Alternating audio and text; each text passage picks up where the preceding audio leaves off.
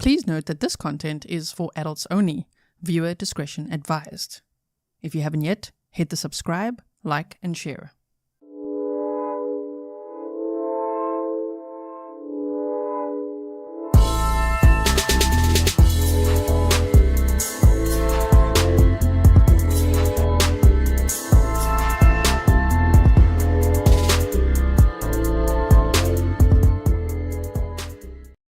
Hello everyone and welcome back to another live stream with me, Grizzly. This is Grizzly True Crime, and today we're going to be talking about Madeline Soto's case again.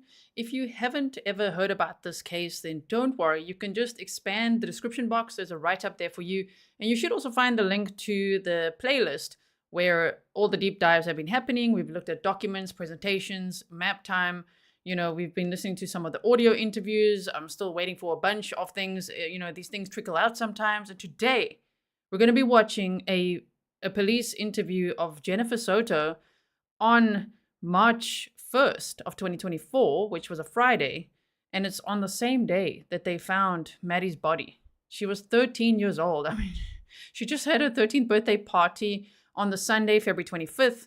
And on the 26th, she was last seen in Stephan Stone's vehicle. That would be Jennifer Soto's ex-boyfriend, my word, who just makes our snark tank. Just, wow. So he had her in the vehicle, and she was apparently already deceased. The documents say she left the home deceased. So what we're going to be doing is looking at this interview. Now, just quickly, don't worry, just hang in there for a second. I just want to give you some context of the timeline. There is an interview that we haven't listened to together yet that's from March 1st at 11:57 a.m. Okay, it's just before noon, is an audio interview that took place with Jennifer Soto. And then there was a press conference on this same day, which is that press conference I always talk about, which is important to share, you know, information on social media, because somebody watched that press conference and said, I saw that car out there. I saw a guy out there. And they're like, where? Where exactly did you see the guy in the car? And so they went there and they found Madeline Soto's body at 4:30 p.m. on this day, on March 1st, okay? So in between, so there's an audio interview, and now there's going to be a video interview, and it starts at 12:47, right? 12:47 p.m. So it's as if they went to Jennifer Soto's house, spoke to her, recorded the audio interview, and then they took her to the police station to then have this video interview. So it's all on the same day. March 1st was one hectic day, you know. Press conference started, I think, at 2 p.m. Eastern on that day. And then her body was found at around 4:30 p.m. Thank you, Claudia. Okay, so I'm going to move myself over as usual. I'm going to bring this up. I also want to say thank you so much to Grizzly for helping me obtain all these FOIA files. Sometimes it's difficult from overseas. Not impossible. I make all my own requests, but sometimes you just, it's just really helpful to have an American contact to help me with some of the admin things that go on there. So thank you so much, Grizzly Cat. Her coffee link is in the description box. Okay, everyone. So look, I'm just going to quickly, I'll move myself now. I might actually put myself in this other corner. You see the timestamp here? It says 2024-0301, 12:45:31. Okay. So that is what we're going to be watching. Yeah, I think I might put myself here. It looks like a good spot here. The interview is 2 hours and 53 minutes long. I'm going to be watching this with you, reacting with you, okay? If we ever need to watch it again, we'll watch it again. But let's just watch this live together. If there's anything that I need to obviously say or chip in with, I will. But let's just watch this, okay? So I've boosted the sound as well for you. So let's do that. True Crime with Strategic Eyes. Nice to see you. Thank you for being here. You say, great job, Grizzly Cat. Yes. As Vinnie Politan says, it's like, they even have a Grizzly Cat. Yes. Okay. So here we go. And I was already, just from the bit I've already seen, I'm like, I'm already mad because she seems very relaxed, but it's like standard now. You know what I mean? We've seen Jenn Soto, we've heard her. We have never seen her. We've never seen a police interview before. So great to finally be able to see more of her body language and just how she relays this information. But she seems very chilled. So, okay, let me play it. It's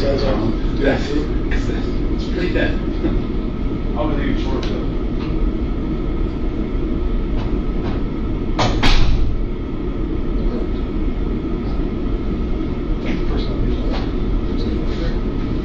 Actually, 50 people in it.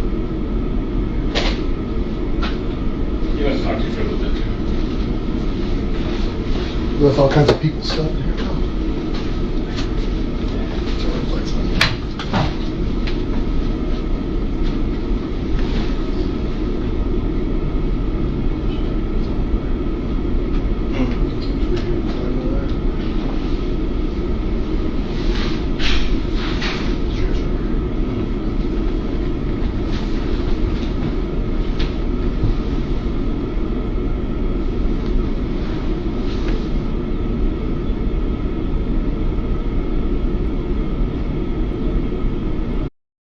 And there we see her sitting on the couch. Okay, so I just wanted to I'm gonna play it now.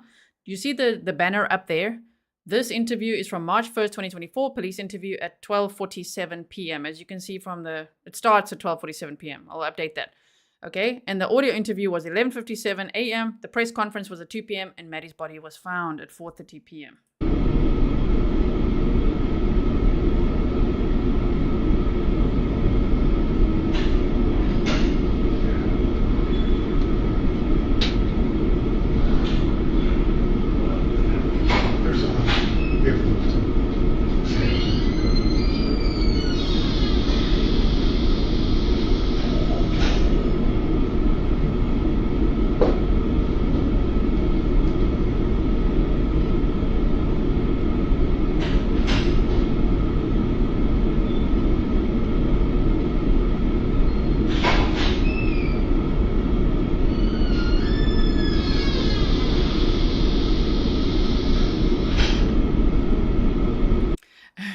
Miss Wee Lassie says the clock on the wall has a different time. It doesn't look like the clock's working though.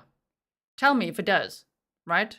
Because we're seeing the timestamp at the bottom here where it says cam 1. That's a digital timestamp. That clock, it doesn't seem to be moving. Okay, but we'll monitor.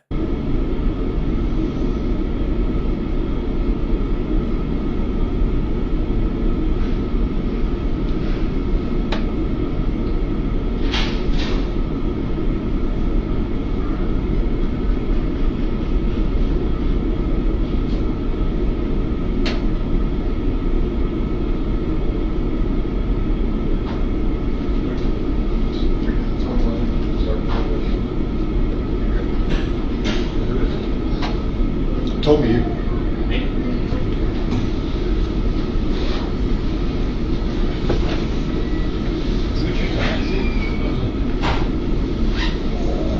My name's Kevin. I work for the Orange County Sheriff's Office. I'm lead Mac, Detective Smallwood from Pacific.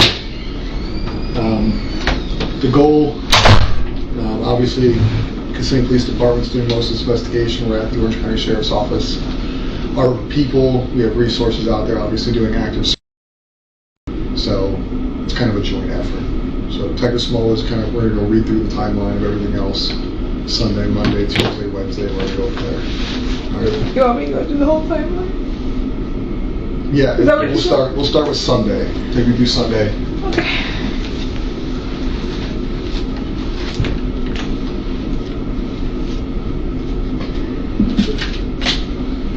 Sunday. Do you guys have tissue? Yes, ma'am. Actually, grab some.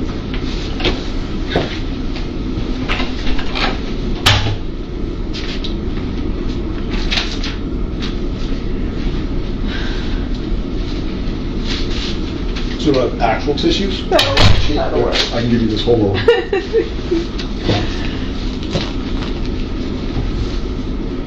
So Sunday, birthday party. She spent the whole day at my mom's house. They celebrated with the whole family. I was at work. I just started a new job last week or the week before. Okay. Where's that at? Walt Disney World at Coronado Springs, front desk concierge. Okay. I was finishing up my last day of, no, it wasn't even my last day of training. I was still in the middle of training. Sunday in the middle of training, I couldn't miss to go to her birthday party. So I went to work. I was with my family all day. She had the best day. She was so happy when I got home and I saw her. At my house around 8:30 that night. I wasn't home.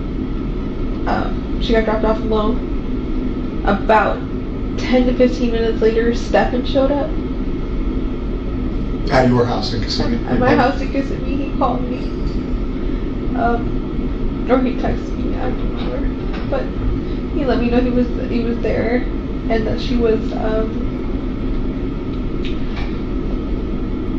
Just pausing. A lot of people are asking, is this new? Have you heard it before? This is new. I haven't seen it anywhere else. Just received it today from the Orange County Sheriff's Office. So as far as I know, it's new, right? So that's why I gave you all the little timestamps. So it's all from March 1st.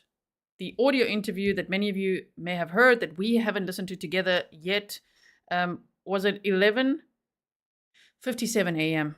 This, you can see the timestamp here. It started at like 12:47 p.m., right? And there was also a press conference that day. So I can zoom in, but then we're not going to see this little timestamp, right? So because I know you guys we can of course zoom in. So just hold on 1 second. And then I can obviously also not fly above the screen. So just wait. Okay, wait for it. Stand by. I'm going to zoom in for us now. Let's move myself like this. Okay. And then, because I know you want to see her a bit closer, right? How about that? It's pretty good, right? Okay. So here we go. she was getting ready for bed. She was doing her routine. So she took her nighttime meds and she got in the shower to get ready for bed. What meds? What does she take? She takes hydroxyzine. Okay. What is it for? It's for anxiety and for sleep. Okay.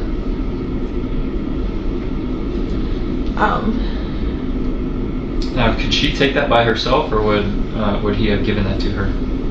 I think she took it by herself. She got home and she had already taken it. How do you know that? That's what he told me. That's what he told you. Okay. He was there when you got home? You got home, they were already at the apartment? Okay.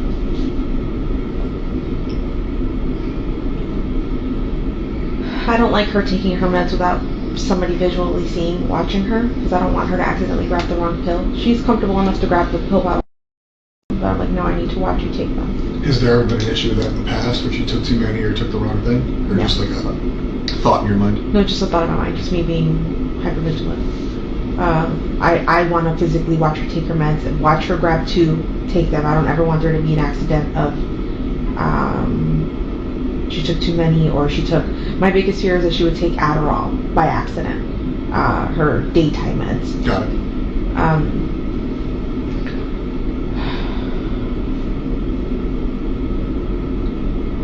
I got home around 10:30.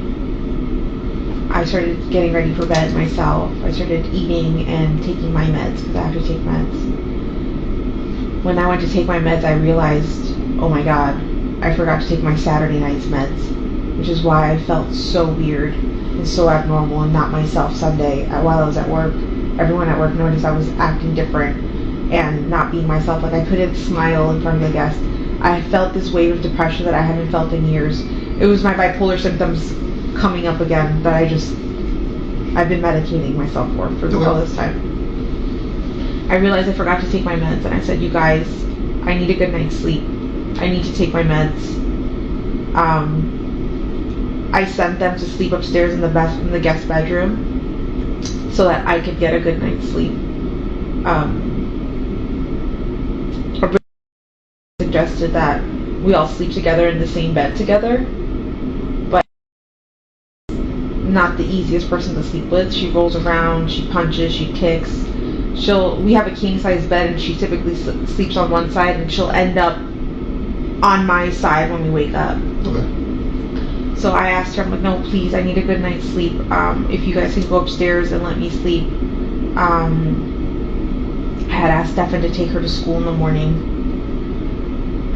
We'll go to Sunday. So Sunday you took your meds. What meds, if you don't mind me asking, what meds do you take? And like, how does it, do they put you to sleep deep? Does it help you fall asleep, or does it help regulate you? What kind of happens when you take the meds? So they do all of the above.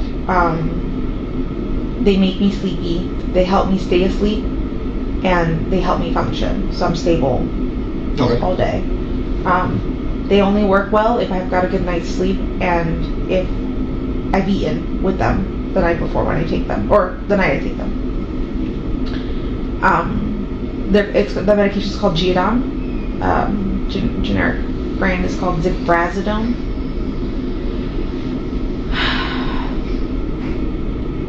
I took my meds, and then I told them to start getting ready for bed, to start heading upstairs and get ready because it was already almost 11 o'clock. It's past her bedtime. She needs to go to sleep.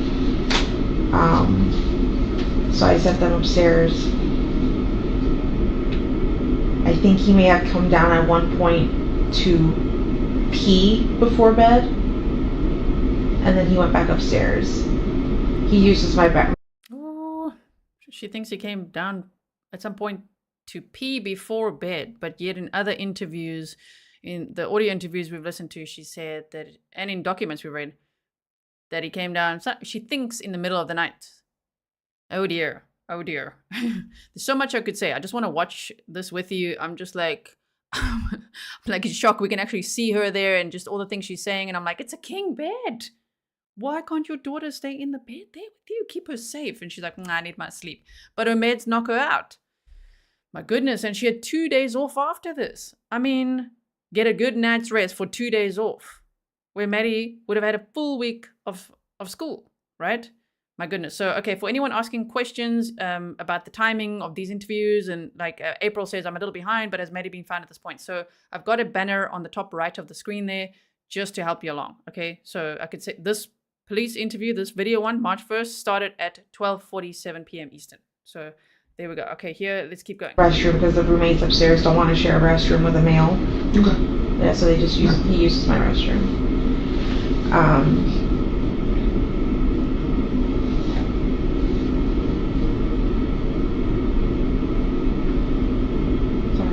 You're fine. Sunday night he came downstairs, maybe overnight, to use the restroom. Yeah, and then he went back upstairs and they went to sleep. Or, I think they went to sleep. Okay. I don't know. I went to sleep. I was woken up at some time. For the longest time I've been saying he woke me up at 8 o'clock in the morning because I assumed he was taking her to school and getting ready for school. But in reality, I don't know what time he woke me up. The sun was out a little bit, it was still a little dark, and I was very sleepy.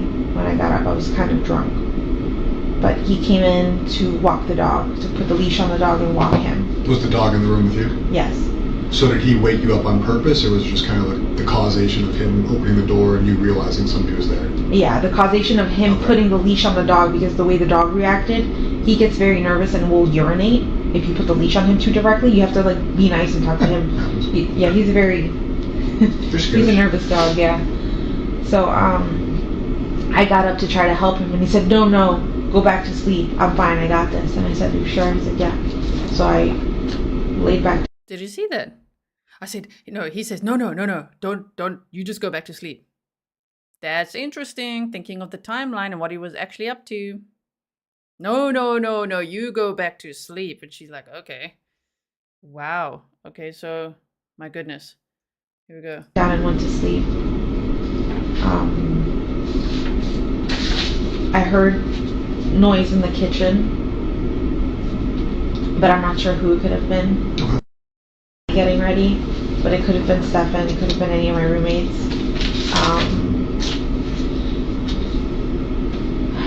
I fell asleep again, and I didn't wake up, I think, until 9 o'clock in the morning. Did you ever leave the bedroom in that time frame? No. So he came in, you were kind of awoken up based on him interacting with the dog, but you stayed in bed, you didn't leave the bedroom. So if you woke up at like 9, so you never... That morning. Monday morning. No. So the last time you would have been Sunday evening? Sunday. Okay.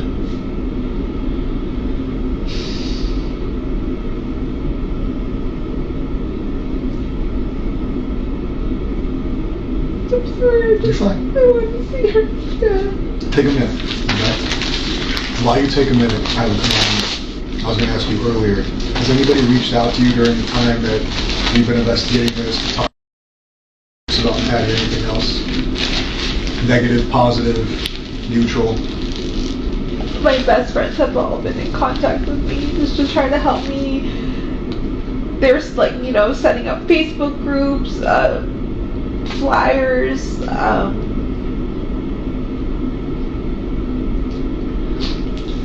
No negative interactions with the public or anything? Nobody's like reached out with tips or accusations or anything like that? Not that I've seen. Did I've been he- avoiding social media because my family's telling me to not go on. Would you be okay with our digital people looking at your phone to verify there's no stuff coming into socials, texts, things like that? That's fine. Do you have the phone? Yeah. What they'll do is they'll plug it in, they'll do a forensic download of it so they have the data. That way they can go through it and say, we did receive things, we didn't receive things, here's the communications in and out, things like that, so we can verify that for you. That's fine. You have a password on it? 030288. 030288. Okay.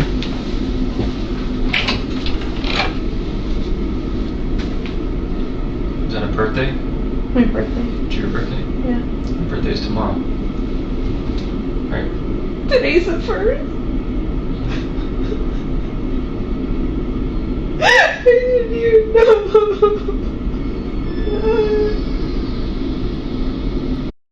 What? I'll try to understand. But like she's now crying about her birthday being the next day. Oh my word. She's crying more about that than I've ever heard her cry before. Now we're seeing her for the first time. I'm a little bit like, right? Oh my goodness. Okay. Wow. Let's go back a few seconds here. Look. My birthday. It's your birthday? Yeah. My birthday's tomorrow. Right. Today's the 1st. I didn't even know.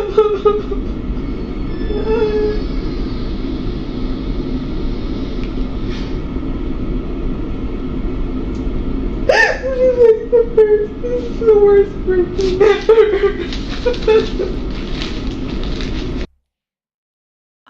I'm in shock. She's like, this is the worst birthday ever. Hello?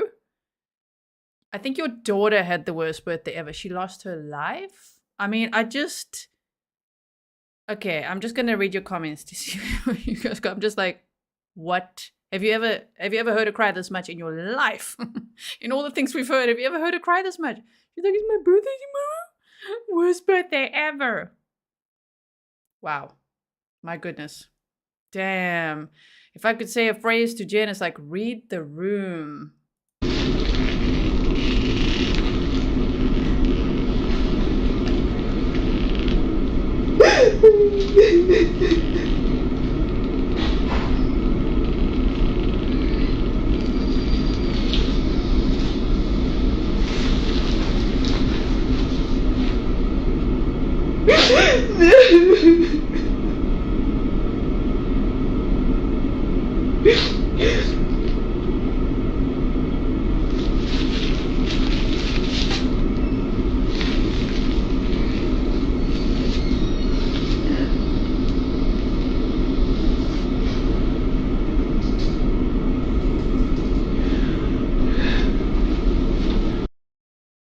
Healing Art said she's so selfish. If you guys didn't see the live stream that we had yesterday with Sunny Slaughter on, please go check that out. Like, she had a lot of wisdom to share, and wow, wait till she sees this. Oh my word, because we were talking about how selfish, Jenn Soto is.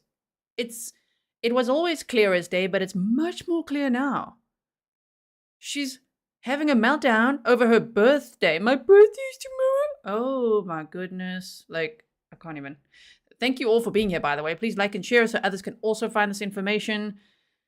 And also just like I can't wait to read more of your thoughts as we watch it. If you're just joining now, this is a new interview that we're watching that we've never seen before. And it's 2 hours and 53 minutes long. Okay?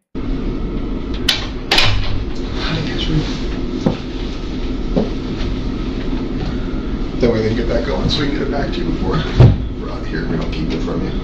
That was okay. So you said about 9 o'clock on Monday you wake up? Yeah. I wake up. I have a doctor's appointment. I leave sometime between 9:30 and 9:45.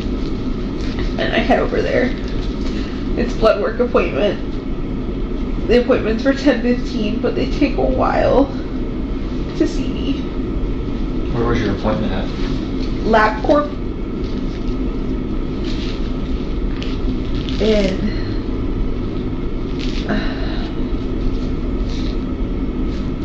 do you want me to tell you exactly which one? Sure. Oh wait, I have my phone. No. When we get it back, we'll get back to it. It's. If you need to go. Now we're back to giggling. Like, how old is this woman? Like, she's acting like a teenager. You know?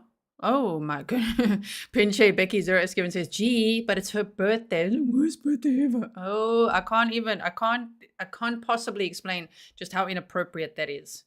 What she just said there. You know, that she's like, my worst birthday ever. CSI crowdsourced Illumination said, what about Maddie's birthday? Exactly. I mean, Well, it's the LabCorp across the street from the Loop in Kissimmee. Okay, by the loop, got it.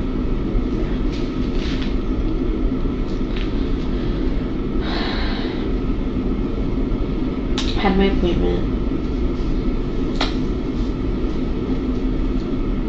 I finished there sometime between 11:15. Then I headed home. When I got home, Stephan was there.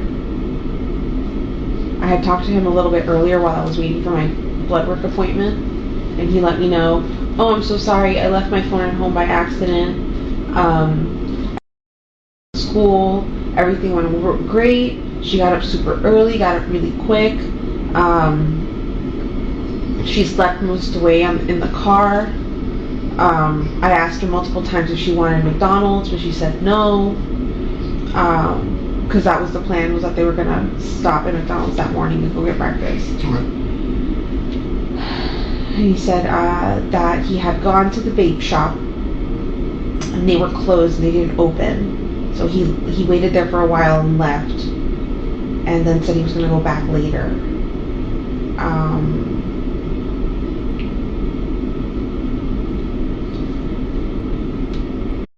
ask her about her birthday again, because now she's back to the script. That's how in my opinion, she's back to the script. So now she's back to no emotion, right? Vera said, did she already find out Maddie died? No, because they found Maddie's body later on this day at 4:30 p.m. This interview started at 12:47 p.m. And right now the timestamp, you know, I've zoomed in now, so we can't see that, is at 13:02, so 1:02 p.m. Okay, so they said they have a suspicion that she's no longer alive, but at this point, nobody had confirmation of that, right? Okay, so, my goodness. When I saw him at the house, everything was normal. We were chatting, we were talking, he was acting normal. He was sitting in my computer chair just messing around on his phone. While we were hanging out, he mentioned something along the lines of, oh man, I've been avoiding this phone update for a really long time. I should probably update it now. And I said, do it, don't avoid it, just get it over with. And he updates his phone and then tells me, oh my god, I don't know what button I just pressed, but I just factory reset my entire phone. And I said, how the hell does that happen? That gives you options now when you reset your phone? He goes, yeah, apparently I wasn't paying attention and I just pressed the button and it happened. And I said, oh, that's unfortunate, that sucks.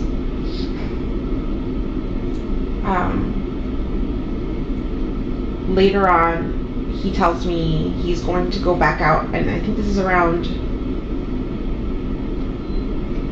12:30, 1 o'clock. Still on Monday? Yes, still Okay. Monday. 12:30 in the afternoon, 1 o'clock in the afternoon. He tells me he's going to go back out. He's going to stop at a few gaming shops, and then he'll meet me at the house at 2:30 so we can get together.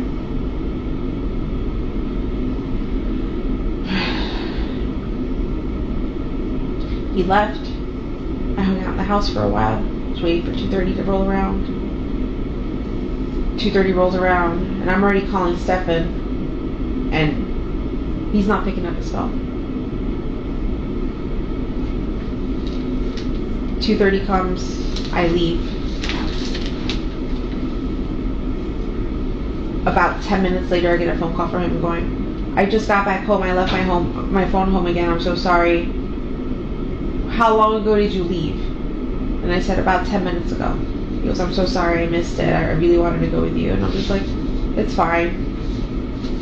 I figured he wasn't going to make it because when I looked at the time when he left and said he was going to visit 3 shops, I didn't think he had enough time to visit them. He told me while he was gone that he got a flat tire somewhere on 182. The wheel just shredded and fell apart. So he was changing the tire, and it took him a really long time to do it. He said he hurt his thumb while changing the tire, like the frame or something slipped and something pinched his finger, and he ended up having to yank it out. And he said he hurt his finger. I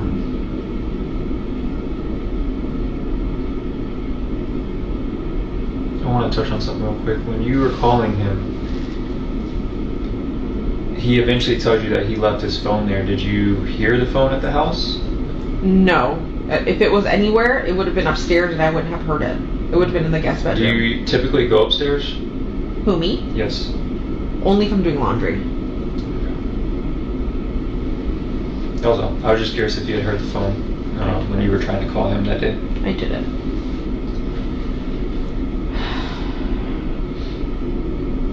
So he tells me all that. I get off the phone with him. I'm waiting. I wait for about an hour and 10 minutes. 4:04, the bell rings, and I'm waiting. I'm the first in line. And she doesn't come out. You were in your car? I was in my car, That's what in the car line, yeah. Okay. At this point, it's been a few minutes. She should have been out by now because she's usually one of the first kids out. She knows I'm in the front line, and I'm holding up the line behind me because there's kids getting in the cars behind and they're all waiting. They can't get around me, right? So I start calling her, forgetting that I have her phone on me. I had found her phone earlier that morning. She had left it at home, and I brought it with me because she does this often. She does leave her phone. Where was the phone at in the house? It was on top of the dresser in her bedroom. Downstairs or I never been in your house. Downstairs. Okay. So, just so you know, I have a 4-bedroom townhouse. Okay. The living room has a partition in it, a fake wall kind of thing. That's got her bedroom in it. That's got a bed, a dresser, and a desk on it. Does she sleep there? No. She'll hang out there. She'll use her computer and hang out there. That's her hangout spot. But she primarily sleeps with me every night in my bed. That's because I know the roommates wake up super early in the morning. They're going to be in the kitchen. They're going to wake her up if she's sleeping out in the living room. So I don't. So your bedroom downstairs, her makeshift bedroom downstairs, guest bedroom upstairs. Yes. Got it. I'm just gonna pause. I'm thinking so hard because there's so many, audio interviews and oh my goodness, there's been so many documents and so much information that I'm like, wait, when did they tell her? When did they show her the photos of Maddie in the car? When she said, that's Maddie asleep in the car, and then they said, that's not her asleep in the car, and she said, is she dead? I think it was on the same day, March 1st. That would have been the audio interview, which happened earlier than this one. So that is even crazier to think that at this point, yeah, then she would have heard from police that they think that she's deceased in the vehicle, and they're looking for her body, basically. Like, oh my goodness. This is all on March 1st. The same day there was this press conference, and the same day they found Maddie's body later at 4:30 p.m. So there's first an audio interview, and then they took her to the police station. Now there's this video interview, and I'm like, wait, so before this? Wow. They told her that they think she's deceased in the vehicle? Oh my goodness. That was that Woody Allen thing that she also said, which, wow, we discussed that with Sunny too. Go check that out. Claudia said, I wonder what the police officers are thinking. Yes. I wonder what on earth. This is quite something. So we've listened to 21 minutes so far, and the whole interview is 2 hours and 53 minutes.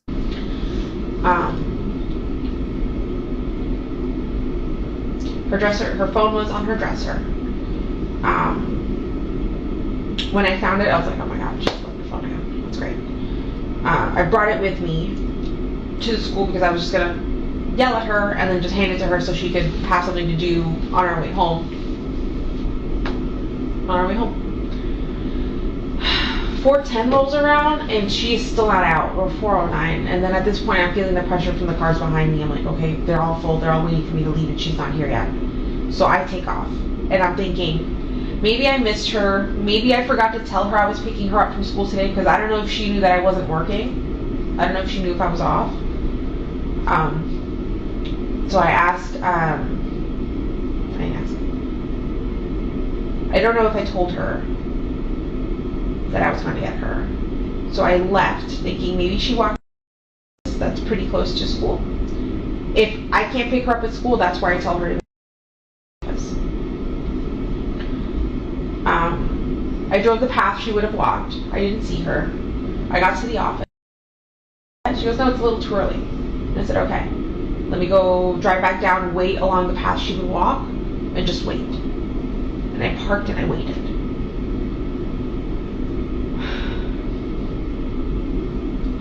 I waited,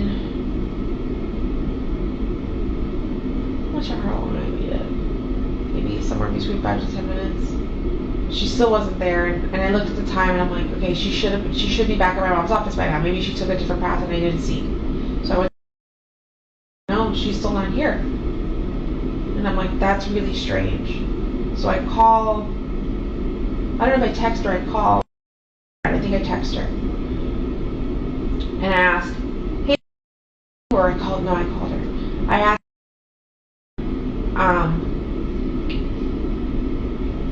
and she said, no, she didn't make it to first or second period. And I said, what do you mean? She was dropped off close to the school.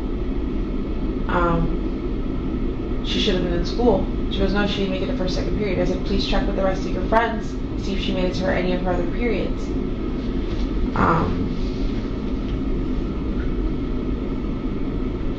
At some point in this, I emailed one of her teachers asking, I actually emailed a few of her teachers and 2 of them responded. One of them said, no, she did not make it to class, and I checked her attendance for the rest of the day. She wasn't in school at all. Like, he sent me a screenshot of like her attendance and it said 0, 0, 0. You still have that on the phone? Yes. Okay. Silly Kitty says, the interview when they showed Jennifer the pic of Maddie in the car was the previous day. That's almost even worse, right? Because she's had time to like process that. So think about that she's doing that interview after all of that. This interview is after all of that. My goodness. Wow. Okay. If you need to know what app, I'll tell you what app. It's a special school app. Got it. He said she was missing all day. And at this point, I start to panic and freak out because that can't be the case. She was dropped off. I had to go check her attendance at school, but the office had closed already. The lights were off. I could see a student sitting in there in the darkness, but I couldn't see any of the administrators or anybody in the office. Lights were off, everything was closed. They wouldn't allow me in. Somebody sent me an email saying that the school actually closes around 6 p.m. So that's interesting. If true, if you are local or you know that they said they were local, I would just like another source as well to help me confirm that. Like, do those offices close at 6? Because then obviously that story, I don't know if that makes sense at all. But wow, she, like emailed the teacher, or she was talking on that app that they talk to the teachers on, and my goodness, not really like running in like, where's my daughter, or panicking, driving around, emailing, pretty chilled at that point. My goodness. Okay, so by the way, I just wanted to quickly say while I'm pausing here, a lot of people are saying, please slow the chat. I know that there's quite a lot of people here. So just remember that you can use your finger, okay, if you're using a device, just to stop the chat yourself. Just pause it and then you can scroll at your own pace, right? Then you might have to just catch up again. But it is already on slow mode, all right? I think at this point the teacher had responded to me and told me she didn't make it to school at all. I start having like a freak out panic attack. Are you still just you at this point? Is it you and Stephan? It's me and my sister.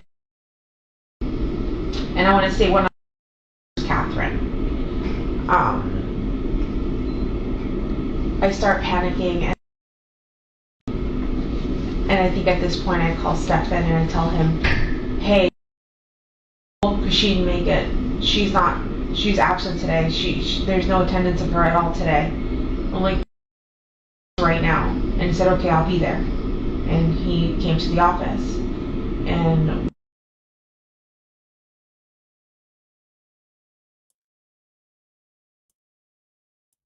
If you're wondering why there's some, like, it's redacted, right? Maddie's name is redacted. So there's some redactions in here. That is why.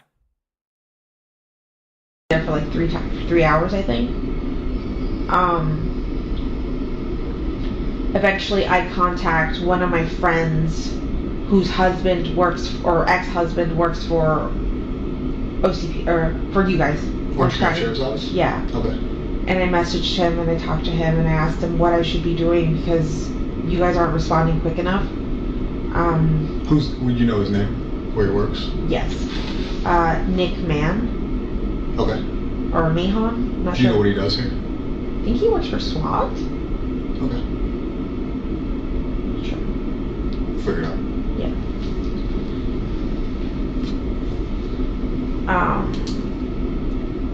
He tell you to wait. I can't remember anymore. I think he let us know that there were other kids missing in the area, which is why you guys weren't responding quick enough. I think an 8 and a 9-year-old had gone missing around the same time too, in a playground. They forgot to tell. They didn't tell their mom they were going to the playground or something like that. So all the cops were over there on that side of Hunters Creek. My sister's boyfriend, ex-boyfriend, whatever he is, thought it would be a good idea to go to the park and talk to a cop there and see if he could bring a cop back, and that's what he did. Okay. And then at that point, that's when the cops started asking us questions, taking a report.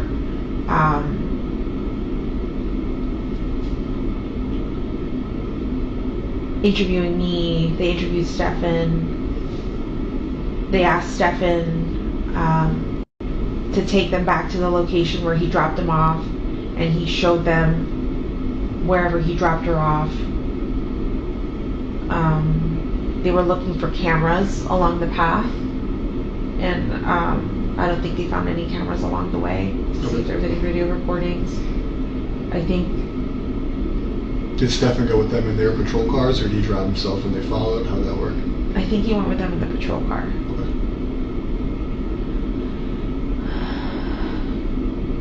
Then they came back, and then that's it. Everything was done.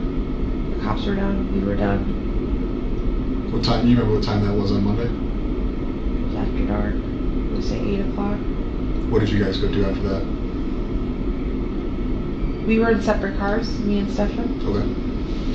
I ugly cried on the way home. I shouldn't have been driving. She says she ugly cried on the way home. We've read in documents before that she said Stephan ugly cried. And I was still like, what? Heather Hart, welcome. Dr. Berry, psychologist, responds, thank you so much for being here. Yeah, you say, wow, I'm at the part where she's crying about it almost being her birthday. Yes. And welcome to any content creators in chat. Welcome to True Crime with Strategic Eyes. And thank you all for being here as we watch this together. My goodness. But I ugly cried on the way home, and I went straight home. And then the first thing I did was call Fox 35 News to see if we can, like, air some missing children information out there. When you say ugly crying, just overly emotional tears, makeup running, or is there like, what is your meaning of ugly crying? Sobbing where I couldn't see the road, and I shouldn't have been driving, like I was swerving. Makes sense. This text is like, makes sense, right? Stephan says, ugly cried about her birthday. That was also interesting to hear that she says she called Fox 35. She has said it before, but that seems to also sometimes be inconsistent. Sometimes she says, I don't know, they got my number because, you know, my sister had my number on flyers initially. And then other times she'll say she called Fox 35. But to say, just to get some information about, you know, missing children out there. Missing children! Your missing daughter. Like, I don't, this lady, she's very frustrating. I'm going to go back so you can hear that just a little bit, okay? I just want to go about, yeah, about there. Let's see. interviewing me. They interviewed Stephan. Wait. I want to hear what she said that about Fox 35. So we're going back a minute or so. Okay. There for like 3 hours, I think. Eventually, I contact one of my friends whose husband works, or ex-husband works for OCP, or for you guys. Orange County Sheriff's Office? Yeah. Okay.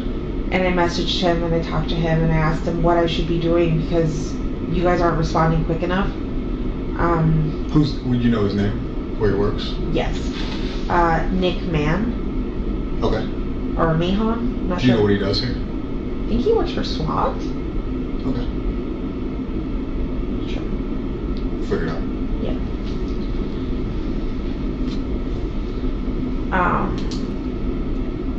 He tell you to wait? I can't remember anymore. We're almost there. Okay, we're getting to the ugly cry part and all that. And when she called Fox 35, Marta says she's obviously mentally ill. At first I thought she was guilty, but obviously she has some serious mental condition. I think it doesn't have to be one or the other. It could be both at the same time. You know what I mean? She could be guilty of something, neglect, child neglect, all that stuff, and, you know, have mental health challenges. Okay, so I think he let us know that there were other kids missing in the area, which is why you guys weren't responding quick and I want to know if that's true. We need to look into that. Were there other kids missing? enough. I think an 8 and a 9-year-old had gone missing around the same time too. In a playground, they forgot to tell. They didn't tell their mom they were going to the playground or something like that. So all the cops were over there on that side of Hunters Creek. My sister's boyfriend, ex-boyfriend, whatever he is, thought it would be a good idea to go to the park and talk to a cop there and see if he could bring a cop back, and that's what he did. Okay. And then at that point, that's when the cops started asking us questions, taking a report.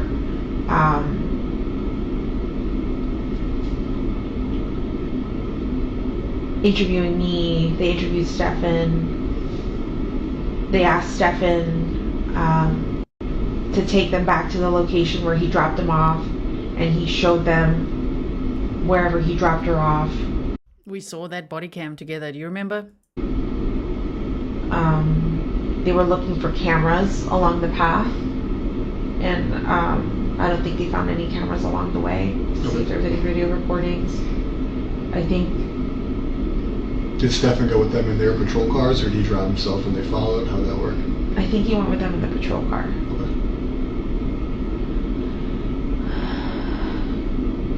Then they came back, and then that's it. Everything was done. The cops were done. We were done. What time? You remember what time that was on Monday? It was after dark. It was say 8 o'clock. What did you guys go do after that? We were in separate cars, me and Stephan. Okay. I ugly cried on the way home. I shouldn't have been driving. Okay, we're going to hear the part now. Silly Kitty is saying, I heard there was a missing child in the body cam video at the insurance company, and someone is also saying in the 911 call. Thank you so much. I need you guys to help remind me because there's so much. Okay, I'm sure all of our brains are full, which is why it's really great to watch this, you know, as a community, as a group, because I don't know. Wow, if anyone can remember every detail, wow, okay. Amazing. I cannot remember every single thing. I do my very best, but that I do, as soon as you bring it up, it does. I'm like, oh yeah. So please let me know if I have a question as well. I'm going to ask you guys, remind me if you remember something, right? Now we're going to hear about the interview. Let's go here. We're at 29 minutes out of a 2-hour, 53-minute interview. I ugly cried on the way home, and I went straight home. And then the first thing I did was call Fox 35 News to see if we can, like, air some missing children information out there.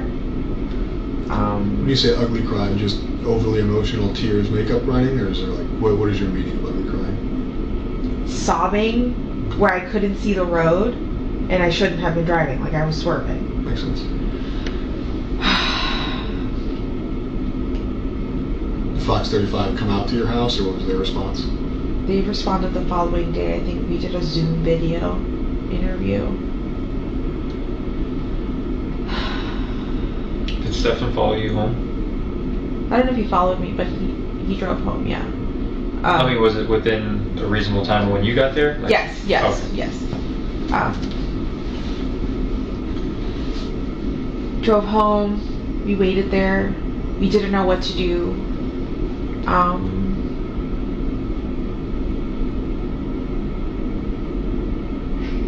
I stayed up late. I think I called Fox 35. What else did I do? I think I had to eventually eat and take my medication. He told me he was going to go out cruising that night to go look for her.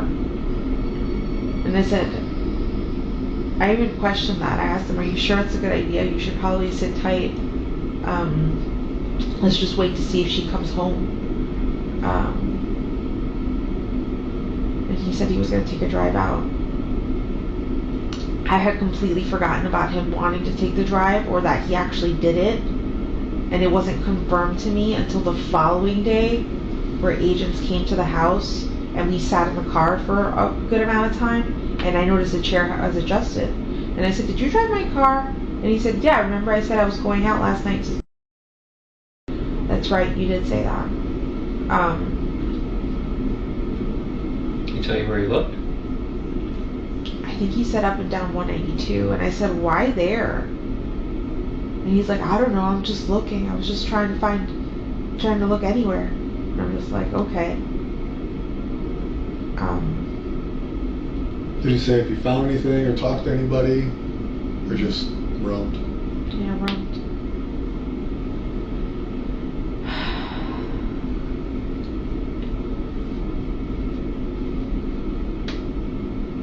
When you were getting ready for bed, you were tired, emotional. Were you falling asleep when he left, or were you already asleep when he left?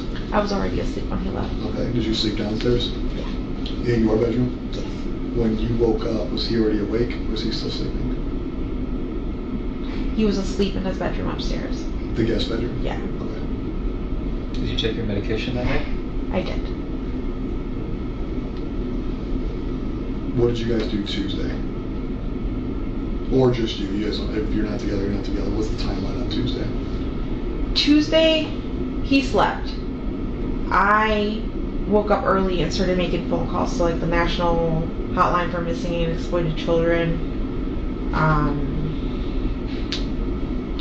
I called the number that the sheriff's office had given me to see if they had any information, and they let me know that she was like the what did she say she was? I don't remember what she said her position was, but she had just gotten into the office and was just starting to work on it, so she didn't have anything new for me. Her name was Bonnie Mitchell, I remember that. She asked me to send her some photos. The National Exploited Children's Hotline place asked me for photos as well. I think at this point, I had asked my friends and family to start contacting news outlets to try to get as much attention on this as possible. Well, that worked. Right? Damn, there's a lot of attention on this case, of course, because it's so unbelievable. All the factors and all the things that went on practically in plain sight. And Jenn Soto is sending her daughter upstairs with her ex-boyfriend. I mean, there's just so much that it can keep one up at night. I mean, it's literally going to keep me up all night tonight. So yes, this case is quite something, isn't it? Also, I quickly wanted to tell you, based on my question earlier, Mariella in chat said, I'm local. The after school is open until 6 p.m. The office might close before, but there's no way the office will close and leave a child in the office. And then I also just received an email which someone said, I am from Orlando and am a school counselor within Maddie's district. So heartbreaking. Schools do typically have personnel on campus until around 5 p.m. If there are sports events, it will be later. So there's that information as well. Marta said her behavior is weird because of mental health, her childish manners and train of thought. Sorry, I can't see this comment fully. Hold on one second. don't make sense. This could be reason for child neglect. I mean, yes, it could be. Tracy Figlin, thank you so much for your $50 sticker as well. All right, everyone. So now we are at 33 minutes in, and the time on the video, remember I've zoomed in so I can see the timestamp. You guys can't see the timestamp because you asked me to zoom in, is 1:19 p.m. So I believe that press conference started at around 2 p.m. that day. So clearly she wasn't there because she's sitting here for 3 hours, right? And then later at 4:30 p.m. they actually found Maddie's body. My goodness.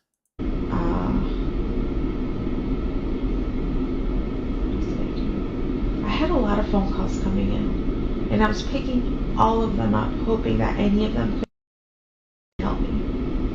But it ended up being news reporters or people who had seen my phone on the my phone number on a flyer and was trying to give me suggestions. Somebody letting me know that they took flyers all the way to Orlando International Airport and posted them all over the place in case she was being trafficked. They suggested that I go to Amtrak and Greyhound. I had my sister making all these runs for me. I didn't leave the house to do any of this. Stephan's still asleep. Yeah. Eventually, reporters come to the house and do an interview. And at this point, Stephan was awake. I did an interview with them, and then Stephan was crying in the background, and I said, Stephan, do you want to do the interview? You can if you want. And he sat in front of the camera and did an interview where he cried. Do you know which news outlet that was with?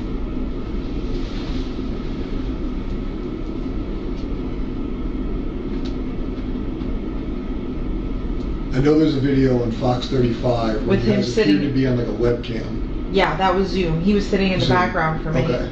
I know that one. In-person interviews with reporters? Yes. Mm-hmm. I want to say it was Channel 9. Okay.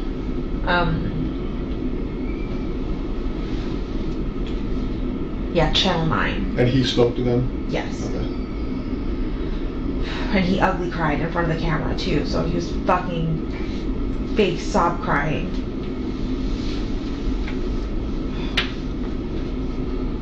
Damn, why does she say that with so much aggression, right? He ugly cried on the camera. Okay. She's very busy saying ugly cry. Why is one worried about ugly crying given the scenario? Cry as ugly as you need to, as you want to. Who cares about what it looks like, right? Yeah, and the knuckle cracking you guys are saying with Stephan Stone's behind her. I mean, let's just listen to that one sentence again. Wait, there. Some interviews with reporters? Yes. Mm-hmm. I want to say it was Channel 9. Okay.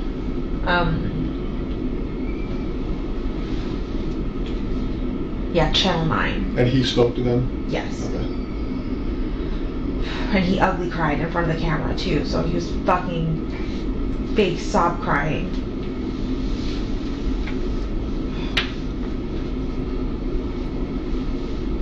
Yeah, I see you guys saying because, sorry, that the comments are flying, but you guys are saying because she might be angry like that because it's so fake and she would know it.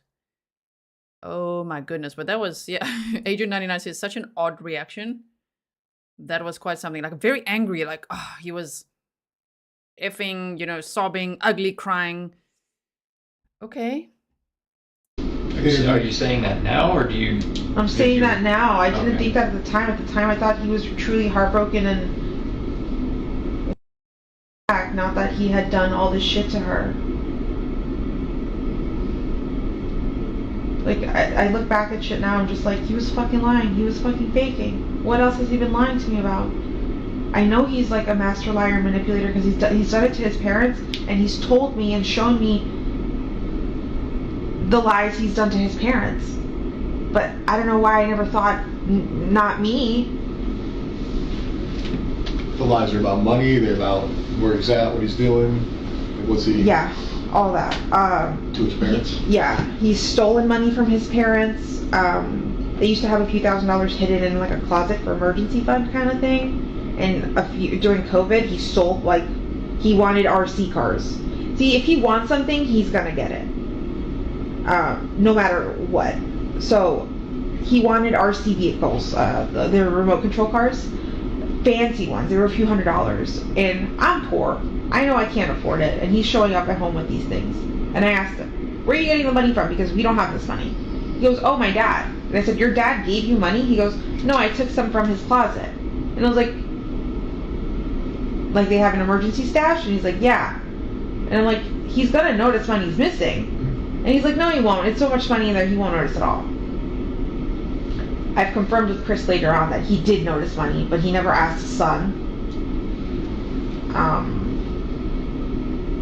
But I let him know, yeah, he was robbing you and just buying himself toys. He's also lied. Most recently, he lied to his parents about where he would be. He told them he would be at his friend's house playing video or board games or something like that, but in reality he came all the way to Kissimmee to hang out with us. Okay.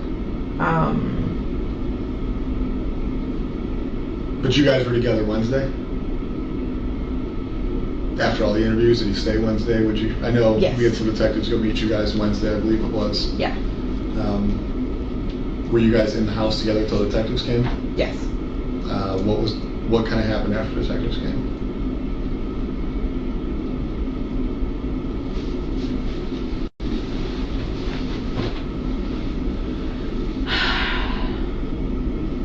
Do you feel like everything starts to get blurry? Oh, I get it. Trust me. We've been in this office for like 3 days straight. Yeah, so I just don't remember what date you guys...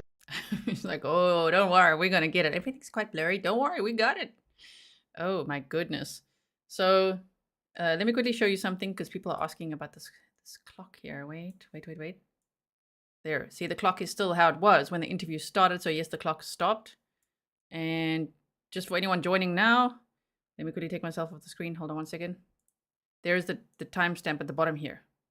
The reason we're not seeing it is because I've zoomed in so that we could see Jenn Soto more closely, right? Like that. I mean, this clock is just too high that we can't see the other detective. So, okay, let's continue from here. What day I had conversation with you guys? Tuesday night, Orange County detectives came out there because I ended up coming out Tuesday night. Yeah. I don't know if you remember seeing me or not that night. Okay. That was the first night we were at the apartment into the nighttime. Yeah, is that when you guys shut down the house for forensics? Yes. Okay, so... Tell us about that. Okay. So earlier that day, I think Detective Hunt came, or somebody came, and asked Stephan for his cell phone. If he would willingly give it up so that they can look at it, or if they would need a warrant. And I remember him saying, should I have asked a warrant? Should I have... And I'm like, no, if you've got nothing to hide, give him your fucking phone. And I think we hung out in the house for a little bit, and then when you guys came in the evening and you guys told us to wait outside and we waited in my car, he started getting very anxious and very panicky, going, I want my phone back, I want my phone back. And I said, listen, at this point it's their phone, it's theirs for fucking ever. I don't give a shit. We will buy you a new phone. It doesn't matter anymore. Whatever they need, like, let them look at it. And he's like, I just want my phone back. And I'm just like, are you trying to make yourself more suspicious? Because, like, if you were to go demand your phone back right now, that would look suspicious as fuck. Like, what are you doing? I'm thinking he's just getting impatient because he's bored and wants to play on his phone. And at one point, he takes my phone to start playing with it. I give it up, and I said, here, play on my phone. Have fun. Because, I think from my phone, he was trying to log into his emails, but he couldn't, because you needed like 2-factor authentication from your own phone. And I'm just like, what are you trying to look at? And he's like, oh, my shipments, my packages. He's addicted to buying shit. That's another thing. We know it wasn't the shipments, it's the CSAM material, right? Me and his dad couldn't figure out where Stephan was getting money from to buy stuff since he's been unemployed the last 2 months, but he's constantly buying himself packages, buying himself things off of Amazon, buying himself things off the line. Is this stuff you can confirm, or you think he's doing this? What? Buying packages. I can confirm because I am linked to his Amazon account, okay. And his parents can confirm whatever UPS packages or whatever he's getting at home. But I'm linked to his Amazon account. If you guys have my phone, you'll see whatever shipment I think most recently I did like birthday party. If you see birthday party stuff, that was me. But everything else, him. He's constantly buying stuff and he doesn't have money. He keeps saying he's got money in his savings, but me and his dad called bullshit because he hasn't had, when he lived with us, he was struggling. His dad was helping him pay his bills, paying his rent, paying his gas, paying his insurance. Stephan was helping us, supporting us by buying food and all that stuff. But I don't know what he did with the rest of his money. And I don't know where he's getting money from now. Okay. You were telling us that he was trying to log into his emails. So he's trying to log into his emails on his phone. And I said, two-factor authentication, you can't do anything. You're just going to have to wait till you get your phone back.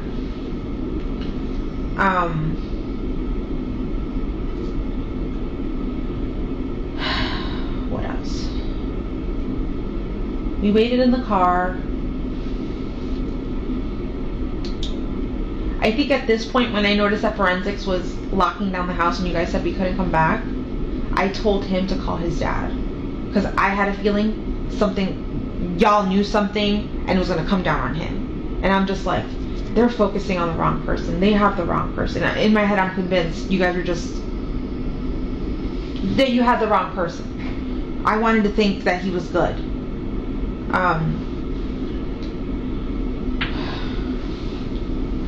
Before we get ahead of that, what is the conversation like between you two when you're in the car?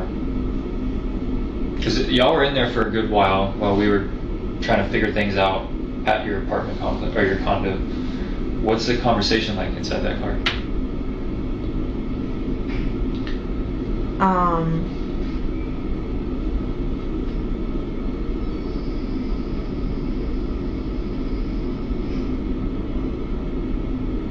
trying to think back to what exactly we were talking about. I know I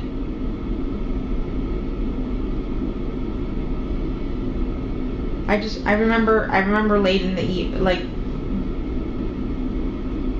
when you guys let us know we couldn't come back, and I called his dad, or we called his dad. I started saying to him, like, I think they're focusing in on you. Like, we need to call your dad, and I think we need to get you a lawyer. I feel like they're focusing on the wrong person, and he kept saying the same thing. He kept repeating what I was repeating, that they're focusing on the wrong person. They're wasting time there.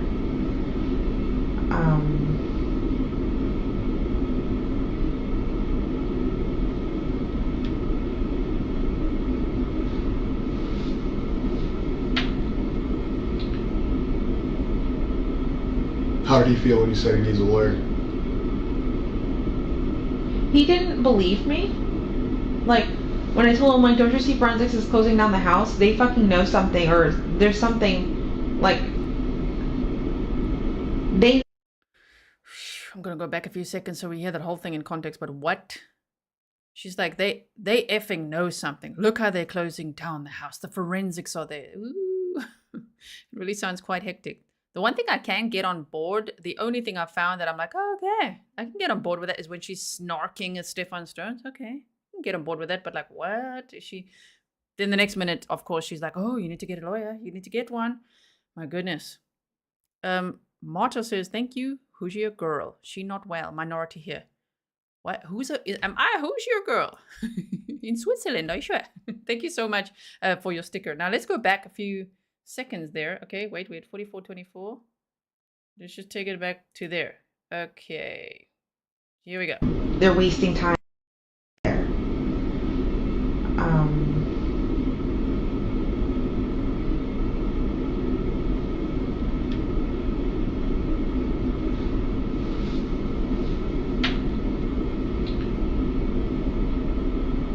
How did he feel when you said he needs a lawyer? He didn't believe me. Like, when I told him, like, don't you see forensics is closing down the house? They fucking know something, or there's something, like, they know something. Something's happening. They wouldn't be locking down the house this way if they didn't have suspicions of something. But I wasn't thinking, I don't know why I wasn't thinking him. Like, I was just like, no, they've got the wrong guy.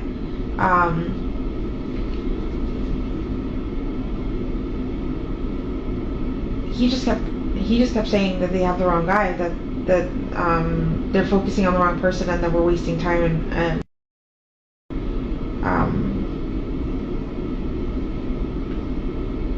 we call his dad. We tell his dad to come down here, and his dad did come down here and met us at a hotel. That was another thing. I don't have that much money. I live off of disability.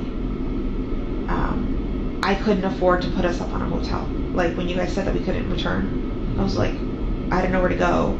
I was trying to think if any family member would have a spare room or anything like that, and not that could take the three of us, or when I say three of us, I mean him and the dog.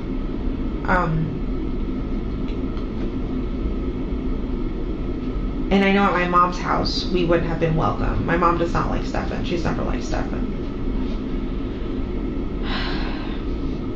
So I knew that our only option was to go to a hotel, but I couldn't afford it. So we called Chris, and Chris met us at a hotel by Disney, Okay. off of Western Way, and that's where we went. We got there pretty late. We checked in. I used the restroom, and I was getting ready for bed, or laying down in bed probably around 3:30, 3:45 in the morning, and I fell asleep. Stephan was already asleep at this point. Did you go straight to sleep when you got in, or just kind of drifted off as you were falling asleep? Like, you went to the bathroom and he goes straight to bed? He was already in bed before I went to the bathroom. Okay. I was on my phone for a little bit. He was laying in bed snoozing. I went to use the restroom. I was in the restroom for quite a while because I had like a terrible sub. When I came back out, he was asleep. At least I thought he was asleep. But his dad stayed with you guys?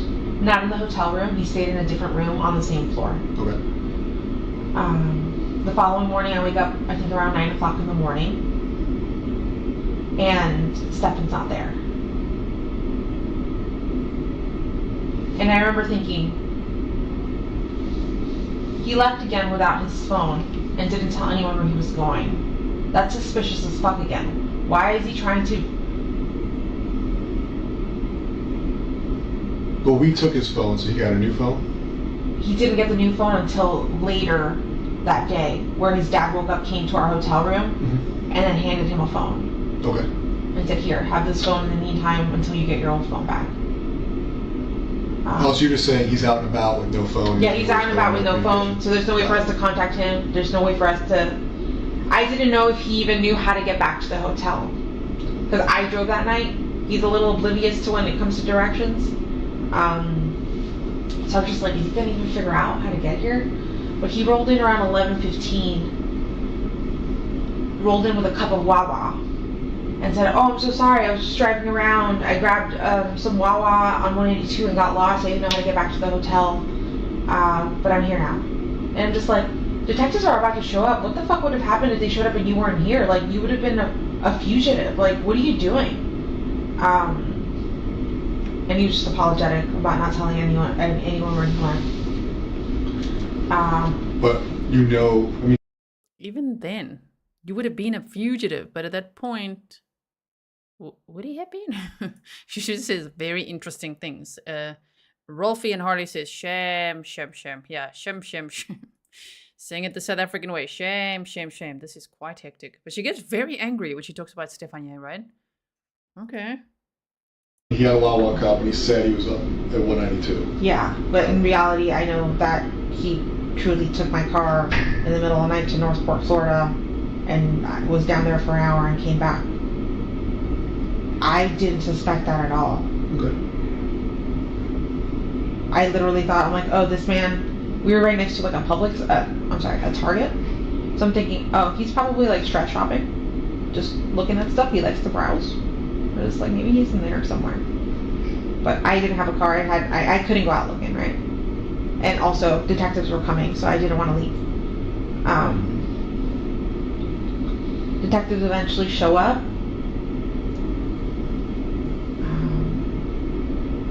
Actually, just kidding. We were in the hotel room for a while.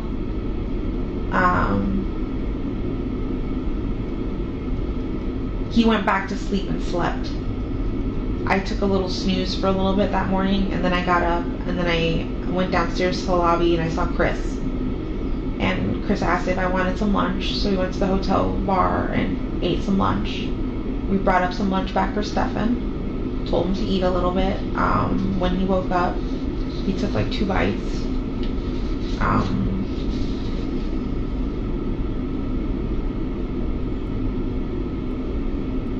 In my opinion, it sounds, because there's a lot of opinions here, right? There's lots of people here, and everyone's entitled to their own opinion.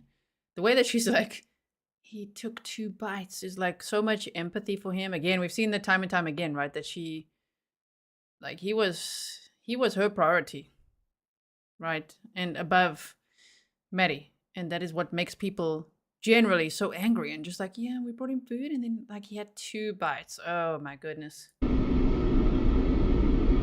Then now lately he's just biting pickles. He's busy nibbling pickles in his jail cell. If you haven't seen the video that I put out, probably, I think it was last week sometime, of his commissary list, oh my goodness, that guy's ordering hot pickles, mild pickles, lots of pickles. And detective showed up. He went downstairs. They let us know that there was a press conference happening, which we already had an idea was going to happen. And they told us they would give us a ride and escort us to the conference here, and that you guys would let us in the back way so that media wouldn't see us. But in reality, now I know that was just to interview guys with us. But yeah, then we showed up here and got separated. Haven't heard from him since. Haven't spoken to him since. Have no interest in speaking to him at all.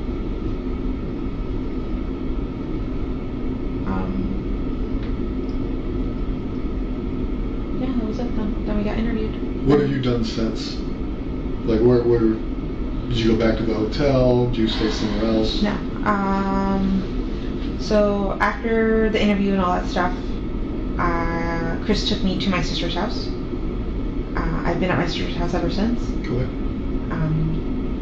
Yesterday I went out for a little bit to go to Target to try to take my mind off of things. I went to Target to go get myself a toothbrush and deodorant, things that I didn't have because I left the house the last second.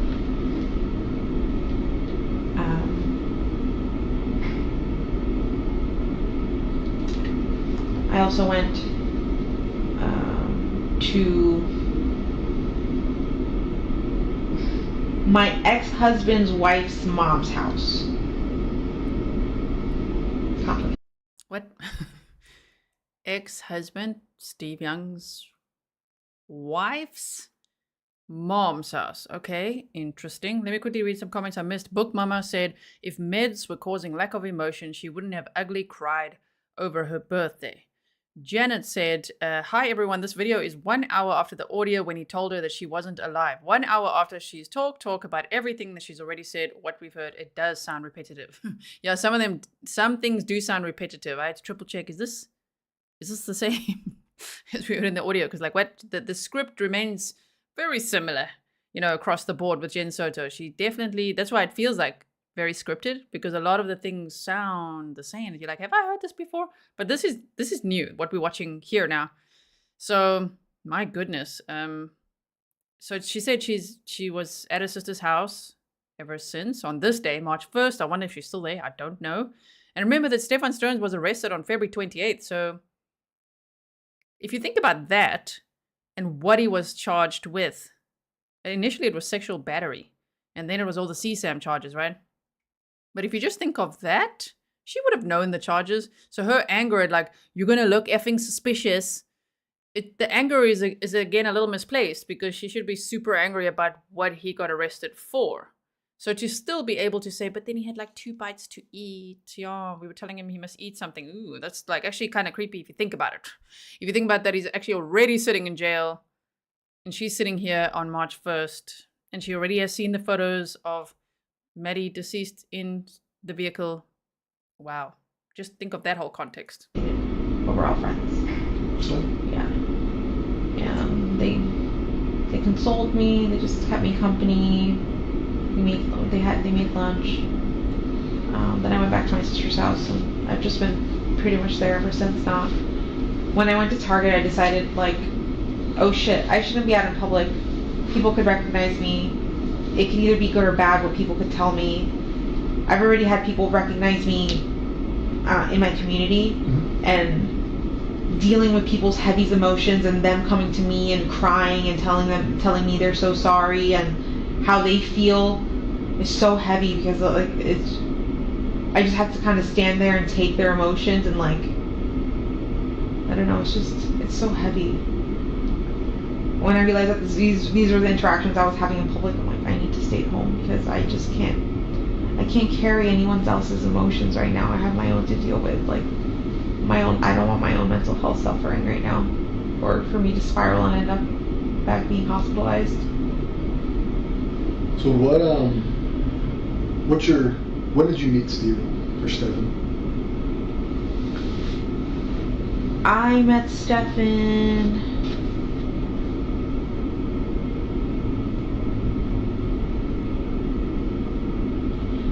in 2017. We both worked for Eco Homes, a real estate company. I did appointments, and he worked in the office doing like warranty work. We met as coworkers. We became really good friends. We were best friends for like a year. And then eventually I asked him if he wanted to hook up, and he said sure.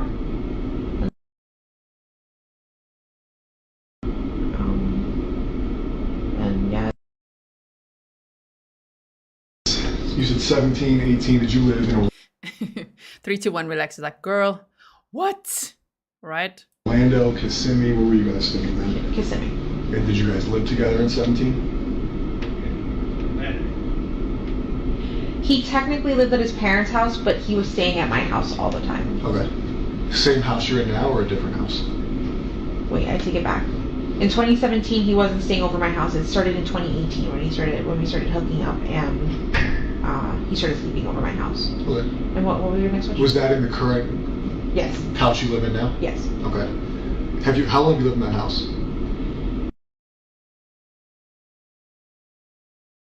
On and off, because at one point we moved close to where his parents live right now. They live in North Port Florida, Yeah. Sarasota County. I lived in Port Charlotte, which is Charlotte County, the county right next door. We had an apartment there for like 6 to 8 months. We moved down there because, again, Stephan was promised a job and that fell through. So we supported ourselves in this tiny apartment for a little while until I ran out of funds. Do you remember what year that was? 2020. So when did you live in Port Charlotte in 2020?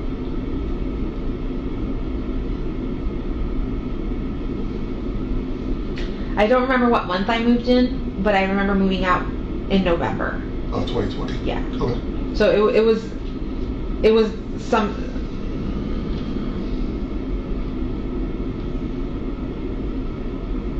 Like April, May. That's fine. And there's some we can look up if we need to later. Yeah.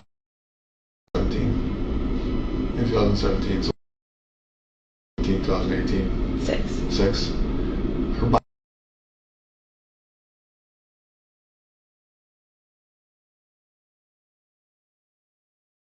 Redacted things.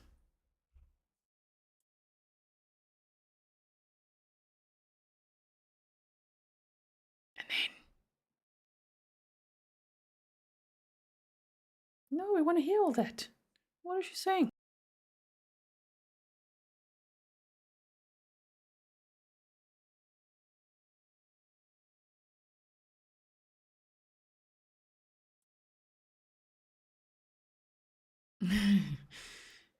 Kraken says, why are you still awake? Because I can be. Don't tell Sunny. Wow, okay, let's just go forward a bit. See when the sound starts. Yeah, there's a lot of silence here. Around March 20th for a little while. Okay. A lot of redacted sound there.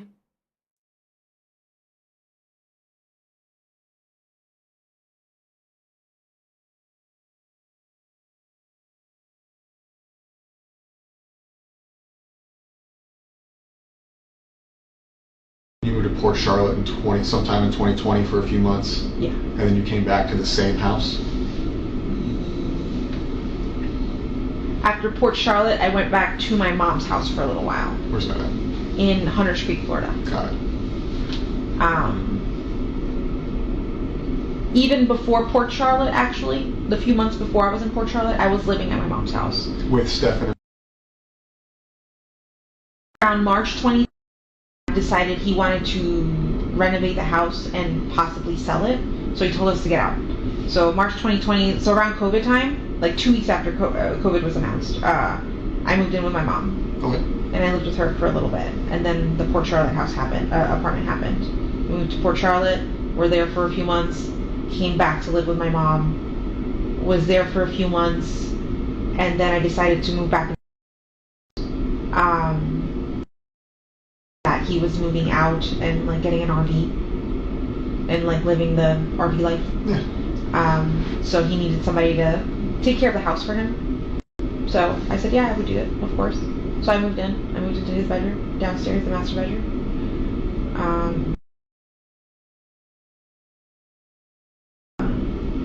Eventually, Stephan did come.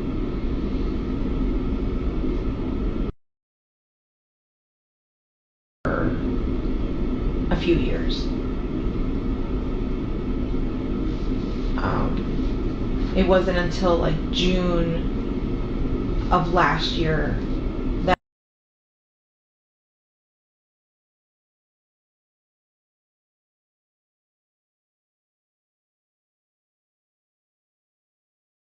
I go upstairs to the guest bedroom upstairs because I just he's not a very clean guy. He's kind of a little hoarder and a collector. So just my house was always a mess and never the way that I wanted it to look. Or the clutter just gave me anxiety. So I asked him to move upstairs and he did. And he lived upstairs until until December of last year. It's interesting how she says that Stephan Stones was like a little hoarder and there was so much clutter and it gave her anxiety, because if you look at bedroom number 4, I know he'd already moved out then and back in with his parents, but like there's no clutter there. The clutter is all in her room, right? Maybe irrelevant. I'm just saying she always likes to point out, ooh, Maddie has to do her chores and she has to keep her room tidy, but like, what about your own room? And then he moved to Northport, Florida with his parents, but they had promised him a job, but that fell through. So we were in the process of trying to get him to come back up here to get his job back at Disney and for him to move back into the house for a little bit. And I'm not sure long term. I know temporarily I was willing to accept him back. Was that something out of convenience for him or because you? A little bit of both. We missed him. And I wanted to help him out, like make it easy, like give him a place, like a base to start at, and then for him to start looking for something else afterwards on his own. But yeah. You obviously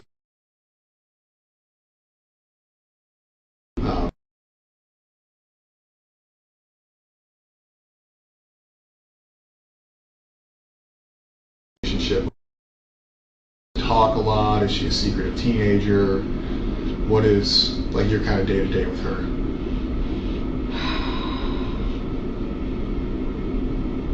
I would have said a normal relationship. I asked, she would tell me. I didn't think she was hiding anything from me. I didn't think she was lying to me about anything, but obviously she had secrets. I mean, the hindsight, all the stuff you found out over the past couple of days, taking that out of the picture, your relationship with her. Okay. Like not looking back saying, okay, I was being lied to. Like up until you found out some things that you've been told, you guys had an open communication relationship. You talk about everything. Life. Yeah. If anything, she was a little bit more open with Stephan because she told him about a boy she had a crush on. Okay. and that his name was, and she described him, and Stephan's like, "Are you aware that she has a crush on a boy?" I said, "No." He's like, "Yeah, she told me his name, that he's tall, and that she likes his fluffy hair." When was this? Do you remember when this conversation happened? Within the last week sometime, but I'm not sure. Okay. Within the last week sometime. And we know from, if you piece it all together, Stephan's parents said he was all stressed on Saturday, and he was saying, yeah, he spoke to Maddie, and she was so happy about her birthday and all that, but he was saying we spoke about her choir and crushes. I still think that's a big motive for why he may have, what is one of the motives that I would speculate is why he murdered her, is jealousy and control, and that interference of like, whoa, now there's this other guy, you have a crush on someone, and even for Jenn at this point, Stephan's already been arrested, she's already been shown photos of Maddie in the car, right? At this point, to not be upset about that, like, yeah, she was actually closer to him and told him about the crushes. I wonder why that is, She's probably trying to, even in her own way, like set a boundary. Like, I actually have a crush on someone else. Like, how about you leave me alone, right? My goodness. Stephan says, she. Her name is Maddie lady. Unfortunately, they're going to redact that if she does say her name, but yes. Wow. Okay, so let's keep going. Like, within a week of that Sunday. I'm not sure if if she had told him via phone chat. It must have been via phone, like phone convert, like we don't FaceTime, we Google Meet. The Android version of FaceTime, yeah. So we would Google Meet often. Sometimes when we get home from school, just talk all day, or sometimes not even talk all day. We would just bullshit. I would be doing my own thing. He would be doing. We're just keeping each other company on the phone. And I think in one of those conversations, she told him that she had a crush on a boy. But I checked those text messages with that boy, and nothing seemed weird either. So. How did he? I mean, it could be new. I mean, she sees a guy at school. She thinks it's attractive. He shows her attention. I mean, she's young. How did he take it? Was he like? And I want you to think back before you know things you know now. Like, did he seem concerned about her? Did he seem excited for her? Like she's starting to be a kid and have crushes and everything else. Like, he seemed happy for her. Okay. He's like, yeah, did you hear this? This is super cute. And I was like, oh. I hadn't. She hadn't told me. And I wondered, I'm like, why didn't she tell me? Why did she tell him and not me? Like, I want to know who she got a crush on. But how about now? Like, with the context, Jenn? Like, how about now? Does it still not earth to Jenn? It still doesn't? It's because I told her she had a rule. She wasn't allowed to date for a few years. Okay. Until, like, I think I had said 16 or something like that. But I didn't want her dating. So then your relationship with her was open. Obviously, she's a child. She's not going to share everything. Yeah. With him, it seems like she has a very open relationship with him. They talk, they hang out.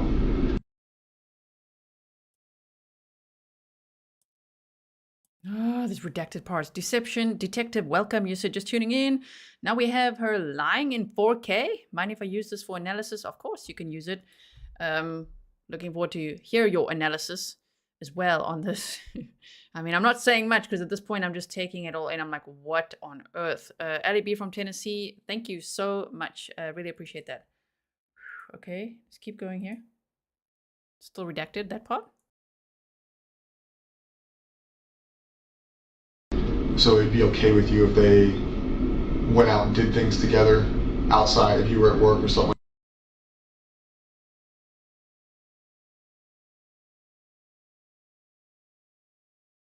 So the living situation with them, I'll be honest, seems weird.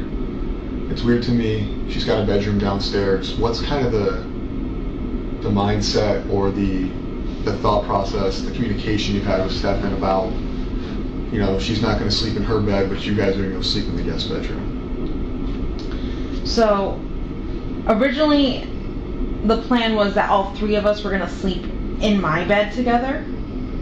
And I'm not just saying Sunday, I mean like.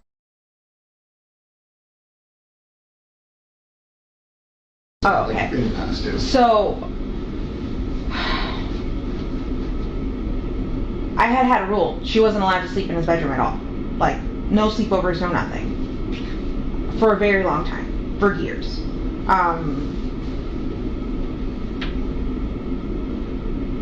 Since we're pausing, Yeah. what brought that on? Was that like a request of his, like can we sleep in the same bed, request of hers, or you just saying? Me being super paranoid, not to trust anyone. For the longest life, even though he treated her well, I still looked at him on, you know, like side eye, like making sure, like, is that normal? Is this okay? That looks normal. Okay. I wanted to make sure that nothing was happening and that I was missing something, but I was. But how was she still side-eyeing him and making sure nothing was happening when she sends her daughter upstairs to go sleep in a bed with him? I don't get it. It feels like gaslighting at that point. Like saying, but I was side-eyeing him. I was like very protective, okay? And yeah, just, you know, when she earlier said, don't trust a man in earlier interviews and all of that. And here saying, I was still side-eyeing him? Side-eyeing, but saying, night-night, you two go to bed now. What?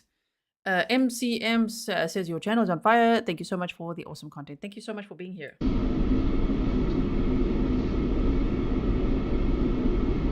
He never requested. I'm sorry. Repeat the question then. So I guess when you said like you had a rule, like obviously we know now they've, you know, slept in the same bedroom together and everything else. I'm sure you're questioning a lot of things that like you haven't been told or that are going on. The thought process of them sleeping in the same bedroom caused you to say that you had a rule for the longest time where they couldn't. Yeah. I have a son. He's a lot younger than her. He's 4. But I guess if I was dating somebody or had somebody over, I would never establish, and this is just me, a rule.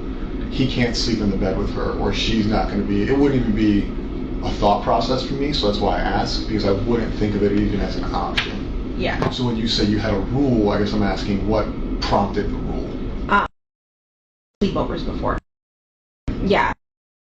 Late, you want to watch movies and eat snacks? Can we do that? I'm like, no. We can all watch movies down here together. We can all sleep down here together. Up until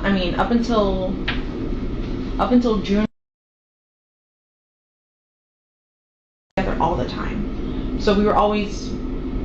She would sleep in the middle. I would sleep on this side. He would sleep on the other side. It wasn't until June that he got his own bedroom and I sent him upstairs. That's where the requests for sleepover started. Okay. But it isn't really, you know what I mean? The CSAM evidence showed that the abuse started much, much earlier. So I don't know when that would have taken place. Where was Jenn? Not that Stephan was working. Maybe she was at work for all we know. But she's like, that's when the sleepover request started, because I remember her saying, you know, that, but they would beg. They would beg to go upstairs and watch movies. And I don't want to watch movies late, so I just sent them upstairs. Now she's saying it's from June the year before. Oh my goodness. And I kept telling her, no. I'm not comfortable with that. But eventually at some point, like we really want to watch, I forgot what movie it was. They really wanted to watch something and I was really tired. And I said, okay, fine. Go ahead, but this can't happen often.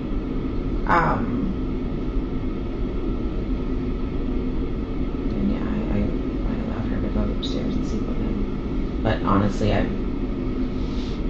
think I can count on one hand how many times that's happened, and it hasn't been many times that I've allowed her to have a supper party with him, to be alone in a bed with him. I'm usually around all the time. Up until 2 weeks ago, you know, I was pretty much at home all the time living on disability.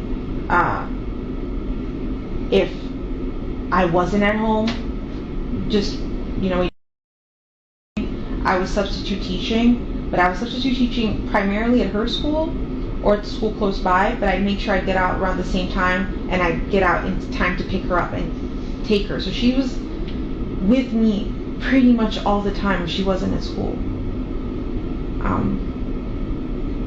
So yeah, after... When he's not there, where does she sleep? With me. She never sleeps in her room? No, always Okay. with me. Quickly, do you know, and you may hate the question, but do you have any idea? We currently have upwards, probably 200 people working on finding. Right, the Orange County Sheriff's Office is involved, the Kissimmee Police Department's involved, St. Cloud Police Department, Osceola County Sheriff's Office, Florida Department of Law Enforcement, FBI. Yes, under suspicious circumstances. So anybody who is somebody is involved. Yeah. So regardless of the circumstances, those people don't get to go home. Those people don't get to go back to their families. Those people don't get to live their lives and go back to their primary jobs. I know the sheriff has probably expressed to you that's his #1 priority. I'm sure the Kissimmee Police Department's expressed that to you, our detectives. This isn't something that's going to stop or go away. Yeah. Right? Anybody who knows something, anybody who may know something, will be brought into a room, who will be talked to, whether they're guilty, whether they're innocent. Because our #1 priority, our jobs have kind of stopped on any other things we have going on until it's fine, because that's the most important thing anybody has going on right now. But with that, a lot of people are going to feel that whatever happened, I can tell you, and I know detectives have expressed to you that the thought process at this point is this is a homicide investigation. Yeah. Based on the evidence I've seen, based on the videos I've seen, I do believe.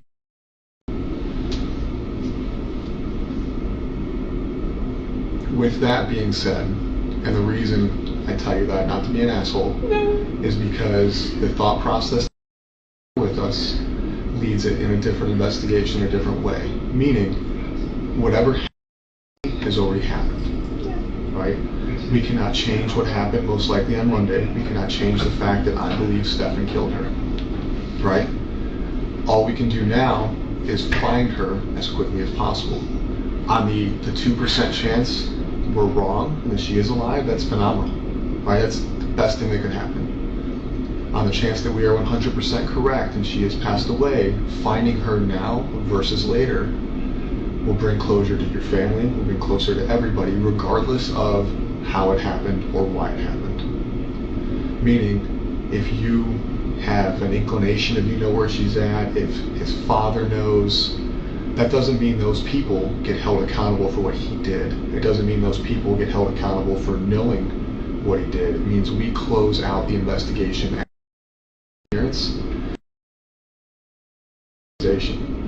You know what I mean? So a lot of times we go into rooms like this and we ask people questions. We say, hey, do you know what happened? Do you know what happened? And there's this fear of what happened already happened. I can't change that, so I'm not going to insert myself with knowledge because it's going to make me look bad. Regardless, at this point, I murdered her, right? He victimized her.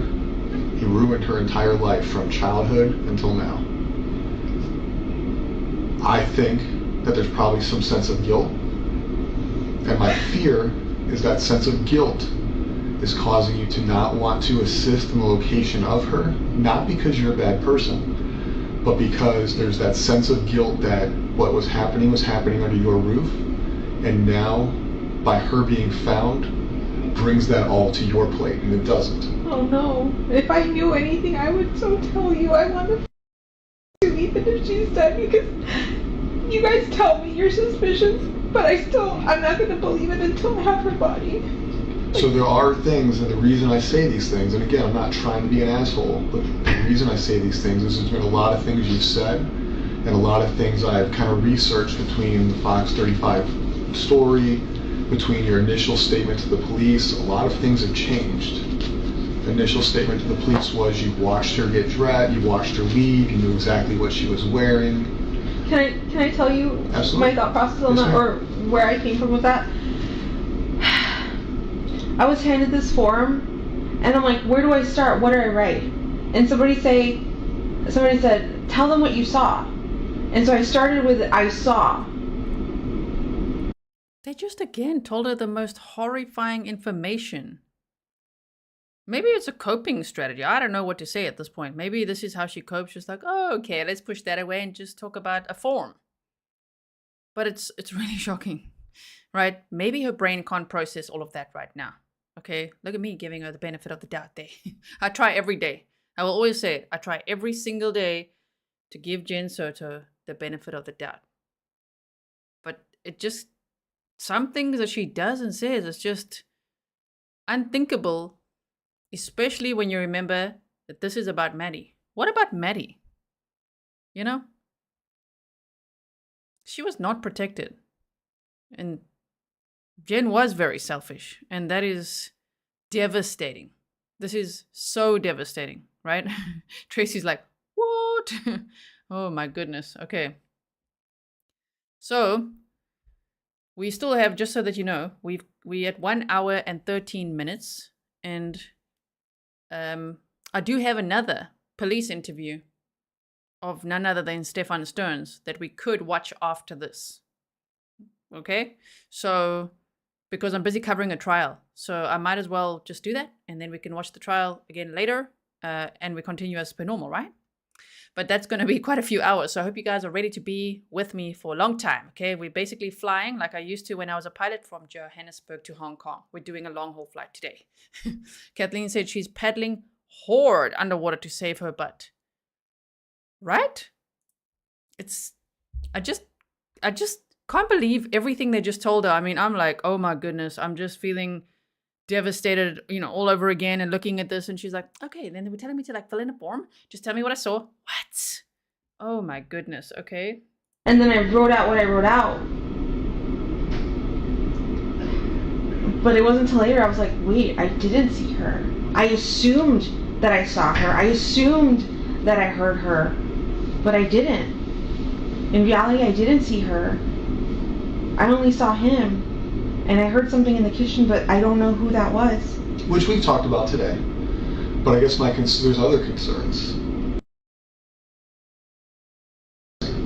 Right? Mm-hmm. You are nervous. The police have showed you their hand. They said, Stephan, we want your phone. Stephan, we want to talk to you. We're going to lock down your residence. You can't go back inside. Me, I don't care if it's the love of my life sitting next to me. I don't care if it's maternal grandma. If the police come and take my mom's phone and my son's disappearance, I'm not going to offer my mom a lawyer. That's nuts to me. That to me shows you prioritizing Stephan. Yes. Because at that point you became more worried about him being falsely accused than any. Does that make sense what I'm saying? Whether or not that's what you felt, does that make sense? My goodness. I mean, he makes a good point. Marta, thank you so much for your sticker. You don't have to buy a sticker every time you want to make your point. I've seen your point many times. Thank you for the support. I understand she's got mental health problems. I don't think that that can be an excuse. It can be both. That she's neglectful, a terrible mother, not protective, and have mental health problems. That's my opinion, right? So it's like, we don't have to convince each other. You know, we can each just have the right to our own opinion. And I think that's okay, right? I understand that maybe you feel protective of her right now. Like, whoa, what if it's people like bullying this mentally ill mom? But like, yeah, but then she had a daughter, you know? So to be like, no, you need to come home now. And then the ex-boyfriend's going to come home and then just send her upstairs. Well, then she should have never had custody of Maddie, right? You do not send anyone, no matter what your mental health diagnosis is, a little girl upstairs with your ex-boyfriend. No way, no way. No, this, it goes beyond all lines of comprehension, right? So the detective's like, that's nuts to me. Like, you're thinking of getting him a lawyer? You want to protect him? You're worried about him? That's nuts to me. Yes. You want to see that again for a second? Look here. We want to talk to you. We're going to lock down your residence. You can't go back inside. Me, I don't care if it's the love of my life sitting next to me. I don't care if it's maternal grandma. If the police come and take my mom's phone and my son's disappearance, I'm not going to offer my mom a lawyer. That's nuts to me. That to me shows you prioritizing Stephan, because at that point you became more worried about him being falsely accused than any. Does that make sense what I'm saying? Whether or not that's what you felt, does that make sense? People having lawyers is their constitutional right. That is a thing that everybody is afforded. But for somebody who's going through what you are going through, to offer him a lawyer leads me to believe that there may have been a conversation, there may have been knowledge, or there may have been some inclination that you had, whether it be his involvement, her location, or something to where in your mind there's guilt. I promise you, Because you offering him a lawyer is very weird. I know. That was still me under the assumption that, I think at one point you guys interviewed me, and when you guys showed me the picture of her, I believed the sexual stuff, but I didn't want to believe that he had done anything evil to her. I'm like, no, what if he did this stuff fine, but what if she's still missing out there? What if somebody took her? I still wanted to believe I believed him. I believed his whole story.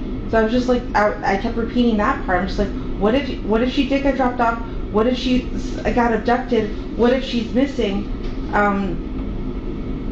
But that was me assuming that you guys had the wrong guy. I wanted to think he was a good guy still, but clearly he's not. After everything you guys have told me and have shown me, I know he's the worst person on this face of the earth. We know right that now. We know he's a piece of shit now. You know? But you didn't know that then. I didn't. Then you offered a guy who the police suspected of kidnapping, abducting, assisting the disappearance, offered him a lawyer. And then we don't have to roundtable that. You went back to what you just said is the sex stuff is fine. It's not fine. Hold on. I know every relationship is different, and I know everybody's family is different. I won't ask, but going back on, has he expressed interest in, I'll use the word weird, I'm not going to shame anybody for what they like, different sexual pleasures, different sexual experiences, different kinks that involve things you weren't comfortable with? The only thing he's ever expressed to me was like anal. Okay. Wow, we're going to have to go back a second there, because that's the point at which we always wondered. The document said that Jenn Soto said that the sex stuff was not evil, but the murder was evil. That's what they wrote down in the document, right? So now we heard it there from the horse's mouth, like, oh, okay, so we have to hear it again. I don't want to misquote her there. So let's go back to here. Him being falsely accused than any. Does that make sense what I'm saying? Whether or not that's what you felt, does that make sense? People having lawyers is their constitutional right. That is a thing that everybody is afforded. But for somebody who's going through what you are going through, to offer him a lawyer leads me to believe that there may have been a conversation, there may have been knowledge, or there may have been some inclination that you had, whether it be his involvement, her location, or something to where in your mind there's guilt. I promise you, Because you offering him a lawyer is very weird. I know. That was still me under the assumption that, I think at one point you guys interviewed me, and when you guys showed me the picture of her, I believed the sexual stuff, but I didn't want to believe that he had done anything evil to her. I'm like, no, what if... You see, I believed the sexual stuff, but I didn't want to believe that he did anything evil to her. That's why they quoted it like that. That's why they said that in the document. So they kind of took that and said, okay, so she's saying the sex stuff is not evil, but the murder's evil, right? That's how they interpreted that. How do you interpret that? It does sound like what they wrote in the document, kind of like, well, I believe the sex stuff, but I didn't want to believe that he did anything evil to her. Ooh, it's all evil, the whole thing, all of the sex stuff too. And she's talking about photos that they showed her first of Stephan Stearns' you know what, and then of the CSAM material, like a photo. And then she said, oh no, I don't recognize anything. I don't recognize any of that. So now she's saying, oh, okay, well, when you guys showed me the photo, then I was thinking that, okay, I believe that she believed that the sexual abuse occurred. And she calls it the sex stuff, sexual abuse, okay, of your child. Horrifying. But then didn't want to believe he did something evil to her. My goodness. Like, that is just another one that's just so telling. Janine said, oh my gosh, I can't believe I caught you live. I'm like over an hour plus behind, so I appreciate your coverage of the case. Thank you so much. Wow, okay. If he did this stuff, fine. But what if she's still missing out there? What if somebody took her? I still wanted to believe I believed him. I believed his whole story. So I was just like, I kept repeating that part. I'm just like, what if she did get dropped off? What if she got abducted? What if she's missing? But that was me assuming that you guys had the wrong guy. I wanted to think he was a good guy still, but clearly he's not. After everything you guys have told me and have shown me, I know he's the worst person on this face of the earth. We know right that now. We know he's a piece of shit now. You know? But you didn't know that then. I didn't. Then you offered a guy who the police suspected of kidnapping, abducting, assisting the disappearance. Offered him a lawyer. And then we don't have to roundtable that. You went back to what you just said is the sex stuff is fine. It's not fine. Hold on. I know every relationship is different, and I know everybody's family is different. I won't ask, but going back on, has he expressed interest in, I'll use the word weird, I'm not going to shame anybody for what they like, different sexual pleasures, different sexual experiences, different kinks that involve things you weren't comfortable with? The only thing he's ever expressed to me was like anal. Okay. He had an anal kink and like butts. Okay. But that was something I was never comfortable with or doing, and I let him know that like that's not like something. That's fine. I don't know why that makes me laugh. The way she said it, she's like an anal thing and like butts. Oh no. True Crime with Strategic Eyes says her actual statement is worse than the interview summary. It actually is worse, right? The way that she said it, we had to go back and just listen to that again. Oh my goodness. I look forward to your reaction to this True Crime with Strategic Eyes. Oh, man. So, okay, taking a break here. Let's just pause because we're going to hear some stuff now. Here we go. You guys slept in the same bed together. Stephen was a big portion of your life at one point. Stephan was a big portion of your life at one point. And this is not me coming at you as a person or a bad person, because shit happens in the past, in the past, in the past. We can't change the past. Has he ever expressed to you any? Never. Has he ever made statements about made you feel different? No. Okay. When you guys slept in the same bed together, in the middle, did you ever wake up and find them cuddling? Did you ever wake up and find them closer than you thought they should be? They would snuggle, yeah. Okay. But we all snuggle. I didn't think that was abnormal. I'm like, started to swear. If you can lip read, you could see I'm like, I'm like, yeah, they did snuggle. Why are they snuggling? That's not anyone even related to her. And she's, 13 at that point, but just turned 13. So 12, 10, 11, 12. Snuggling. No. I don't like it. Oh my goodness. So if you guys are sleeping in the same bed and she's in the center, you've woken up and they're snuggling, they're under the same blanket, they're not under the same blanket? No. But just like she's got her own blanket. Spooning for what? What is snuggling to you? Because to me, snuggling, spooning, big spoon, little spoon. He would lay down like this, and she would be right here in the nook. Okay. How do you guys sleep? You guys sleep clothed, unclothed? I sleep clothed. Yeah. Shirt, pants, pajama sets. Yes. Everybody. I sleep in like my everyday clothes. Okay. On pajamas or baggy t-shirts and shorts. Okay. And Stephan would sleep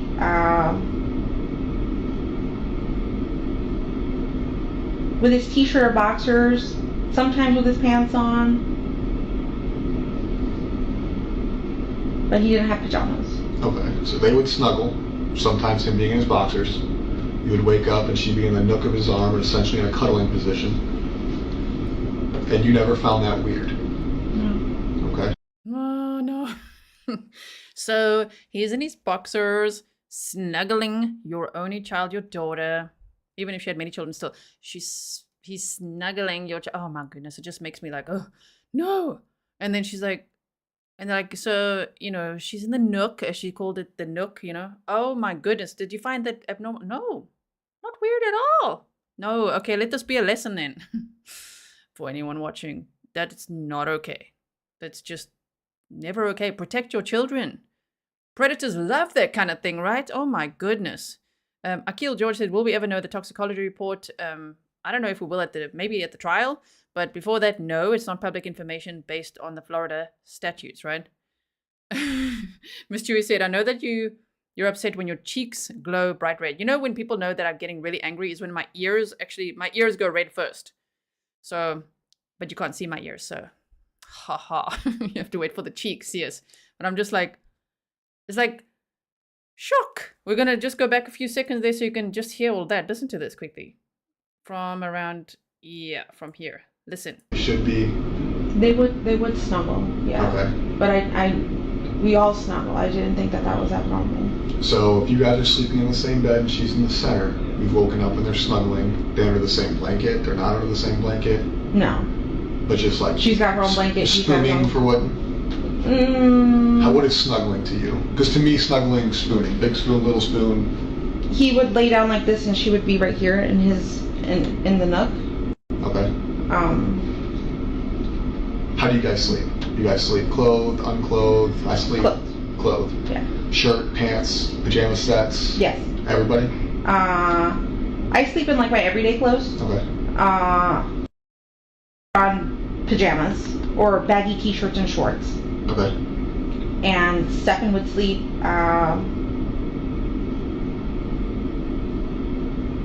with his t-shirt or boxers, sometimes with his pants on. But he didn't have pajamas. Okay, so they would snuggle, sometimes him being in his boxers. You would wake up and she'd be in the nook of his arm, essentially in a cuddling position. And you never found that weird? No. Okay. Again, you and I may find things different. Why? And I don't want you to look back on it, because now you know you victimized her for a long time, right? Under your roof. With you home, most likely, because you said you're always home. You just got this job, you've been living off disability. I know the Kissimmee Police Department has showed you pictures. I know they've verbally explained to you some pictures. I can tell you that today, we are still downloading his Google Drives. We are still going through his social medias, his cloud-based servers, and everything else. And we can now piece back her victimization in your house under your care to 2020. I believe we've gone as far back as in when she...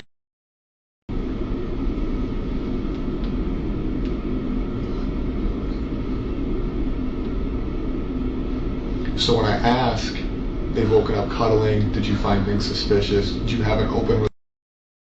Did he talk to you? Has he made inappropriate statements? It's almost like cheating, right? Like, have you ever been cheated on? Okay. Somebody can only cheat on somebody for so long until they fuck up, or until something comes out, or somebody says something, right? So we go back to 2020, we're looking at a minimum of 3.5 years. 3.5 years where I'm sure you guys are sexually active. You guys... Yes. So for 3.5 years under your care in your house, not only was he being sexually active with you, he had a sexual relationship. Oh my God.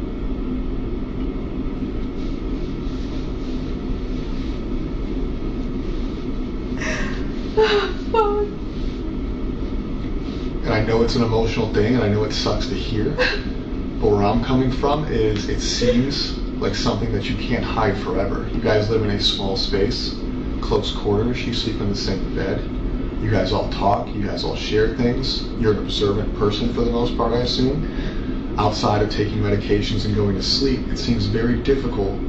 A lot of grown-ass adults can't hide an affair with somebody who doesn't live with them, let alone somebody who does live with them.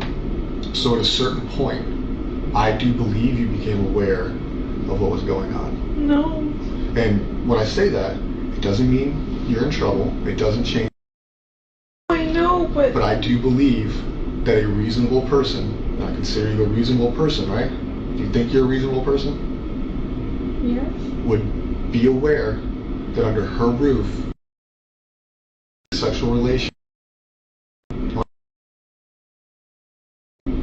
had no idea. The videos, the text messages, the images, they are all documented forever. This has been an ongoing thing. And at her age, I think she probably thought they were in a relationship. She probably thought they were in love because he her male attention, right? She just started liking boys, right? She just got a crush. Up until then, her crush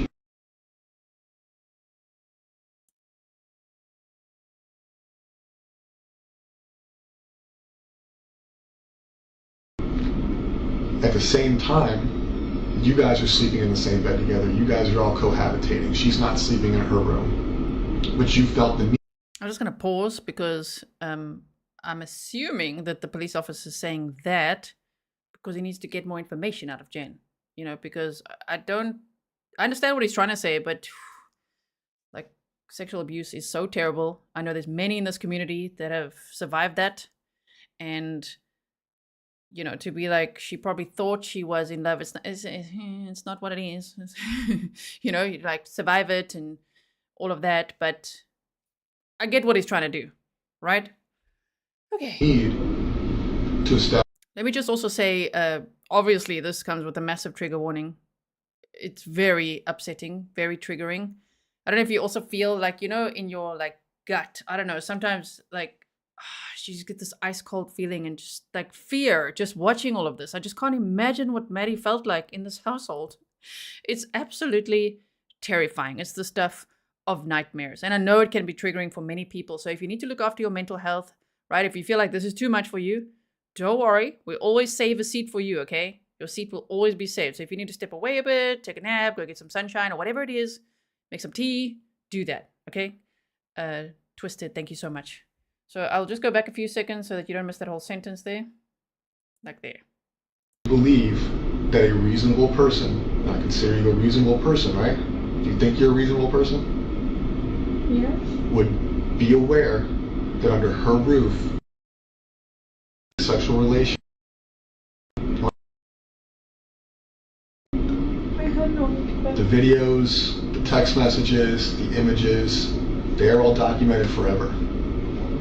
This has been an ongoing thing.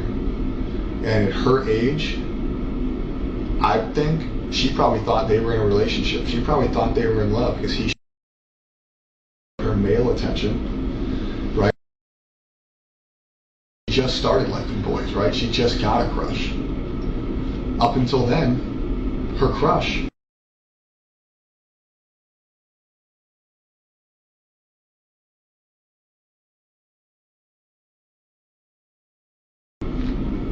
at the same time, you guys are sleeping in the same bed together. You guys are all cohabitating. She's not sleeping in her room. But you felt the need to establish a rule that they couldn't sleep in the same room. But when you established that rule, for 3 years, she's already been dating him, essentially. Whether that's legal or not. I had no idea. So I truthfully believe, and this is my belief, this isn't, I'm not speaking for other detectives, I'm not speaking for the sheriff's office, the state police department, or any other agency I've said. This is Kevin's belief. I believe that you became aware of their sexual relationship. I think at a certain point throughout this relationship, you became aware of it.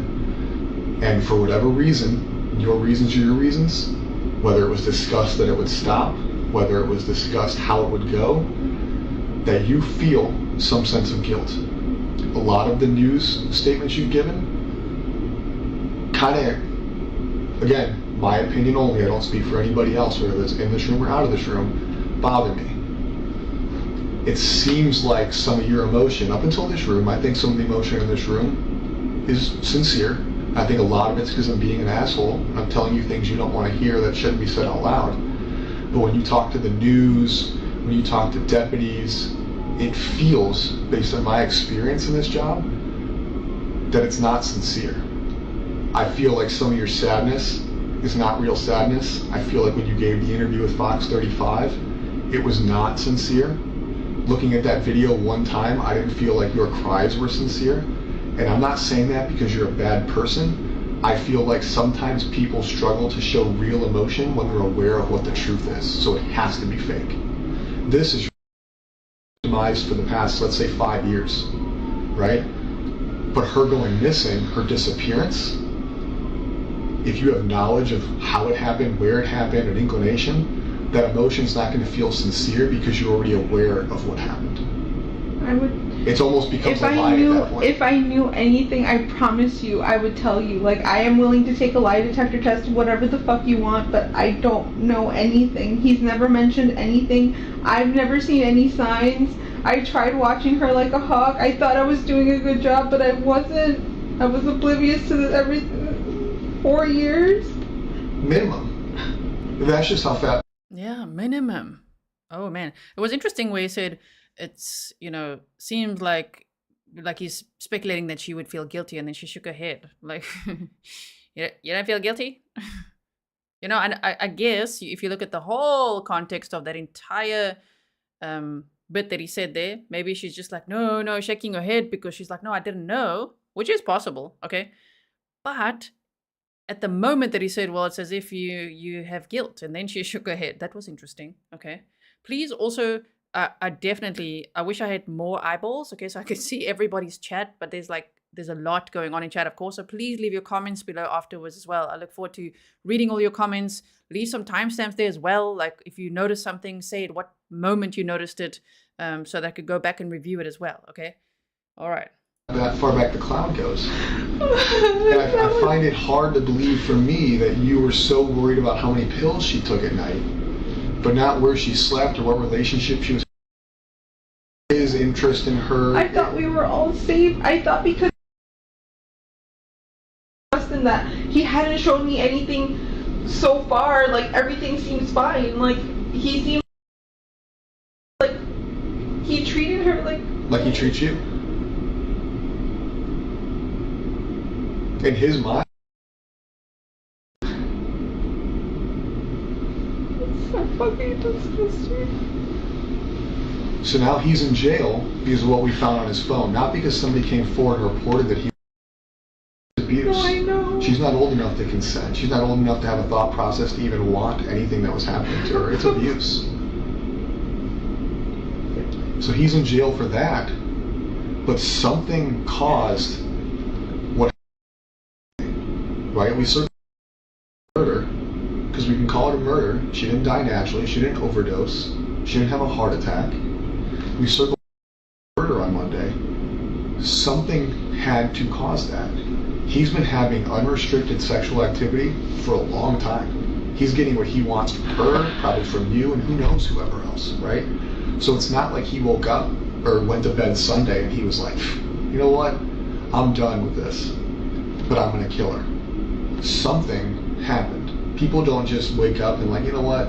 They leave people, they break up with people, but usually things cause people to snap. Now what, you know what, and I'm in trouble, or I feel like I'm gonna, or him being out, we can go even worse.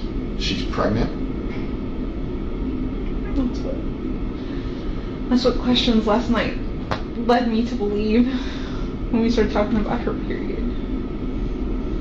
I was told that her and her friend, and granted, I'm male, never had a period, but that somebody found it weird that they were no longer on the same cycle. Could be different because she's a teenage girl. Could be that she missed her period. Have you ever found a pregnancy test at home that wasn't yours? I have 2 underneath the bathroom sink, but I haven't seen if they're still there or not. Okay. But you haven't seen any used ones in the trash? No. Their relationship hasn't changed? No. Okay. So what do you think happened Sunday? Other than him killing her? What do you think made him snap?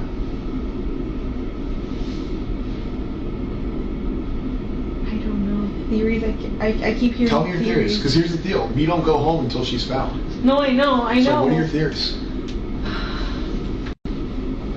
What I've heard is, what if she upset him and threatened to tell me and say that she was going to tell me, and he needed to shut that down. That's the only thing. What do you think?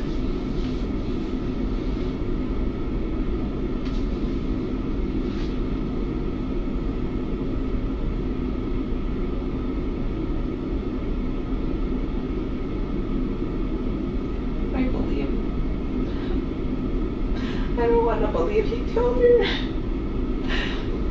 But from what you guys are telling me, he must have killed her Sunday night and snuck her body out in the morning. Damn, that's specific.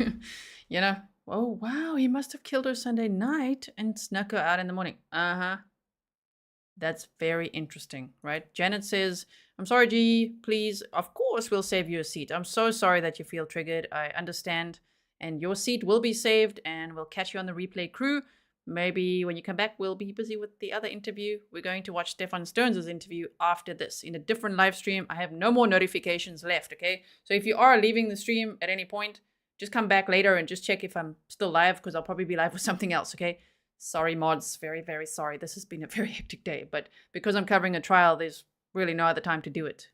So anyway, here we go. Okay, I really appreciate you that you all are here watching this with me.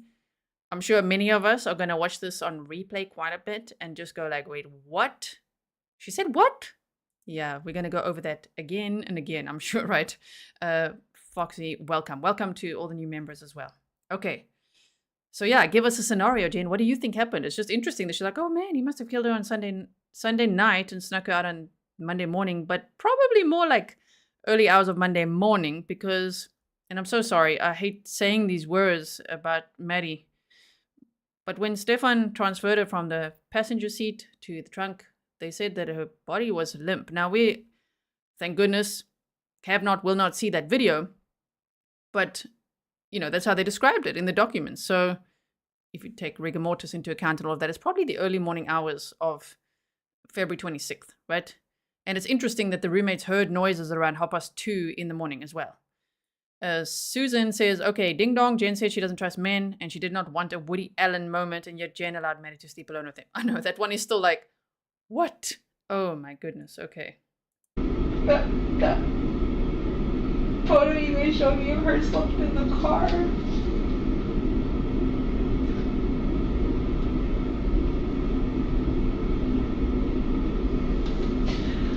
You don't want to believe he killed her.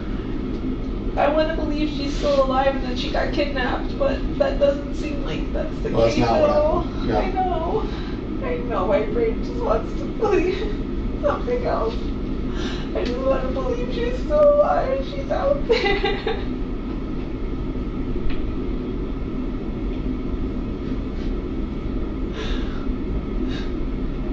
Did he tell you he fucked up? No. He acted so normal that day. He was like, I'm so impressed. We got out of the house so early. Like, she made great time. We had so much time to go to McDonald's, but she didn't want to. His story was so fun. Like, every detail was so believable. He's just been lying this whole time. Like, What about that day in the car when you offered him a lawyer? Did you disclose anything to you there that made you feel like, oh fuck, he needs a lawyer? No. He kept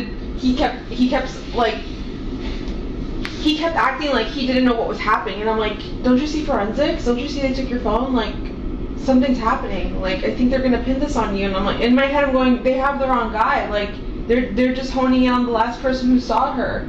But no, you guys do more. You never said, what did you do? I've never asked him any of that. I still, even up until when we got here to the police station, I was convinced that he hadn't done anything to her at all. Which, if that's true, she really had no clue whatsoever. Okay, that would be a lesson then, because we like to learn from these cases. You have to ask, where's Maddie? What did you do to her? Where's she? She was lost with you. You took her to school. So tell me exactly what happened, right? That would be like, where's that protective mom vibe, right? The mama bear, where is it? Like, to just say, I don't know, I just believed him so blindly. You trusted him so much that even when your daughter's missing, it's like, oh, it could never be him.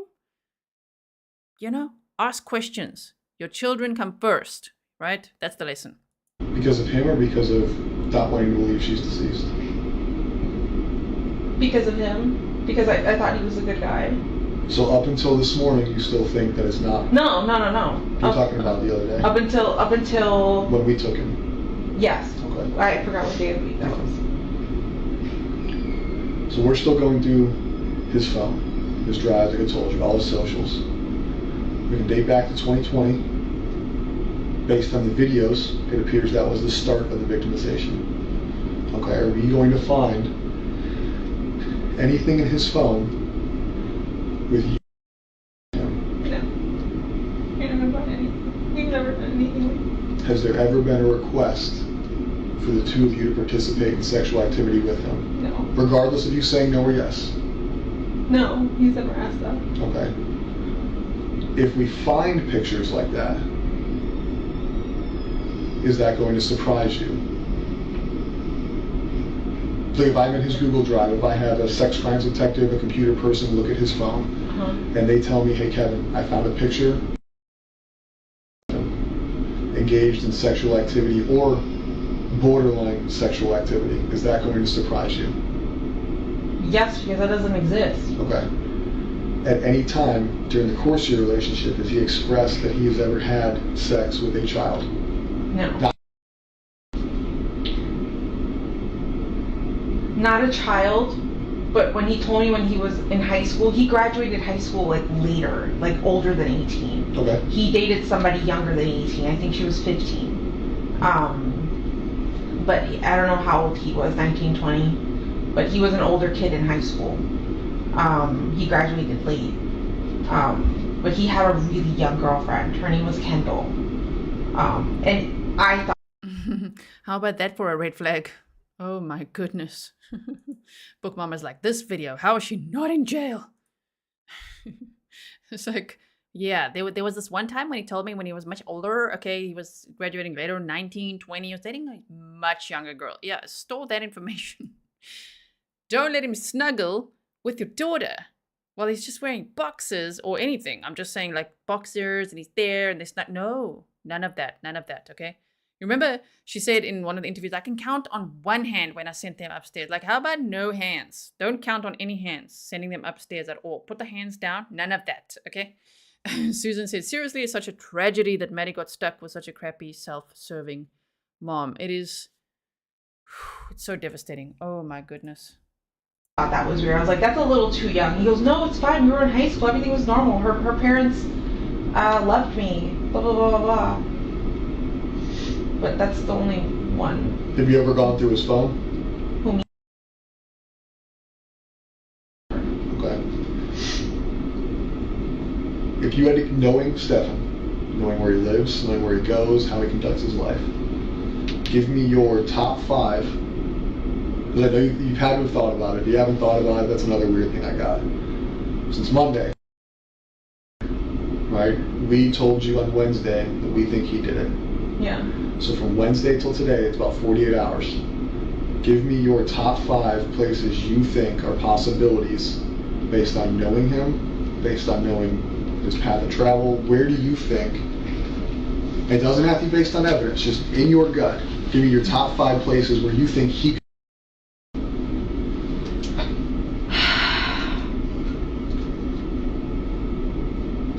In this area? Doesn't have to be this area. No, I know. Anywhere you want. I'm saying, in this area, I have no idea. Orlando, Kissimmee, no idea where he could have taken her.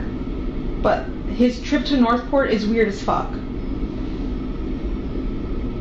I feel like in Northport, he knows more people. He has more friends. There could be a place and somewhere there he could have stashed her. You guys said he went into a storage unit. That would be another place to look. But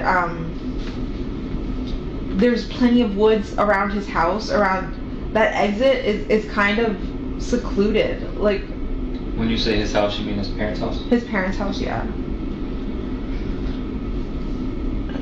You've been there? Have you seen the property? Yeah, I've been there before. Do they have land? Or is it in like a neighborhood? So, it's not a neighborhood because they don't have HOA. You just buy the plot of land and build it. They don't have many neighbors. Okay. Or last I saw, I think there was a neighbor building right next door, but I don't know if they're done yet. It is true. I took the little Google man on a drive around their house. They're obviously not on a live stream or something because I don't want to show their house. But yeah, the Stearns is where they stay. There's not many other houses around them. Okay.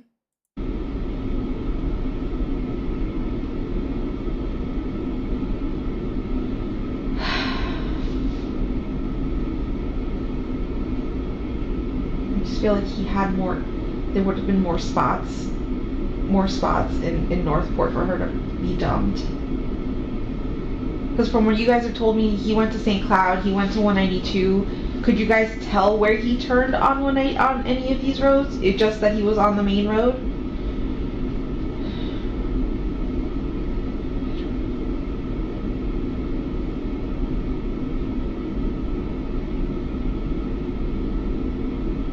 I didn't think he ever even knew where St. Cloud was because we've never driven down that way ever. No, you live in Kissimmee, right? Yeah, I know, but to me, he's never had a reason to ever drive down to St. Cloud, like ever. There's no store or anything he goes to down there. Everything is in Kissimmee or Orlando by the mall. Florida Mall? Yeah. Orlando Mall? Yeah, Florida. I sent the last detective like 3 spots. I could have recalled him telling me he wanted to visit. Monday, when he left the house in the afternoon and got the flat tire, he had mentioned a few of those shops, so I sent them over to you guys. Can you guys believe she said stashed and dumped? We don't even say that, at least here. I don't say that. I always feel like, ooh, that's just so disrespectful to the victim. It just feels so painful. I can't imagine what the families go through if they hear that, but she's just out here saying it herself, like stash and dump, okay? Let's think about where that would be. What?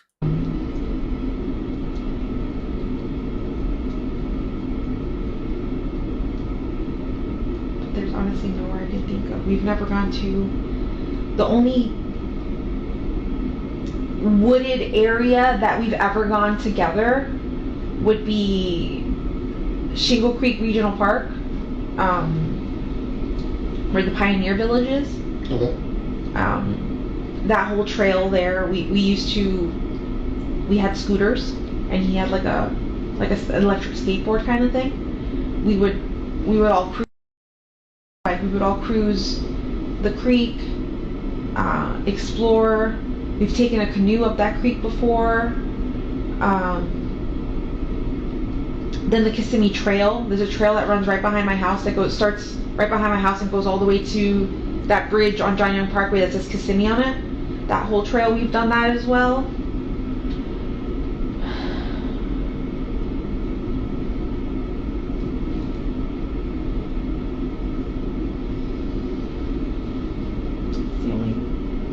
That's the only places I could think that he may have gone, because that's where I know I've gone with him before.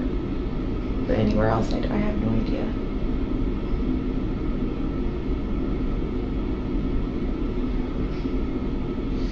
So our ERT team, it's called Emergency Response Team. It's just a group of people who search areas. It doesn't have to be wooded, can be wooded, can be swampy. They've been out for 3 days. They're going to be out all weekend. They will eventually, whether it's today, whether it's tomorrow, whether it's in 2026, okay? I don't think you want that to take too long. Right? I'm sure you'd like to have a funeral. I'm sure you'd like to have some kind of memorial service. The last thing you want is for us to call you in a year and say, hey, we found remains. We don't know. Okay? That may not be something you thought about till just now, but I can tell you, being someone who investigates homicide, that is something that everybody has to come think about eventually. If you can think of anything that would assist us in making that happen for you today versus 2 years from now, regardless of why you know or how you know, we need it. No, I know. If I knew anything, I would tell you right now. I promise. I want her back so bad.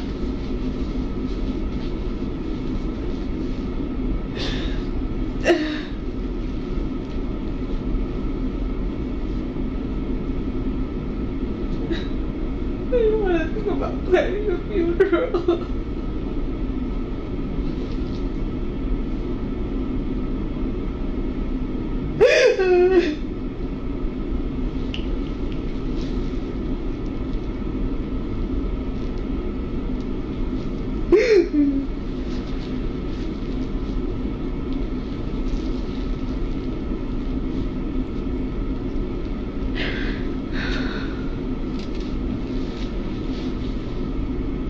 What has your communication been like with his father since this? I've limited contact over the last 2 days because I know too much and I don't want to tell them anything. You don't want to tell them what we've told you, or you don't want to tell them what you know? No, I don't want to tell them what you guys have told me. I don't want to share any. It's so difficult because I've known them for just as long as I've known Stephan. They feel like absolute shit right now. I know that they kind of got into a fight because Chris started, are you sure we know our son? Are you sure we know our son? I don't think we know him at all. The mom was defending him, but now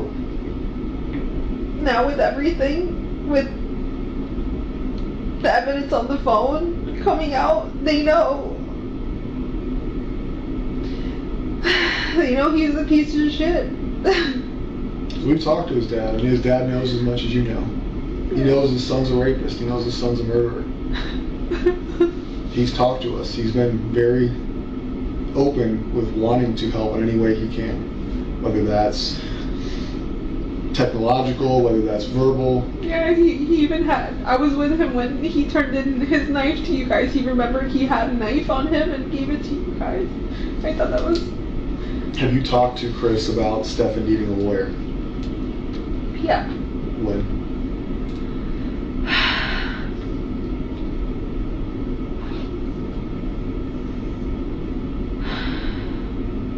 I think when you guys showed me the photos. So we showed you photos of Stephan raping, and No. the first thought you had was to ask his father if he should get a lawyer? No. I saw a picture. I didn't see the rape. I didn't know she was getting raped until yesterday. I saw the picture of the oral sex happening.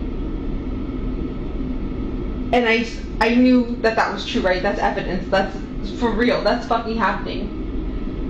But I kept thinking, they're going...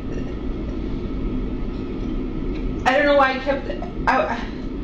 I can't tell you why my brain kept thinking, no, he didn't kill her. Not that he didn't kill her, but she's still missing. She's still out there. She was taken. Yes, he's done this to her, and that's not okay.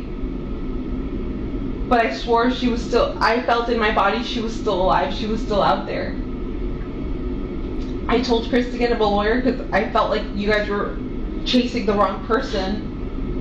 But you weren't. You're not. We showed you a picture. The picture you saw, she was giving a blowjob to a grown-ass man and you told his dad to get him a lawyer. Missing, right? Now you... Oh, this detective is so good. Oh my goodness. Isn't this such a great interview to watch after everything that we've read, studied together, heard? Is like, oh yeah, we needed to see this. It's like they really grilled her. They're like, hello, there was a grown-ass man doing this and this to your child, and then you said he needs to get a lawyer. Yeah. Gindy Cindy says, there it is, detective. Wow. but then you just thought she was missing. And we were showing you our investigative lead being raped. A blowjob is rape. Not consensual. Whether she wants to do it or not, that is not consensual.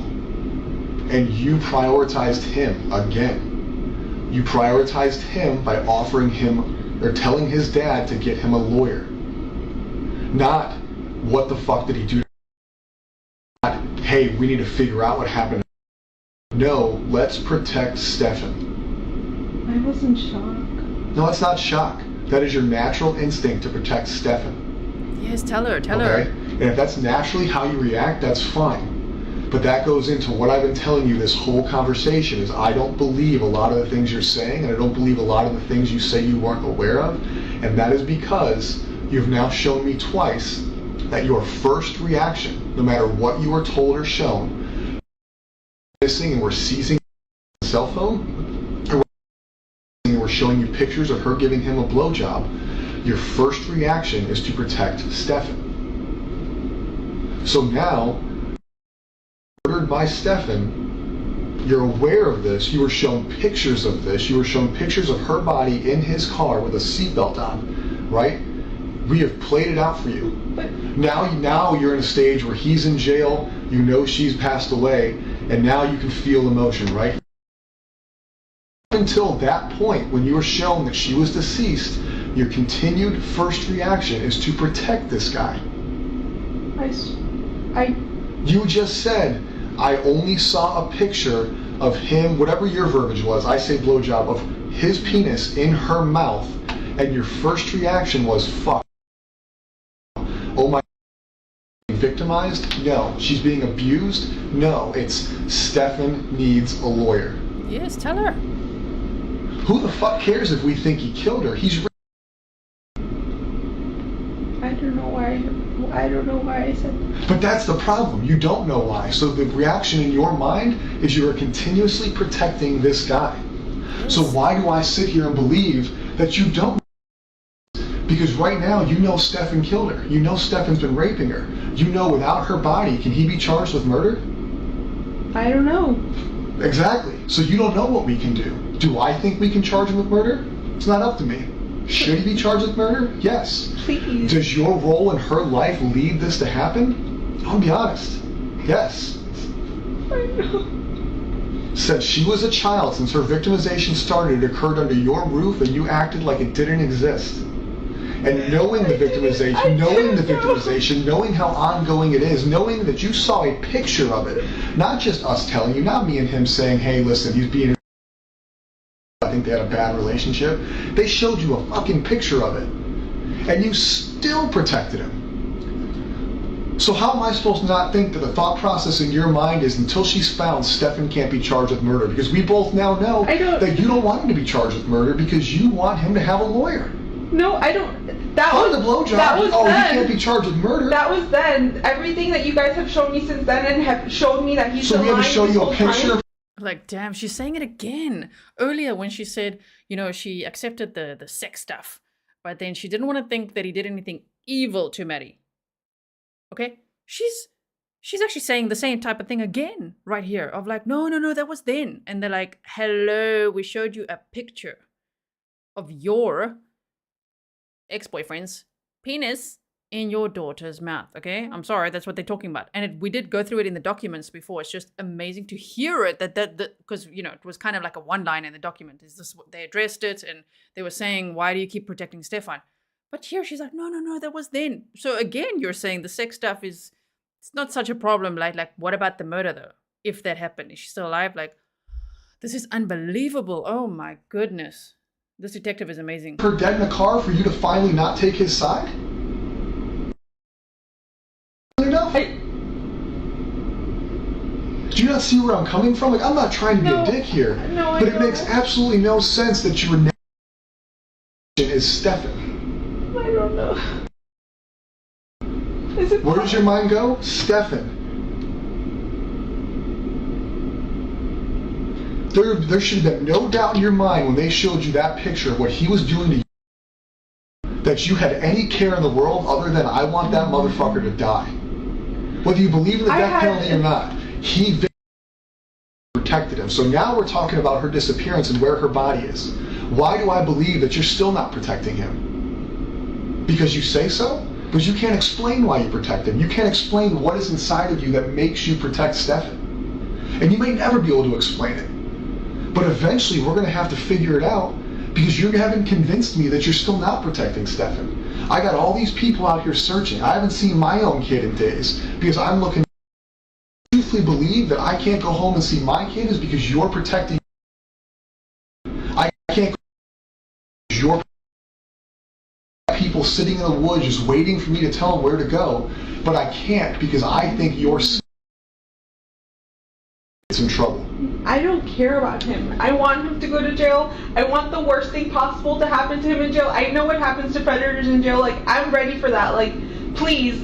I don't give a fuck about him. I'm not protecting him. But you knew he was a predator when you got shown the picture. And then you text his dad that he needs a lawyer, and you hope that he invoked, was the words I was told. What? You hope that he didn't talk to us. He needs a lawyer. No. All over a picture. You didn't care. You didn't care then. Oh, whether sex isn't important to you, that wasn't anything close. I knew what I saw was He was terrible. a predator right then and there. That's the day you found out he was a predator. Yeah. Yes. And after you found out he was a predator, did you not say he needed a lawyer? I did. And why? So why today, Friday at almost 3 o'clock, 5 days into the disappearance, 2 days since you probably found out, or 1 day since you found out she was murdered, do I believe you that you're not telling me where he went, or that he didn't disclose to you where she was, or what caused this to happen? Is listen, I know I've been doing whatever, or listen, this fucking happened. How do I believe that that didn't happen when everything you've shown me is protect Stephan? Now, once have you shown priority in this conversation, in this investigation? You're coming here looking for her. You reported her missing. Trouble for not doing that. But outside of you reporting her missing, and I may be wrong, I haven't been involved in all aspects of it, but you have not shown me one bit that you prioritize her over him. And that sucks. Yes, and I think that's what many of us, right, pick up on. That's such a huge, obviously, it's like an understatement to say, like a huge problem, how devastating to prioritize that man-child over her own daughter. You know, this is, wow. Wow, look the way I paused it. She's looking like she's just like taking this all in, like, what? I mean, sometimes here and there, to me, her emotion looks authentic. Sometimes, right? And other times I'm just like, damn, that she can just like, okay, back to talking about forms. You know, oh my goodness. Objection Cake says her mind says to protect Stephan because it's linked to her protection. His guilt is linked to her awareness and guilt. Okay, let me just read that one slowly one more time. Her mind says to protect Stephan because it's linked to her protection. His guilt is linked to her awareness and guilt. Okay, thank you so much, Objection Cake. Oh my word. Okay, this detective is so good. This one's just sitting here all quietly like, He's feeling like us right now. Yeah, you tell her. Not because we're working our asses off for your family, not because we have people out there sweating their asses off for your family, but because I feel like all I care about is your care is to make sure Stephan doesn't get held fucking accountable. Well, I don't care anymore. Anymore. Because we're being assholes, because I'm not being nice. No. But up until Thursday, it was okay that she gave him a blowjob, no big deal, get a lawyer. No, it wasn't. It wasn't okay. I saw that and I was in shock. And I don't know why my first reaction was to tell him to get a lawyer, but I saw that and I was in shock and I was just like, I don't know what to believe. I don't know what to believe. What does that even mean? It's easy to... How can you say, I don't know what to believe, because the detective just said, we didn't just tell you, we think that he's been abusing your daughter, or listen, we've got evidence, and she saw it with her own eyes. They first showed him pictures of his, you know what, okay. First showed him pictures, and do you recognize this? Yes, she recognized it. That's his. Okay. Well, now let's show you this picture. And that was then CSAM. And then she's like, what? I don't recognize anything in that picture. But they did show her the picture. And, you know, she had to react to that. So to after that, see the picture and after that say she thinks Stephan should get an attorney. that I can understand why they are grilling her for that, because that is just very upsetting. That is an even worse failure of, protecting her daughter, even beyond her death. You know what I mean? Like, oh my goodness, like quickly protects that. He needs a lawyer. Oh no. Okay. Claudia said because she's still in love with him. That's why. I don't even know if it's maybe. I would just think she's still so codependent, right? She's still so attached to him. It's like she has an attachment disorder. I'm not trying to armchair diagnose. I'm just saying it seems like there's this real attachment. Can't let go no matter what. Like, oh no, we have to get him a lawyer because he can't. Like, how long is he going to go for? How long will he be in prison? Like, probably forever. He's also now facing the death penalty. Like, oh my goodness. I mean, just think about that. Just all of that. Okay, so let me continue playing this. Believe it now, we showed you pictures of it. You can't deny it anymore. The sex was okay, the murder's not. At least that makes sense. None of that's okay. I want to know what it is. And not because I think you're a bad parent, not because I think you're a bad person. Dead or alive, she's missing. Her body is out there. Her body needs to be recovered so she can have a proper burial, a proper funeral. She needs to be laid to rest. Your family needs to be able to mourn her. And we need that information. That is life. That is not life of the law. That's not life of the sheriff's office. That is common decency. That is what she deserves. That is what you deserve. That is what your family deserves. But the longer that happens, the longer it takes us to find her, the less likely that's going to be for you guys. And I'm sorry if I'm wrong. I truly am. But deep down, you haven't shown me that I am. I don't know what I need to show you. Prioritize her over Stephan. Think of places he would have dumped her body. Think of places he went, things you talked about, things you've discussed, whether it's this week, last week. Don't put it in your mind that he's been victimizing you, or don't put in your mind that I'm being a dick. What can I think about to find out where Stephan put her? Yes. Okay, so that's redacted again. Sipe, thank you so much. She said, thanks, G and Grizzly, support him. You have the best snark facial reaction expressions in the true crime universe. Thank you so much. Oh my goodness. That is very, very generous of you. My word. Yeah, sometimes I'm just like, yeah, I don't have a poker face. You could just read my face. The horror, the disgust, sometimes the fear. Sometimes I feel like, oh my word, this feels so scary. What's going on here and how... what she's saying and that she wanted to protect Stephan. I mean, I can't even, right? Cherry and Max said shock and trauma can make you completely numb, even if she stopped her meds. It takes months for the brain chemistry to be restored and emotions felt. I think she was in denial, but not actively involved with the deeds. Well, thank you for that. That's your opinion. I somewhat agree, but I'm still like, in principle, there are still principles, right? I guess that's the thing. Where are the principles? Because in principle, you just don't send your daughter off to bed with any man, let alone your boyfriend or your ex-boyfriend. Oh man, that's in principle, it's universal, it's universally understood. I'm sure in any language, in any country, people know that, right? You know what I mean? So it's like that common sense that was big time lacking. And I think it's because Jenn was selfish and she liked to have kind of like a full-time babysitter, right? So she could get her sleep and do her things. And it's just, unfortunately, she wasn't very passionate about being a mother, right? Lottie said the fact that they didn't write down a single location she offered and going into the specific line of questioning suggests that they know that she was more involved in her death and where her body was, right?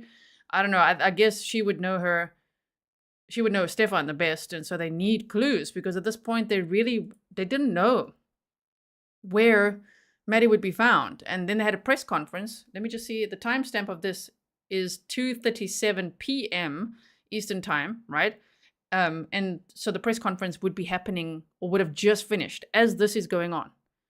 And once that witness saw the press conference, then this would be around the time when they call in and say, hey, I saw that guy out there. And by 4:30 that afternoon, they found Maddie's body. Okay, we've got 1 hour left of this interview. You know more about where he goes, what he's doing, or what he would do than you want to realize. That's natural, not because I'm telling you, but because that's natural. I have best friends. I know more about them than I think I know about them. I just need to sit down and think about it. So I need you to sit down and think about it. Whether you need a minute, we're not in this room, whether you want to do it with us in this room, we need to leave here with an idea of where we can go look for. That is one thing we can agree on. I've sent you the list of the stores that he may have stopped at, didn't stop at. The only outdoorsy places I can think of that we've ever gone to that he would know about would be Shingle Creek or Kissimmee Trail. I don't know if he knows where Lake Toho is, but that could be another option. Because you think it's a wooded area, because it's a place you guys have talked about together? Because it's a wooded area with a lake, with gators. Like, we haven't discussed anything. This topic, I never asked him if he directly. I never thought he could have. I always assumed the best in him.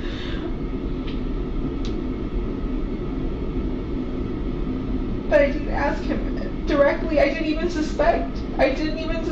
Not until you guys showed me that picture upstairs. But did you assume the best of Maddie as well? Because it doesn't sound like it. She hardly had anything nice to say about Maddie, even when Maddie was just missing, let alone when they thought she was murdered. Right? The only nice thing I've ever heard Jenn say about her daughter is that she had a beautiful voice. The rest is just like, oh no, she wouldn't even find her way home. Doesn't know where her friends live, doesn't know her way around. And then all the other things, right? It's just downing her and saying she's messy and she didn't listen and she was going to disown her when she turned 18 and ship her off to her dad, all that stuff. Like, oh my goodness.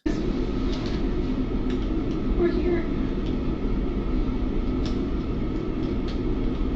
I don't know. I'm just thinking of, if I name places, it's going to be wooded areas that I can think of, but he hasn't told me anything. Like, he has not told me, or we haven't discussed. So him going to 192 that day, all you know is that he went to 192. He said he wanted to visit House Card Rules. That was one of he named 3 stores, and that's one store I can remember him listing on that list. House Card Rules? Yeah, I don't have my phone. We'll get your phone with that. House Card Rules. What kind of store is that? I don't know if that's like a video game or card game or board top game store. But that's on 192. Close to one, I think close to 182 somewhere. And he said he wanted to go to 3 stores. Yeah.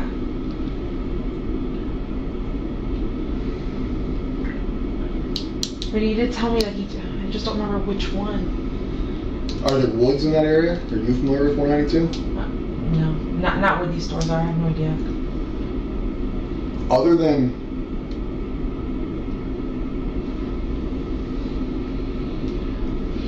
you came up with wooded areas that you know of. Yeah. You came up with wooded areas that you think he could dump a body in. Because I've been there with him, yeah. I need to know wooded areas where he travels. Right? You're saying we've been there so she could be there. So that tells me she's not there. It tells me it's a waste of a search. Okay. Because when I put 90 plus people there, that's all day. Right? We got to coordinate that. We got to put them there. So we need fruitful searches. Yeah.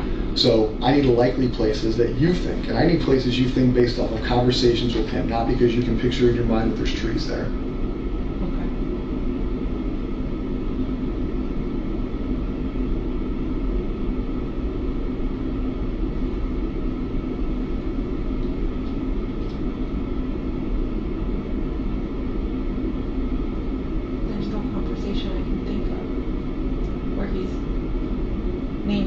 In being anywhere near woods or it being along his way. You said he got a flat tire. Tell me about the flat tire you got. So he said he got a flat tire.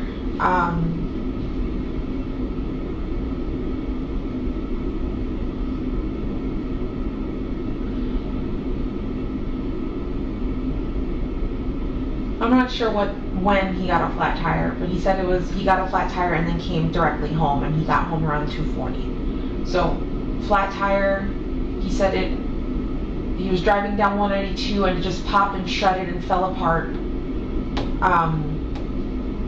And he pulled over into a plaza and changed the tire for the first time in a very long time, and said he hurt himself doing it. The frame of the car, something came down on his finger. All his lies, I don't care, but I want to know what you question him about. Why was he there? What was he doing? There's no way you're the most trusting woman in the world. You just don't ask clarifying questions. I know no relationship I've ever been in is that trusting. He just tells you he's gone at 3 in the morning getting a fucking Wawa, and you're like, ah, whatever, bet. Same thing with this. It's like, oh. Yes, exactly. We spoke about that before in a previous episode. Like, whoa, so you're just okay with him? You're like, let's leave at 2:30 to go and fetch Maddie together. And then he's just like, oh, sorry, I'm late. I forgot my phone again. And she's like, okay. Like, she's so chill. Like, anything goes with him. He can do anything. He can do no wrong, right? Oh my goodness. Well, look at what he did.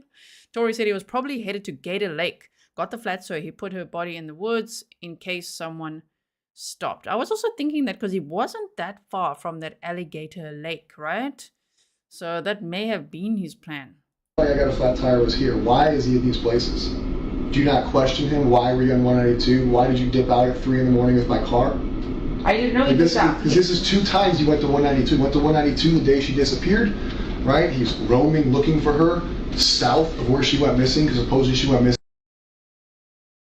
And 192 is south of where that is. And I not very likely that that's the route she went on foot or abducted, and that him driving around is somehow going to locate her. And he did tell. I did question that. I was like, when I asked him where he's searching, he said 182. I said, why? That's nowhere where she would be.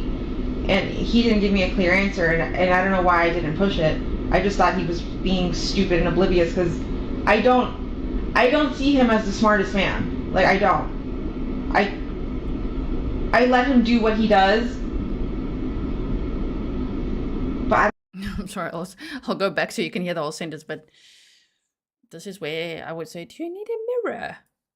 Oh dear.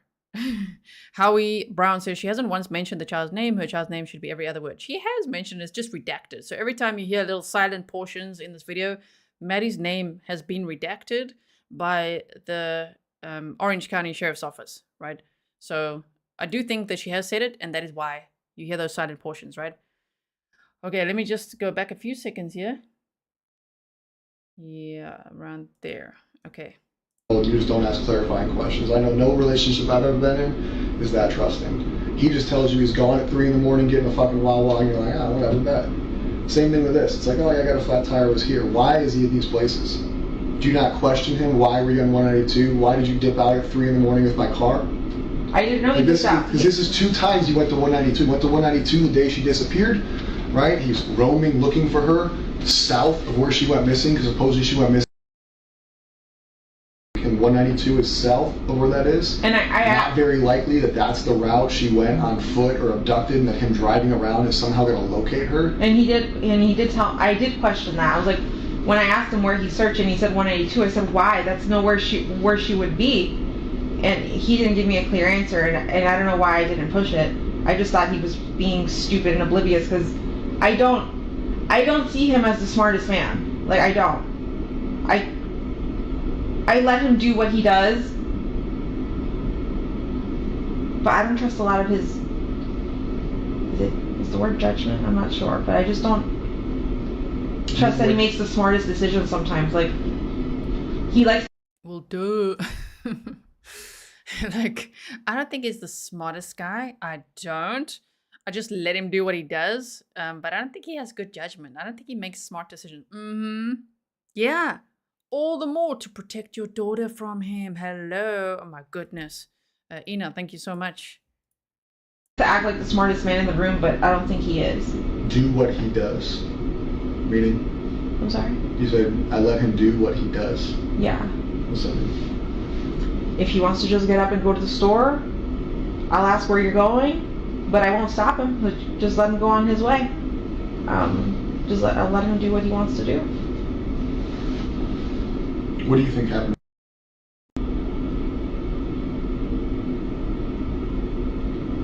Monday to now. You know she's. There's no true words she said. I just let him do whatever he wants to do, basically. That's what she's saying. Just let him do what he does. Yeah, whatever he wants. We know that now. Literally, anything Stephan wants, it's okay with her. No problem. You want to snuggle with my daughter? Okay. You want to go upstairs and watch movies with her? Cool. No problem. Well, what the hell, man? Oh my goodness. Thank you, Brandywine, Little Irish Girl. This interview. It's, oh my goodness. deceased. We showed you pictures that she's deceased. We know that she was probably deceased Sunday into Monday. I still We didn't see her Monday morning. I We're still not, want to believe she's deceased. I know Well, I know you showed me pictures, but for the like, purpose of this conversation, I need you to believe it because I need you to figure it out. I need you to tell me what you think happened to her. I think he killed her that night. How? I don't know. Could it probably be possible that he drugged her? Could he have choked her? I just don't know how you kill someone and don't leave a Yes, ma'am. Yes, that. She's like, could it be possible that he drugged her and choked her? Yes. We don't know. We have not heard anything about the toxicology report because Maddie is a minor. So that information is protected, right? But that's interesting, especially because in other interviews and in the documents, Jenn Soto had said that Stephan said he gave Maddie an extra dose of her medication that night, even though she didn't need it. Now she's like, I don't know if he dragged her and then choked her. Literally that. Like quite literally that, yes. Kathleen's like, there you go.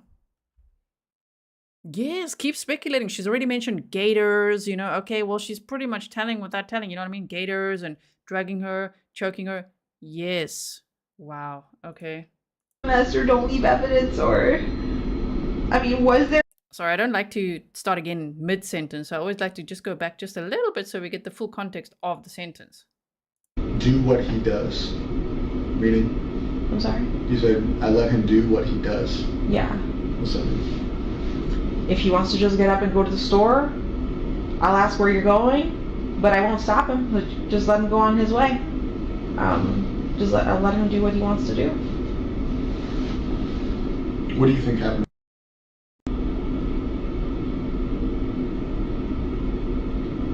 Monday to now. You know she's deceased. We showed you pictures that she's deceased. We know that she was probably deceased Sunday into Monday. I still We didn't see her Monday morning. I We're still not, want to believe she's deceased. I know Well, I know you showed me pictures, but for the like, purpose of this conversation, I need you to believe it because I need you to figure it out. I need you to tell me what you think happened to her. I think he killed her that night. How? I don't know. Could it probably be possible that he drugged her? Could he have choked her? I just don't know how you kill someone and don't leave a mess or don't leave evidence or, I mean, was there a mess? Was there evidence? I haven't gone upstairs. I don't know what you guys, I barely went into the house today, so I don't know what. I need to know what you think happened. I think he killed her. How? You mentioned drugged her, you mentioned other things. Explain your reasoning behind those assumptions and we'll move forward day by day. So he had access to benzos and I think Lunesta. What are those? I'm not familiar with that. Benzodiazepines are anxiety medications which relax you and can make you sleepy. Okay. And Lunesta, I think, is a sleeping medication, like for insomnia. So I don't know if it's possible he gave her something and she was drugged. In those photos that you showed me where you're saying she's dead, maybe she was drugged. But if she is dead and it was done upstairs, I could just only imagine that he choked her. I don't know how else you would kill someone and not leave a mess. How do you think he got her out? I have no idea because roommates come in and out of the house at any given point in the morning and we don't know their schedules. They can come in at any time. You guys. Oh my goodness. Hearts, my face forever said her first guesses are correct. So she's suddenly super intuitive. And we know she hasn't been intuitive before because she said, my mom put in my body to never trust a man. Which is quite odd. It's not like in my mind or like in my brain. It's like my mom put in my body to never trust a man. And she said in this interview today that she felt in her body that Madeline was still alive. So therefore we know, okay, so don't trust your body. Like her gut instinct is a little bit wonky. Okay, so interesting how when asked a question like that, she's relying on her gut instinct, supposedly, but she gets it like the answer perfect, just about. We don't know about the drugging, but we do know that in many of the CSAM photos, it appeared that Madeline was asleep. So there probably was, sleep medication, all sorts of things, right? And Stephan said that night, which we read in the documents, that he gave her an extra dose of medication even though she didn't need it. Okay, so could he have drugged her and choked? Yeah, Jen, that was interesting. That was quite spot on when she doesn't actually have intuition in general, right? Rojo said she freaking knows. How did she get immunity? Well, she got derivative immunity, right, for that one interview there. So who knows? It's never too late. As someone said earlier, look at Donna Adelson. That took forever, but she was arrested at the airport. Remember that? Okay. You guys showed me a picture, I think, of him or her in the car at 7:30 in the morning. My roommate left the house. She's the one who leaves the earliest. She left at 7:45. So like, what if he had waited a little longer? She would have caught him with carrying a body out of the house. How did he do that without being caught or seen?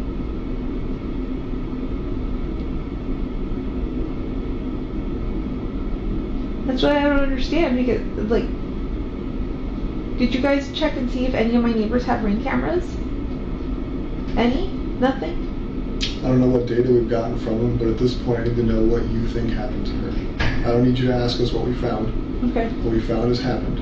I need you to come up, in your words, in your mind, what do you think happened that night into Monday, because we do not know. We do not know if her murder occurred Sunday or Monday. All we know is that when you went to bed, they went to bed together, and she's no longer here. So I need to know what you think happened to her, how he got her out of the house, where he went, how he got her into the car, what is your thought on what happened. Yes, tell us. I think Let's see if her intuition is spot on again. she was killed Sunday night into Monday morning.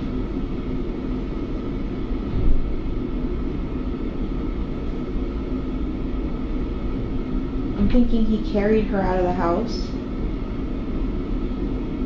I don't know how he didn't get caught by any of my roommates or no one heard.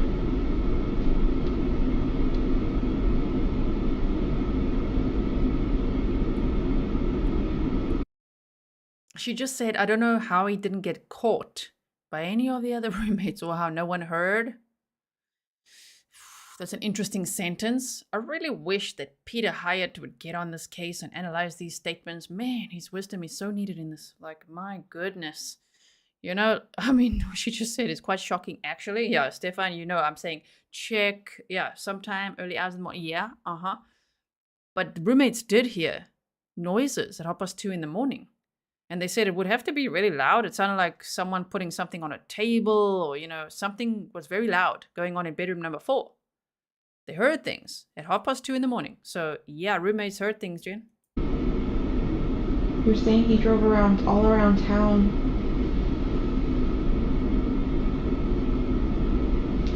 I'm not sure where he could have gone.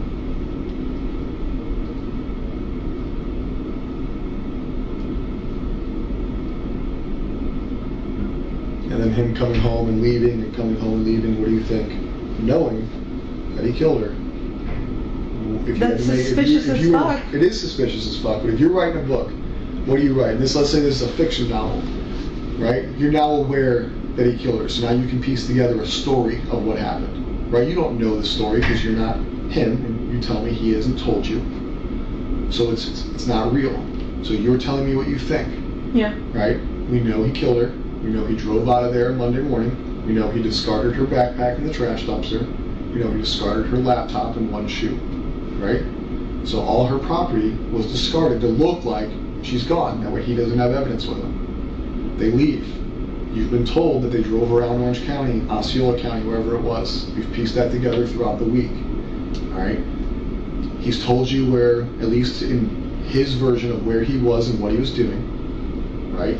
But then you have all these suspicious times of when he's left and come back and he's gone here and gone there. So what do you think he was doing on all these suspicious times? He's roaming 192. What do you think? Knowing what you know now we can play. You know she's dead. You know that we've given you information. What do you think, knowing what you know, he was doing on 192? He was doing here. He was doing here. He was doing in Northport. What do you think?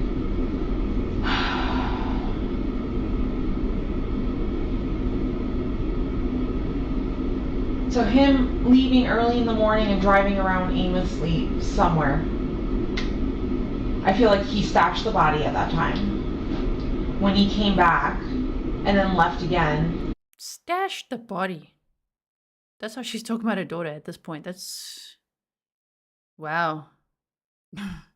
But see, it's daytime. Like, how could you move a body or move something in daytime and not be seen? But like, I feel like he went back to check to make sure he did a good job, or to move the body again. I don't know. Oh, where she's like, as someone said, she's doing a lot of self-snitching. I don't know if you guys watch Bruce Rivers as well. I sure do. She's doing a lot of snitching. They're like, oh, maybe he went out there to like check the body or move the body. Yeah, that's what we've all been saying for a while now, right? It seems like the most plausible thing. Oh my goodness, she's saying a lot here. Carol's like, that's your daughter, ma'am. Andrew says, this detective is a grizzly. Hit the like, subscribe. Oh, thank you so much. Yeah, Carol, that's your daughter, ma'am. Deanne says, OMG, your daughter's deceased and you haven't shed one tear? Okay, a few seconds back here, wait. There, okay. And not be seen. But like, I feel like he went back to check to make sure he did a good job, or to move the body again. What? I don't know. That is so crazy. That is so what she just said. Because we know that where he went on February 26th to hide Maddie's body, where he had the flat tire, right? He went back the next night, or that night, it turned over to February 27th in Jenn Soto's car. So it's so interesting to say, well, maybe he went back to check if he did a good job. What? Like, the thing she says, wow.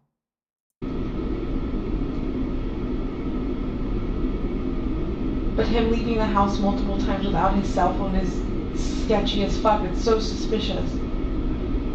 Which is an intentional act. It's not accidental, so that can play into what you think happened. Yeah. Do you think phone being on the dresser It was intentional.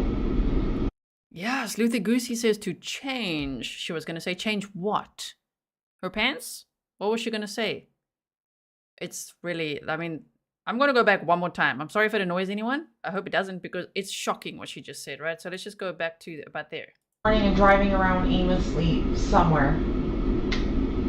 I feel like he stashed the body at that time. When he came back and then left again. But see, it's daytime. Like, how could you move a body or move something in daytime and not be seen? But like, I feel like he went back to check to make sure he did a good job, or to move the body again. Damn. Oh my goodness, that's like a mic drop moment there. Like, sure, that's self-snitching. To change, I don't know, to like move the body, you know? Yeah, to change what exactly? That there's a few things, you see, that Jenn Soto says that for people who are like Jenn Soto sympathizers, they're like, how could people attack her like this? Just think about what she says. My worst fear was this becoming or turning into a Woody Allen situation. And if you know about the Woody Allen situation, you know how bad that statement is. That's like, you don't just come up with that. Like, why is she thinking about that? Why does she say that? She says she discussed with Stephan that that's her worst fear. Wow. And then even there, what she's saying, there's so many things. We've already made a bullet point list before of all the red flags, and it's not all. Because since then, there's so many more interviews, there's more documents, there's this and everything, and it's just like, oh no, that list is getting pretty long. It's pretty long, right? Yeah, Dolce Martin says, move something. Oh my goodness. But him leaving the house multiple times without his cell phone is sketchy as fuck. It's so suspicious. Which is an intentional act. It's not accidental, so that can play into what you think happened. Yeah. Do you think phone being on the dresser? It was intentional. Her cell records and her cell data from her cell phone show it is not common for her to leave her phone at home. It is common for her to go to school with her. No teenager leaves their phone at home. It's what they're attached to it. She's left her phone home multiple Her times. cell data shows that normally it goes with her. So that's intentional. You know it's intentional because he left his. Oh my word. Her cell data shows that normally her phone goes with her. So these detectives are like, no, we're going to call you out on that. Digital data shows that her phone actually usually goes with her. We've analyzed it. Okay, thank you. So she doesn't forget her phone all that much, huh? Oh my goodness, yeah. As Betty Ross said, the fact that Woody Allen entered her mind and that she introduced that into an interview where that was not the topic of discussion whatsoever. It's just like, yeah, my worst fear was that this, and I told Stephan that this would turn into a Woody Allen situation, and then, you know, there's this stepdaughter, and then they run off and get married, and I'm like, what is she even saying? Like, all of those words, it's too much. Oh my goodness. Melissa said body was found where he changed the tire. Yeah. And she's just like, you went out there, wait, to change? Oh, no, that was very telling, what she said. It's kind of like she's telling. And now it's obviously interesting for us to watch in hindsight. This interview was on March 1st. So watching it now, with everything that we know now, which isn't everything, of course, the public, I mean, there's been a lot of information released in this case, a lot. But, so I would think maybe at this point, what we know, like 80% of the case. Normally, one would know maybe like 50% once a PCA comes out and more information. But this one, there's been so much information. Defense Diaries podcast, hello to you. Hello to any other content creators that I didn't see. I'm so sorry. Thank you all for being here. Okay. So we've still got about 48 minutes left of this interview. Yeah. Right? Whether it's an accident last Friday, this Monday, was not an accident. So you think that he dumped her when he was driving around. You think that when he left, he went to check her body. Possibly. Okay. Why would you go back out to 182 without your cell phone? I don't disagree. So he goes out to 192. We think he may have checked where he dropped her or dumped her. He comes home. He tells you he's just roaming around aimlessly. Right? Yeah. So that's twice on the 192 in one day. Because he went to look at the House of Cards bullshit or whatever it is. Yeah. And then he went to do the roaming to look for her on this random highway that he never goes to. Okay. We go into the next day and the next day. Think of the suspicious things he's done. Tell me what you think he's doing.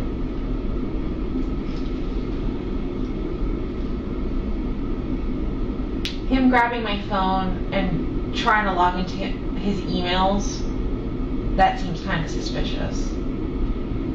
What was he trying to see? What was he trying to do?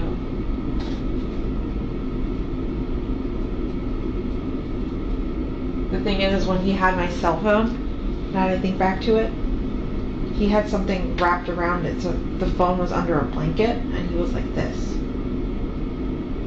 I tried looking at the screen at one point, and I could see an email. But And that was the cell phone we took from you today, or you gave us today. Yeah.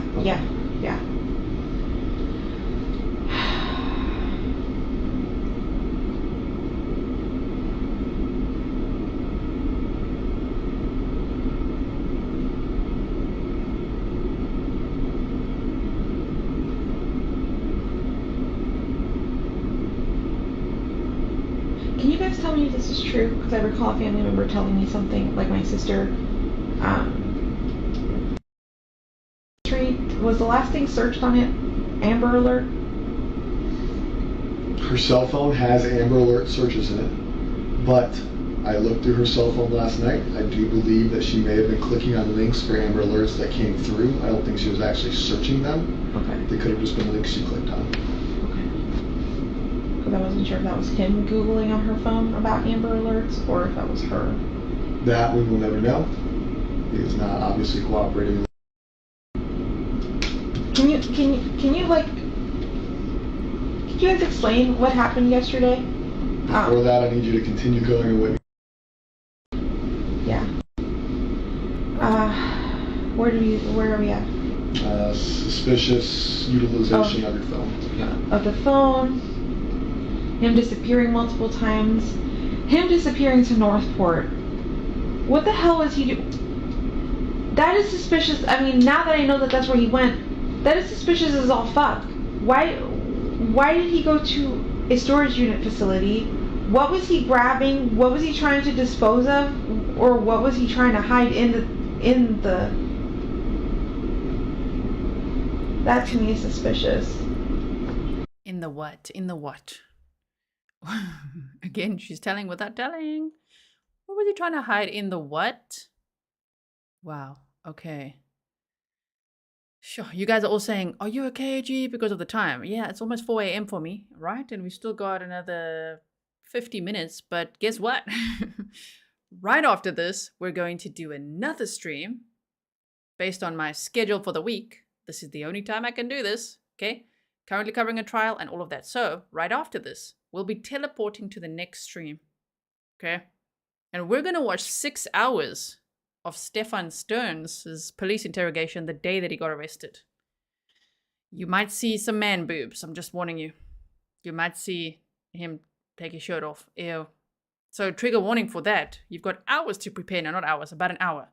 We're going to teleport from here to there. Don't worry about me. I'm used to it. I was an airline pilot for almost 10 years of my life, and I'm used to being awake all night. How do you think I do true crime? Like, hello. So, thank you so much all for being here. Thank you for buying the mods coffees. Oh my goodness, the mods. Thank you so much, mods. This has been a very big day. Okay, this is already stream number 3.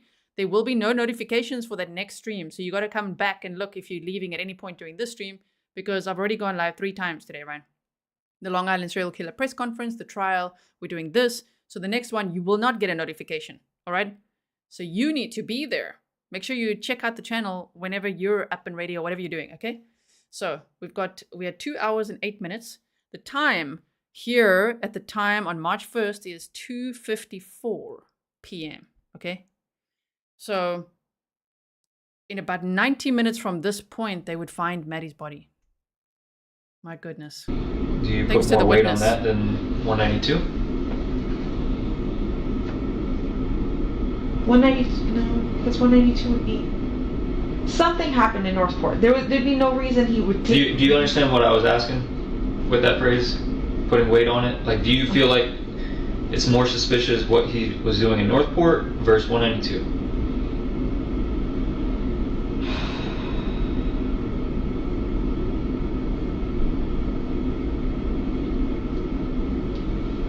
I don't know which one's... I don't know which one is more suspicious to me. They both... 192 seems to me like the easiest place he could have dumped her or like figured out where to put her. Unless she was in my trunk the whole time and he went to Northport. The trunk of your car? Yeah. Didn't you drive your car at some point? I Did you did. guys sit in your car at some point? I did. So that's what I'm saying. Like, I would have probably smelled something, but I didn't. So I'm just trying to think, like, did he stash a body in Northport? No, I don't think so. He was probably hiding something or destroying something. Like, this lady, she snitches so much. He's probably in Northport, like, hiding something or destroying something. Yes, he's trying to get into his iCloud accounts or these whatever cloud accounts he had, because I know he had a Samsung, right? Anyway, he's trying to get into his emails and his accounts so that he could delete, very likely, CSAM material. Like, what the heck, man? Thank you, Foxy. Coffee for G. Thank you so much. Like, if you just add up the things she's saying, yeah, she's pretty much telling the story. You know? Tell us the story without telling the story. That's what she's doing, right? Mary Cruz said it's 2024. Most check a man's phone, especially if they are on and off. There's no way she couldn't have seen something. Whew, Stephan says she was in my trunk. Yeah, it's Maddie. Oh my gosh. So I guess 192 would probably be the most important right now.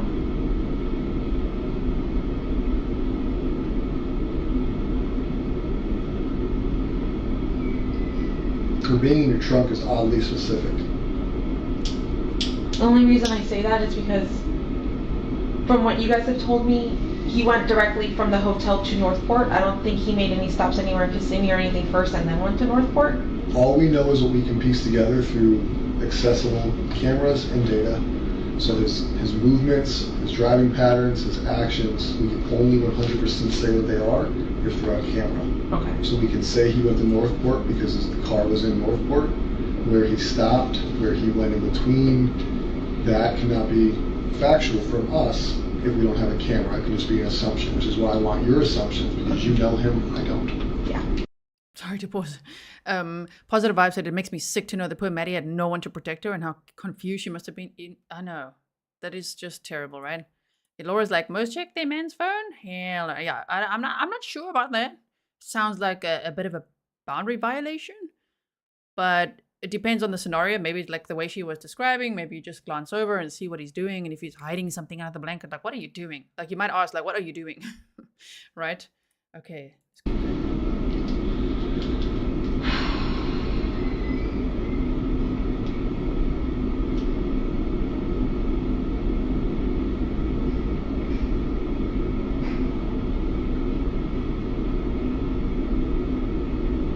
If I fell asleep at 3:30, 4 o'clock in the morning,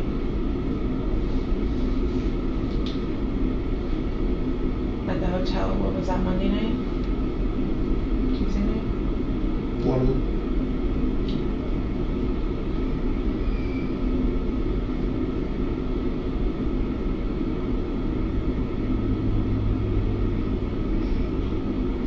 I'm just trying to think, like,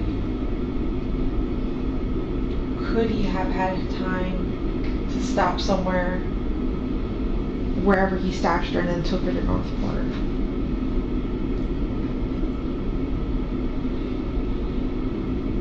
I think he had time.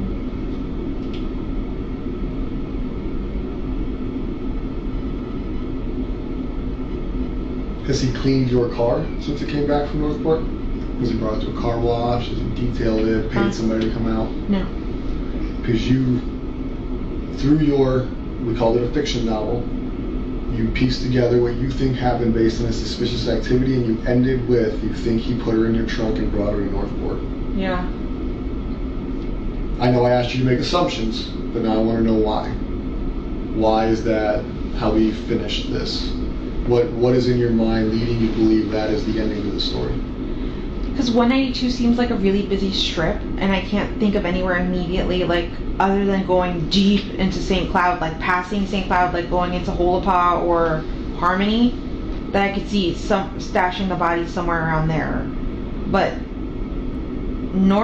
I know we've said it many times, but every time she says stashing the body somewhere around there, it's so disconnected from her own daughter, which sounds like she's been always, right? It's just like, that's your daughter you're talking about.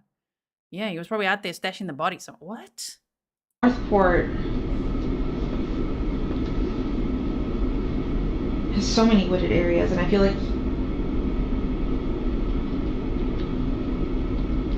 I don't know, he would be familiar with both areas. I just don't know him to ever drive down 182 super far down, like into St. Cloud. But I've known him to drive around all around Northport.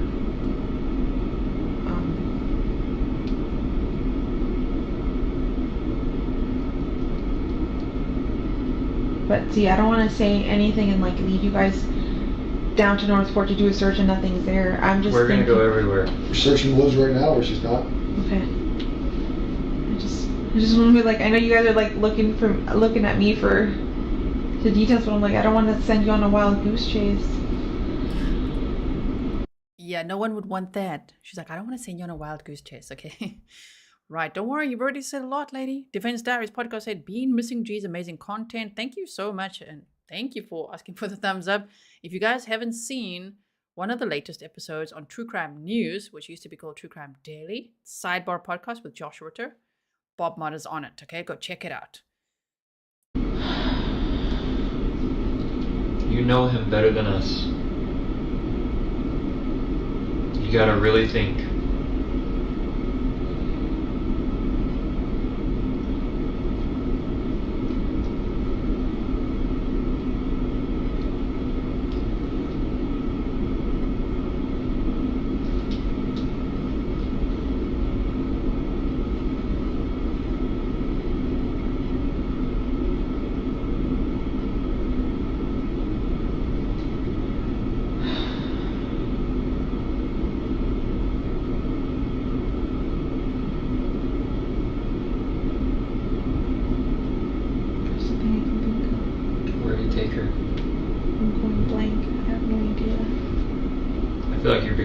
emotional right now. I feel like you want to tell us. No, if I knew what to tell you, I would tell you. If I had the truth, I would tell you. I don't know anything. Jennifer, where do you think he took her?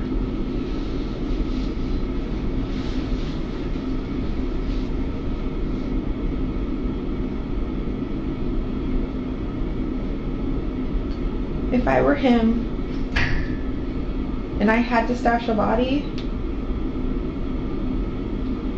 but I would never do this.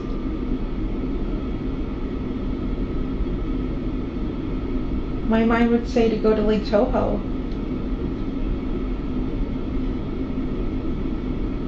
There's a lot of woods there, there's a lot of gators. I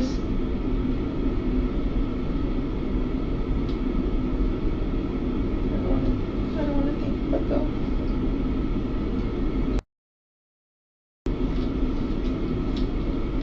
No, I know. No, I just don't want to think about him getting eaten by gators.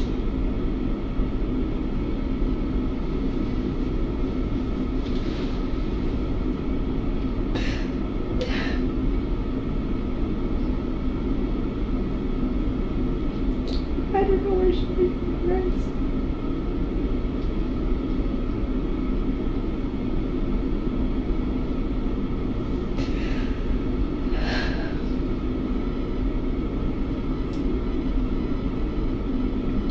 Like I told you, there's going to come to a point where we will.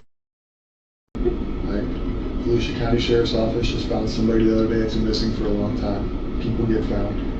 Sometimes it's quick, sometimes it's not quick. I'd hope in this situation it's today, tomorrow, Sunday, but we will find him. What you need to think about. And it was amazing that at this point it would be 90 minutes from the moment he said that when they found Maddie's body, because of that witness that called in after seeing the press conference. So hence, I always say, I know I say it a lot, it might annoy people, but like if you see something, say something. If you saw something or know something or heard something, just say it. It could really help. I mean, that witness, imagine if the witness thought, I saw a guy out there in a car like that, but they probably know about it.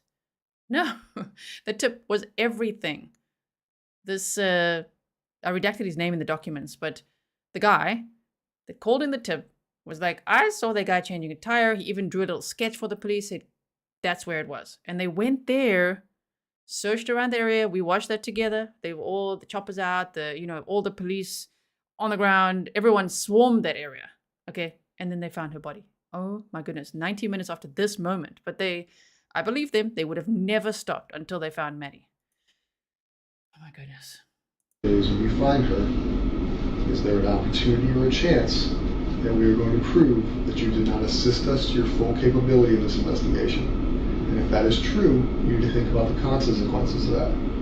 Consequences of hindering a murder investigation or a capital sexual battery investigation could be punishable up to probably the same charges, the same time in jail.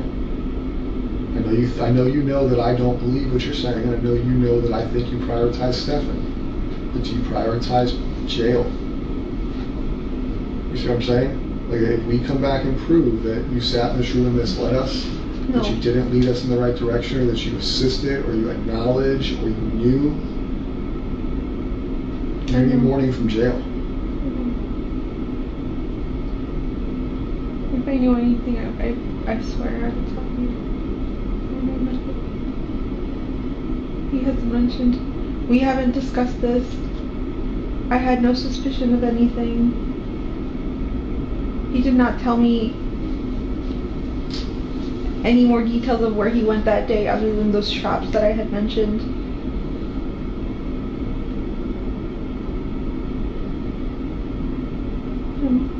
I'm giving you my truth.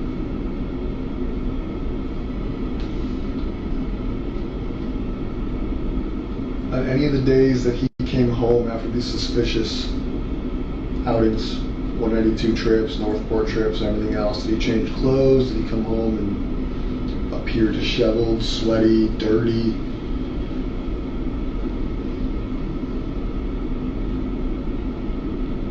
I don't believe he showered. He didn't bring that many changes of clothes with him, so I know he's repeated his outfit over and over.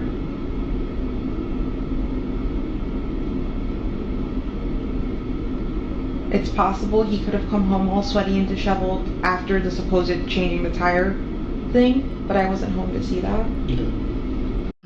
She finished her sentence that time. The supposed changing the tire thing. That was interesting. Studio says, why would she use the phrase good job when describing why he might have gone back to check where he stashed her, all while Maddie was still missing? Right? And see, people are still asking, so it would be, if we were there in real time, 90 minutes from this moment is when Maddie's body was found, based on the timestamp. I would think that that timestamp is local time. Sometimes it could be UTC. That would be interesting. But I think that based on that being 4 minutes past 3, they found Maddie's body at 4:30.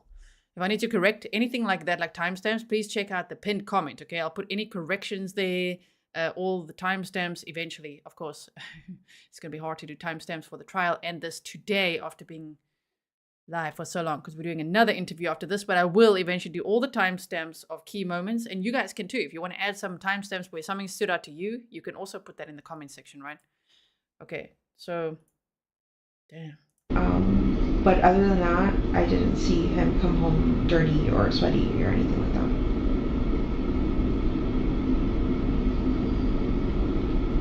Did he do anything he normally doesn't do within the house around you?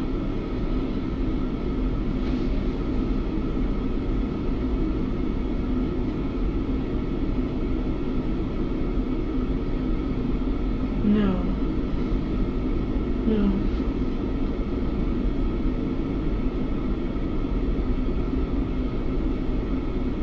He was acting very normal, sitting on the computer chair, chatting away with me, talking about updating his phone.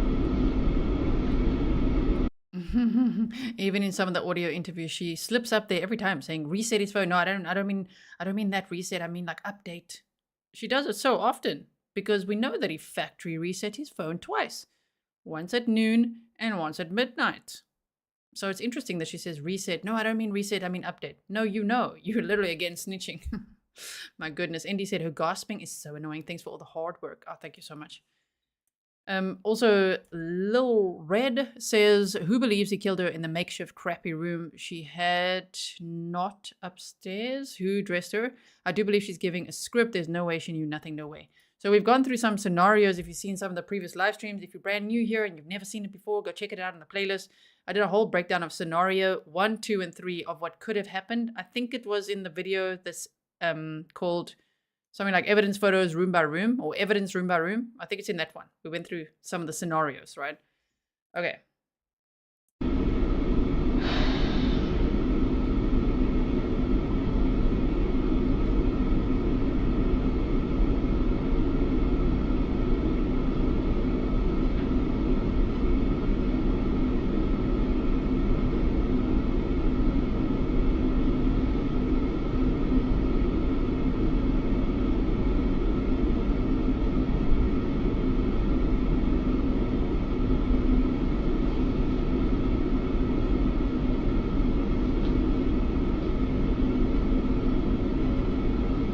Did he carry tools in his car to change the tire, typically? I think he said there was a tire iron in the car and the jack. Did he bring it inside? Did he leave it in the car? After? I think he left everything was in the car.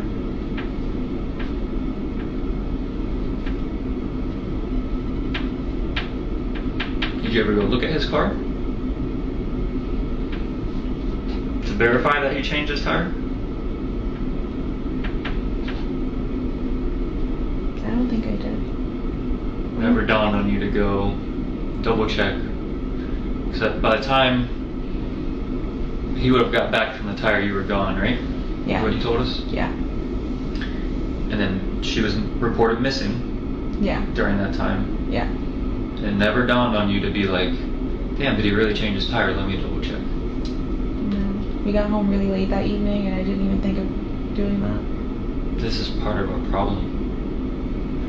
You did so many things and you never questioned it. I didn't suspect him. How can we believe some of the stuff that you're telling us or believe that you don't know?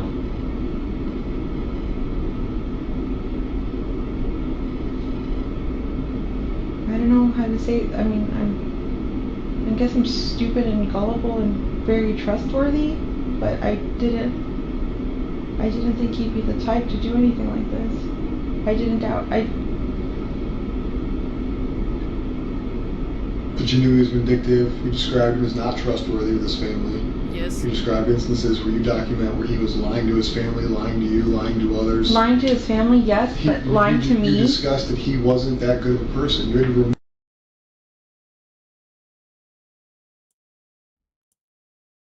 Exactly. He's just, this is a bit redacted now here, by the Orange County Sheriff's Office, by the way. It's not me redacting that. So, in all this darkness, sometimes we need a little humor to cope, okay? It's one of my coping mechanisms. Sometimes people don't like it, but like, we gotta cope with these heavy topics. So full-time Nano3 said, am I the only one who thinks it's odd to sit in the middle of the couch? And till you said that, I didn't really think about that, but it is quite odd.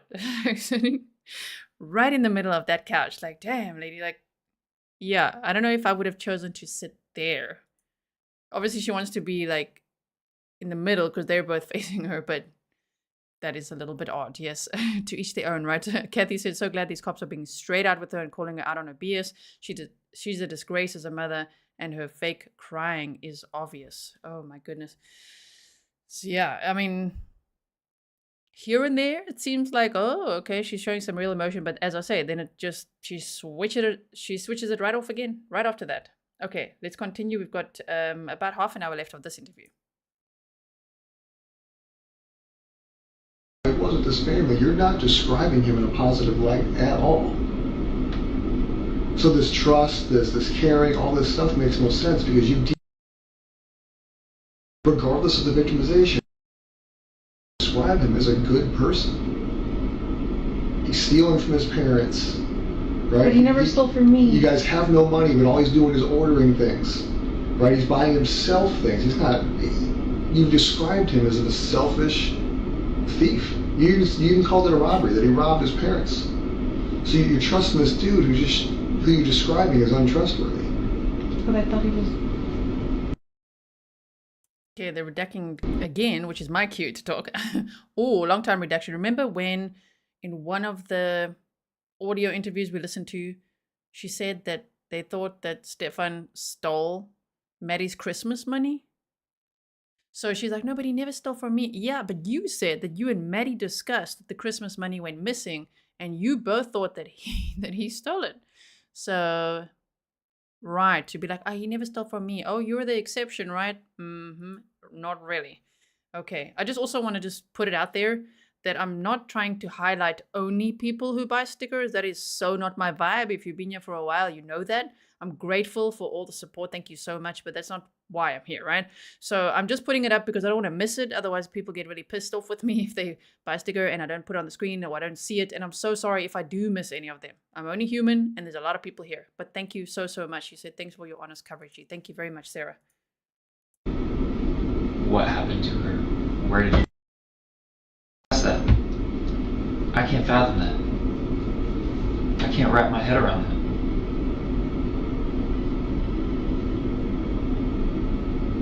I think I only asked him if he took her to school. When I called him and told him to come to the office, I asked him, like, you dropped her off at school, right? Because she never made it. And he said, yeah. And I was like, she never made it. Where did you drop her off? You guys sat in your car Tuesday night when I was out there. I was out there at least 4 hours. Just you two in that car. Yeah. You can't tell me you guys did not have any conversations about this. There's no way. A reasonable person would have been questioning him. You were the last person with her. What the hell happened this morning? You never did that in that car. No, I didn't.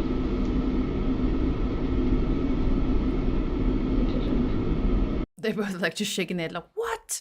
And that's what we all like, why? Which again, okay, if that's how it was, she didn't ask any questions, then there's a lesson to be learned. Ask questions. Laura Richards, who's got a YouTube channel called Crime Analyst, she's an expert in domestic violence, coercive control, stalking, and lots of other things, right? You can go to thelaurarichards.com if you want to find her. She's always like, ask questions, stay curious, like, please you know? So, yeah, stay curious and ask questions. You can't just be like, oh, well, okay, you said he changed a tire and like, whatever, let's just go to sleep. Let's have a little bite to eat and night. No, no. In general, I mean, ask questions, but especially if you have vulnerable people to protect, even if she's vulnerable. If she's a vulnerable adult, which she might be because of her mental health, right? Maddie's more vulnerable because she's a child. So you have to step up, even if it's more difficult for you. You have to step up. There's someone more vulnerable in the home. Maddie, your daughter. You can't just like let her go off with Stephan. Oh my goodness. No.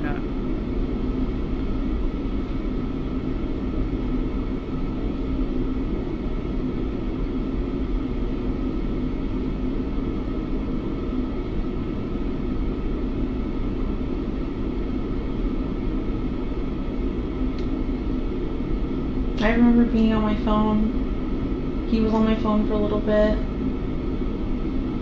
I know I was medicated, and I was just zoning out. I wasn't thinking anything of anything. I never asked him. Just asking him that one time to me was, if he took her to school, that was enough answer for me. I don't know, I just wanted to think,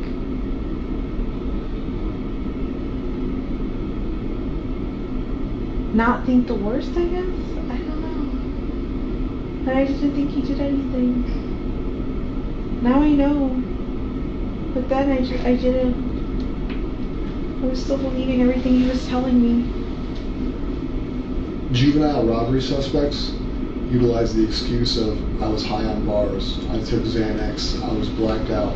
Right? Every juvenile robbery suspect you interview, I was, in your words, medicated, in their words, high, incapacitated, drunk. It's an excuse to avoid admitting what happened. When you say you're medicated, I can't think of an amount of medication that will numb you so bad to numb the fact that the investigation is occurring right in front of your face for your missing.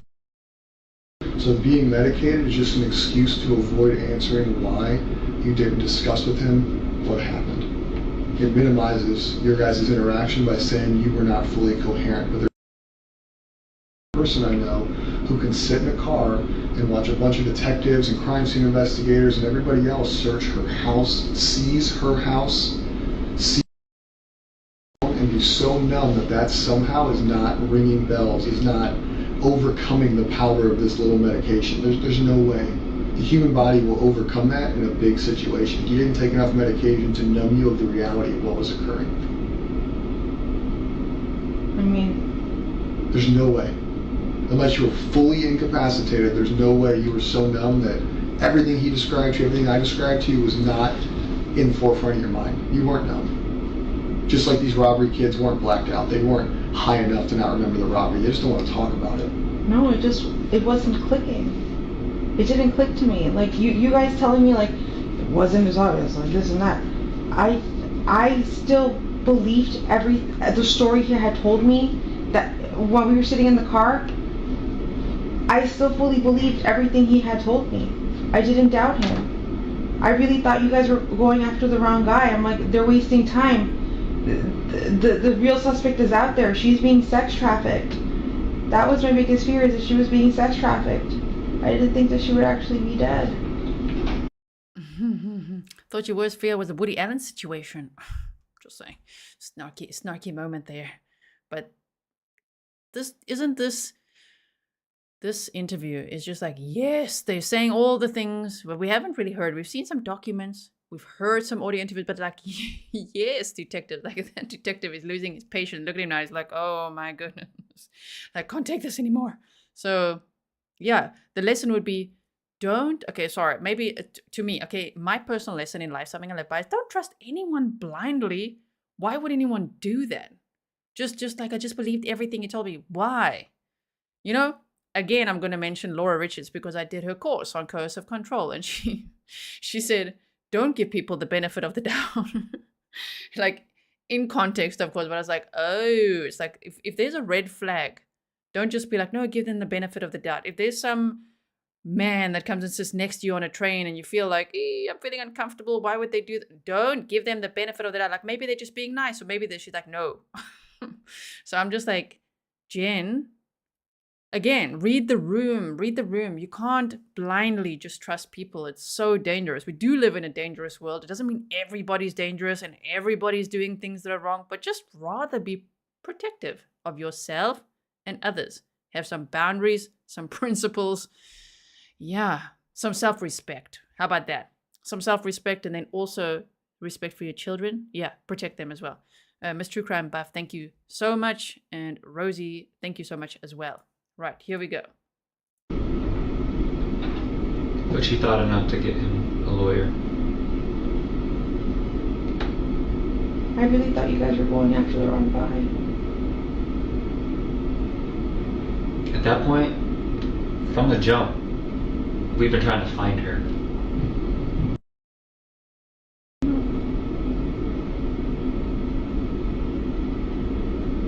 That has been and will be our biggest priority. Him getting arrested for victimizing her was an accident.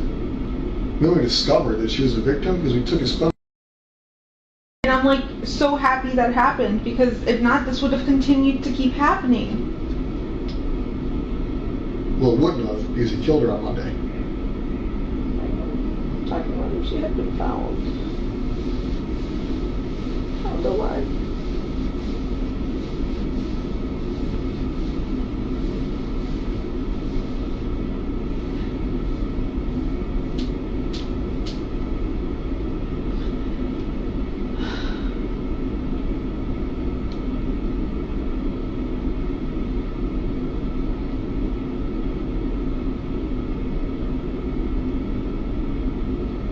There's no, I've asked this before, but there's no like map you guys can show me of like with a highlighted route of where he could have taken, to see if I could recognize anything or suspect anything. I can pull up a map on my phone of the areas you described and we can go through it. Sure. It said House of Cards. No. House game rules. House game rules. It's on Vine Street in Kissimmee. By Oak Street. There you go. That is House game rules. Feel free to drag the map around as you please.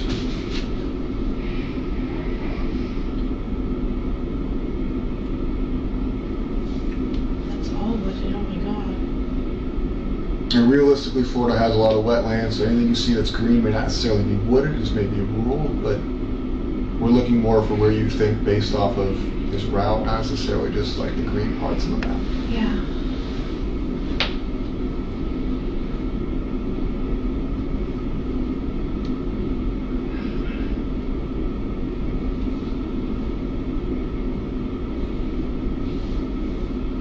In the back of House Game Rules, I have access to the lake.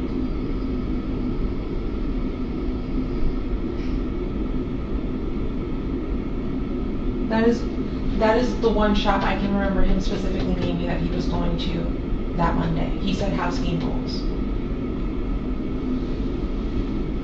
Did he make it there? I don't know.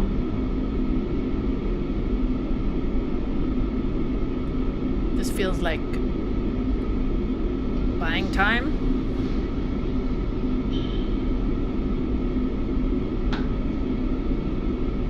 See, if we ever went down 192 together, it would typically be in this direction towards 535, towards Disney. That's why I find it really strange that you guys say St. Cloud, because I've never gone into St. Cloud with him before. So you told me you have a friend in St. Cloud. I do. I don't know if he knows, but explain to him where she lives, who she is. Explain that relationship to him, because I don't think he's aware of it. No. Oh, okay. So one of my really good friends lives off of Old Canoe Creek Road, off Nolte. Okay. I don't know what neighborhood though. She's one of my really good friends. She's somebody I know that lives in St. Cloud. She's one of like 2 people I know that live in St. Cloud. She's hung out with us, as in me and Stephan before. She's come over to hang out with me, and Stephan would be hanging out there too, so we would all kind of hang out together. But yeah, she's just a friend. And you're 100% sure he's never been to her house? Yes. Do they have their own friendship? Or is it just, that's your friend and the only time he ever talks to her or hangs out with her is with you? Exactly. Just my friend, and he would talk when she was around. And you just told me about the second person in St. Cloud. Who is that? Somebody I haven't seen in a long time. Her name is Courtney Brackman. She lives, can you pull up the map? Mm-hmm. But he's never been over to her house either.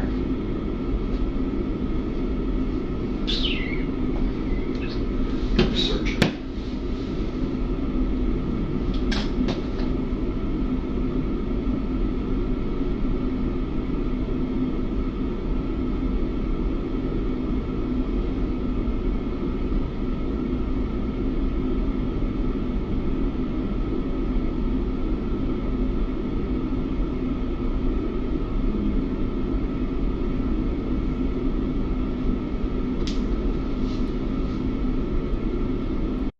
Now, everybody has different opinions. Mine is a little bit more like this. Just like, I wish people would stop protecting enablers as if they are just innocent bystanders. Jenn is the adult, and that means she had complete responsibility for her daughter's well-being, right? Even if she had some challenges, you gotta step up. You gotta be so strong then, yeah, and I mean, Jenn was even never mind people enabling Jenn. Jenn was enabling Stephan. He could do whatever he wanted. As Sunny said yesterday on, if you didn't see that show with Sunny Slaughter, you gotta check it out. And Sunny was saying that Jenn was like enabling the groomer. It's very different to being like a mom in a house when you don't know, and then you get this huge fright of like, wait, what was going on? This was like enabling. You go upstairs with her. Make sure she goes to bed right now, and all of that, right? Okay, thank you. Thank you so much, Linda Jane. Okay, let's continue listening here.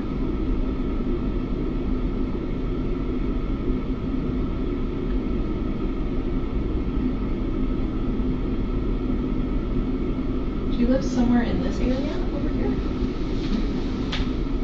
Around here. Lake Lizzie to me is familiar. I would go hiking there often. There's a preserve there. Yeah, a few years ago, we would go hiking all the time with my friend Courtney, the one who lives right by there. With Stephan? No, Stephan would never come. Now, would you tell him you're going to Lake Lizzie Preserve? I've mentioned it before, yeah, when we've gone.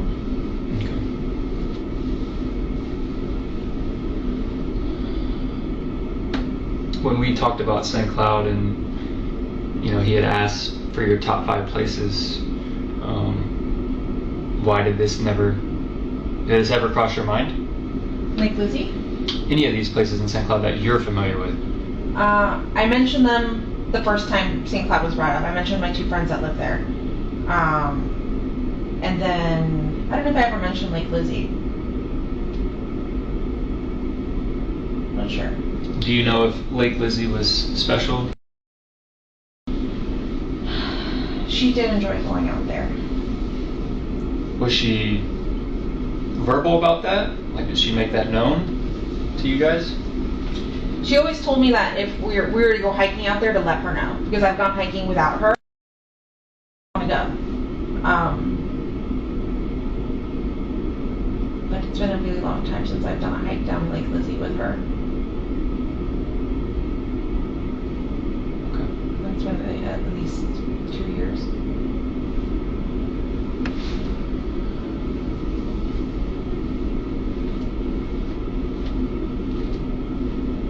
Yeah, those are the only places in St. Cloud that I would know, that I could think of, that he might be aware of, but... But your gut tells us no. Lake Lizzie? Probably not. Like, does he even remember what the name of Lake Lizzie is? Probably not.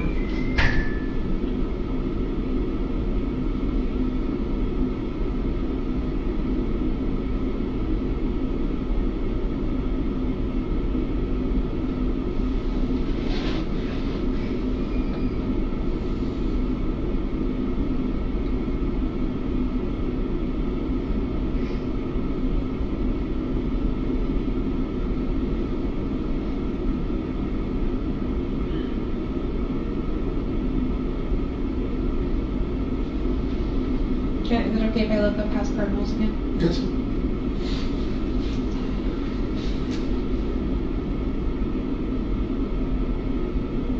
Or house rules too?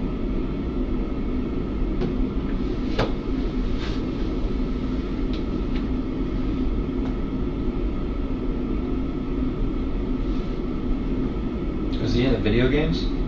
Yeah. Yeah. World of Warcraft, into tabletop games like Dungeons and Dragons and Warhammer 40k, card games like Lorcana, which is a Disney card game. That's what he told me he was going to go do Monday. He was going to go look for Lorcana cards, and that's why he was going to go to House Rules Gaming. He was just going to make a few stops, and I said, why are you doing that? Why are you wasting time when we don't have money? Like, you don't have money to spend. He's like, oh, I'm just browsing. I just want to look. I want to see what they have available. That's all he said. Every time I did question him, he always had an answer.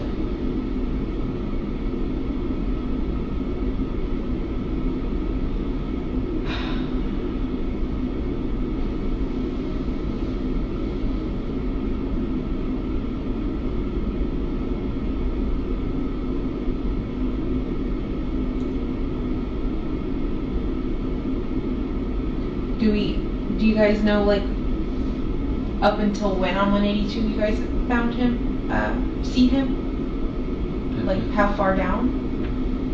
We just know it's St. Cloud. So I keep thinking, like, house game rules on 182. Okay, it's got some secluded stuff in the background, or in the back of it. But it's still 182. It's still really busy.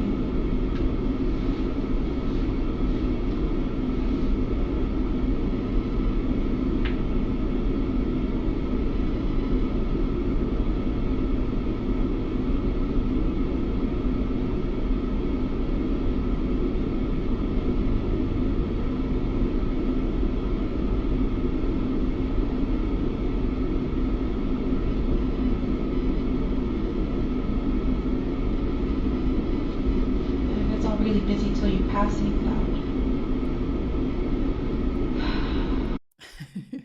They look so done. They're like, oh man. Yes, lady. And I think she can this could probably go on for hours the way she's going, right? Don't worry. We've got about 15 minutes left.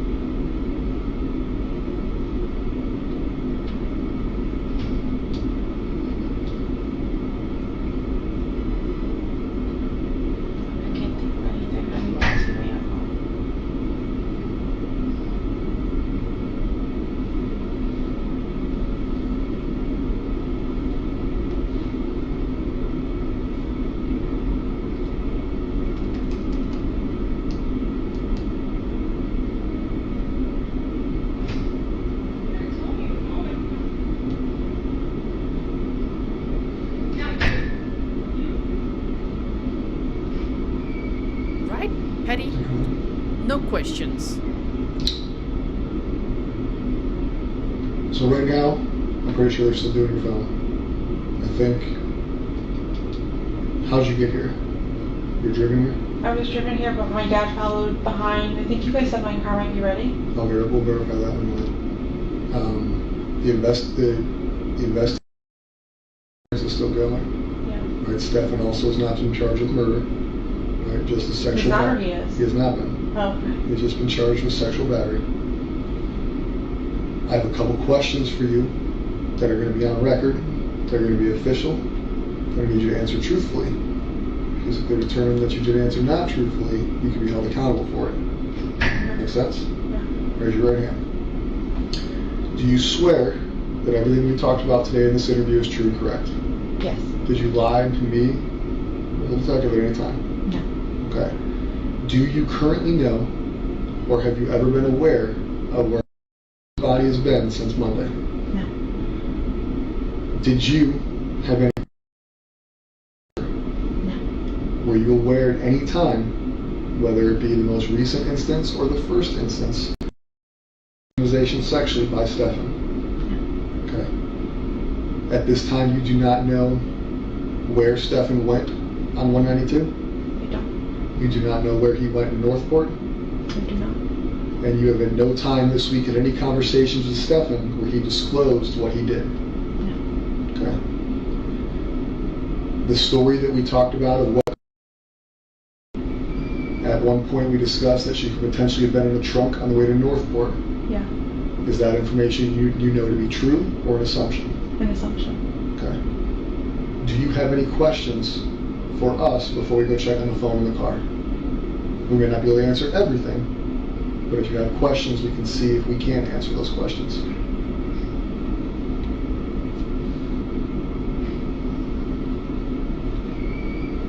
It's not your only opportunity.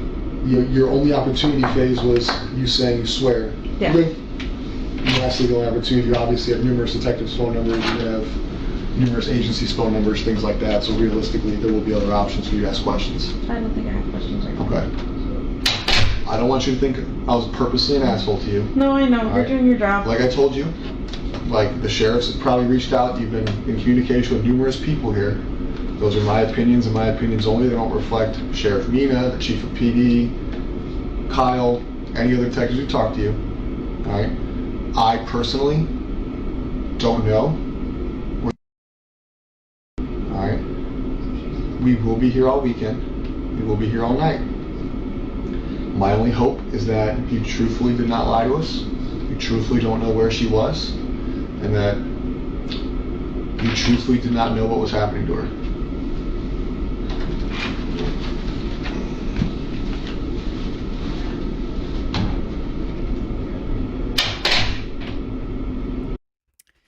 Now we get to see her just sit here by herself for a little bit, which is actually always interesting, as one might know from, like, example, the Jodi Arias police interviews where she was left alone in a room for a bit. I don't know if Jen's going to do anything. From what I've seen, not, but let's have a look.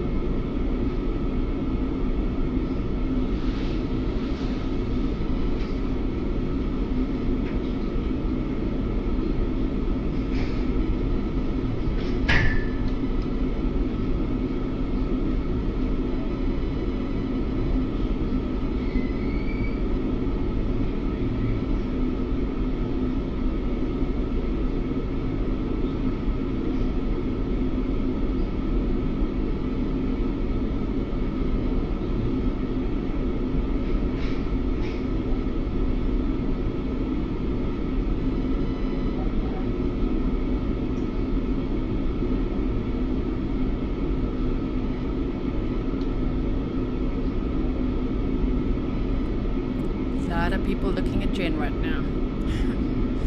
Thank you all for being here. After this, we're gonna teleport to the next stream, okay? I'll put the link in the chat for you now.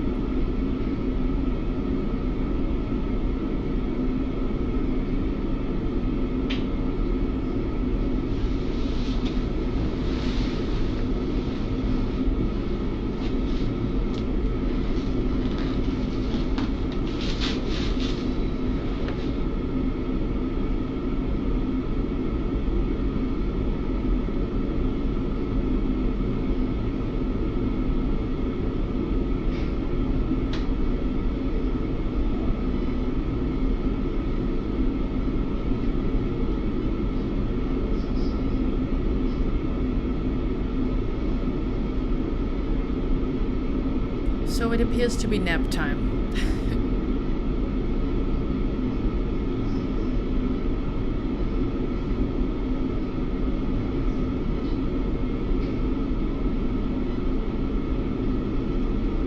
No crying. Nap time. Boo sheet says, was Jenn given a lie detector? I don't think so. I haven't read anything about that.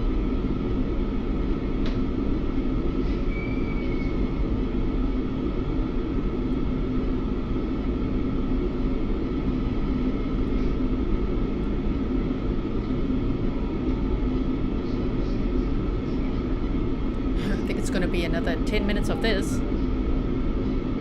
Wait. 5 minutes left.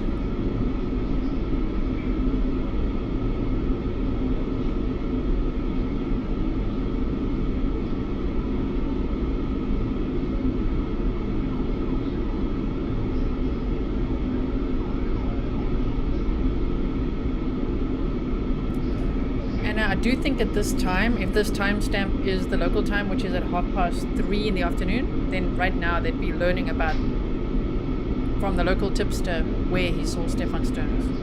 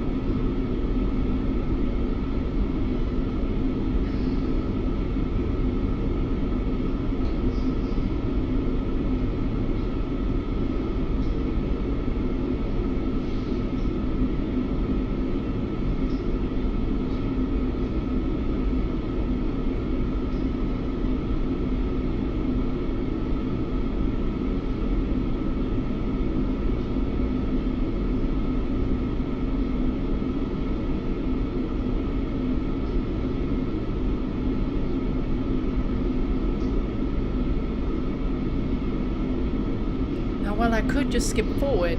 Why would we? Let's watch. There we go. See? So here's where we're at right now. Your car is obviously going to be released to you. Then That's so interesting. Like at that moment, she's like breaking down, and then like, okay, here we go. So I spoke too soon. I spoke way too soon. Hold on. I'll just go 15 seconds back. Okay, here we go.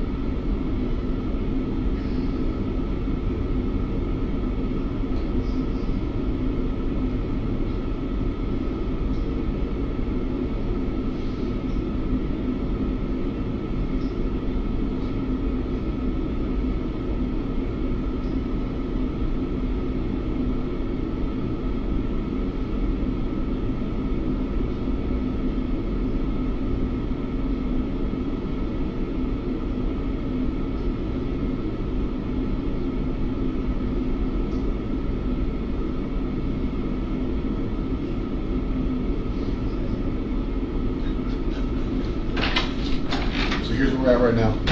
Your car is obviously able to be released to you, the Nissan.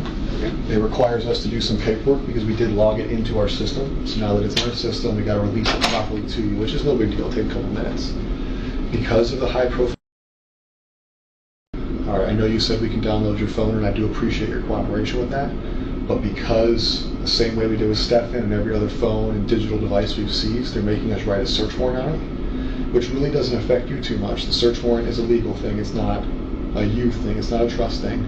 But with that, it takes a little bit longer. Yeah. All right, so I can release your car to you right now. We can go facilitate that downstairs. I cannot make you a promise that that phone will be downloaded by the time your car's ready. What I can promise you is at the moment it is downloaded, if you have left from here, I will bring it to you. You're staying with your sister still? Does anybody have your sister's phone number that we can make sure we can communicate with you on? Yeah.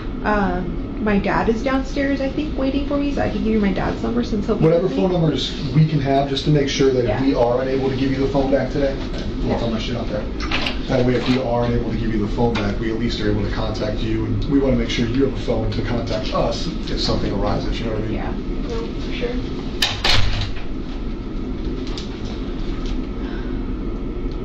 What's Dad's number? What's his name? My dad's name is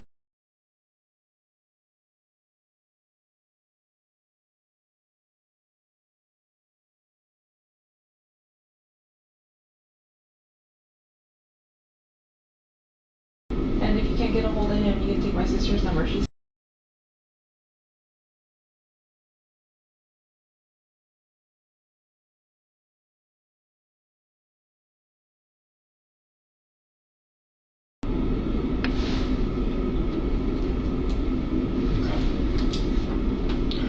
Are you going to be going back to your condo? Or are you going to go to... I don't think I'm returning to my townhouse ever again. I want to. I want to be staying with my sister. So what we'll do is we will walk you out this back parking lot. If the car is in the back corner, so I'll walk with you. We'll go through the back so we don't go through the front lobby. There was a press conference today. Obviously, none of us got to see what was said. I assume it's just an update. But we will go through the back to go get the car, and that way we are not walking through the front lobby making you wait out there. I don't know if there's still media present. I assume you're not in the state or mood to go walk past 32 news cameras. So we will go out the back and get the car, and I'll show you how you can leave here, and we can call your dad from the back so he can know where to go or where to meet you. Yeah. We can just tell him, hey, she's gonna be in the back parking lot. You can drive around. You guys can follow each other out or whatever you choose to do that way. All right.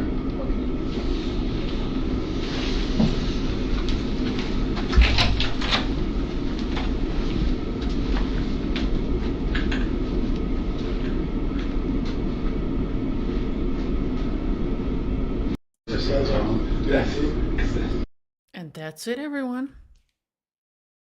That's what we have for now. Oh my goodness, that was very intense, though. That was everything I think we'd want a detective to ask her. Am I right? I can't wait to watch that again. Like, I'll be on replay crew as well. Okay. So, what we're going to do now is we're going to be teleporting to the next stream, which will start in 12 minutes from now. I can just get up, stretch my legs, and I'll be back. It's a 6-hour Stephan Stone's police interview. I plan to do it all in one, but if I need to split it into part 1 and 2, then I will do that as well. We'll see, right? Grizzly Cat says, 6-hour Stephan Stone's video interview coming up. Yes, it is. If you guys want to buy Grizzly Cat a coffee, the link is in the description box. She helps me out. She supports me a lot when it goes, there's a lot of stress sometimes with these FOIA requests and knowing what to do, especially because I'm not from the USA. Can be a little difficult, and I don't like phone calls. So Grizzly Cat helps me make phone calls because I get anxious on phone calls, okay? So thank you, Grizzly Cat, for all your help. If you want to send the mods some coffees, then I'm going to put the Buy Me a Coffee link for the mods in right now. Thank you, mods. Oh my goodness, the mods have been working so hard. So I'm putting it in the chat now. Thank you, everyone. I will see you at the next stream, all right? And if I don't see you there, then I'll see you there on the replay crew. Please leave your comments below. And remember, this case is about Madeline Soto, who lost her life after being sexually abused for years in plain sight suffering alone without a protective mother, and Stephan Stearns taking full advantage of the whole scenario, you know, the whole household setup and just everything. It's just devastating. And to think that she had her 13th birthday and had that beautiful blue dress and her birthday party, and she wasn't having the best weekend, right? Even though Jenn Soto said she was. It's just so sad that everything about her life is just devastating. And I know it happens to people. I just hope it'll never happen. I can only say I hope it will happen to less and less people the more that we raise awareness about it, right? Okay, everyone. Thank you. Thank you so much. Yeah, Miss Holmes is like, teleporting? Patricia, thank you for your comment as well. Yeah, teleporting. We're going to be going now. I'll put the link in the chat as well for you. All right, everyone. I'll see you at the next one. Bye.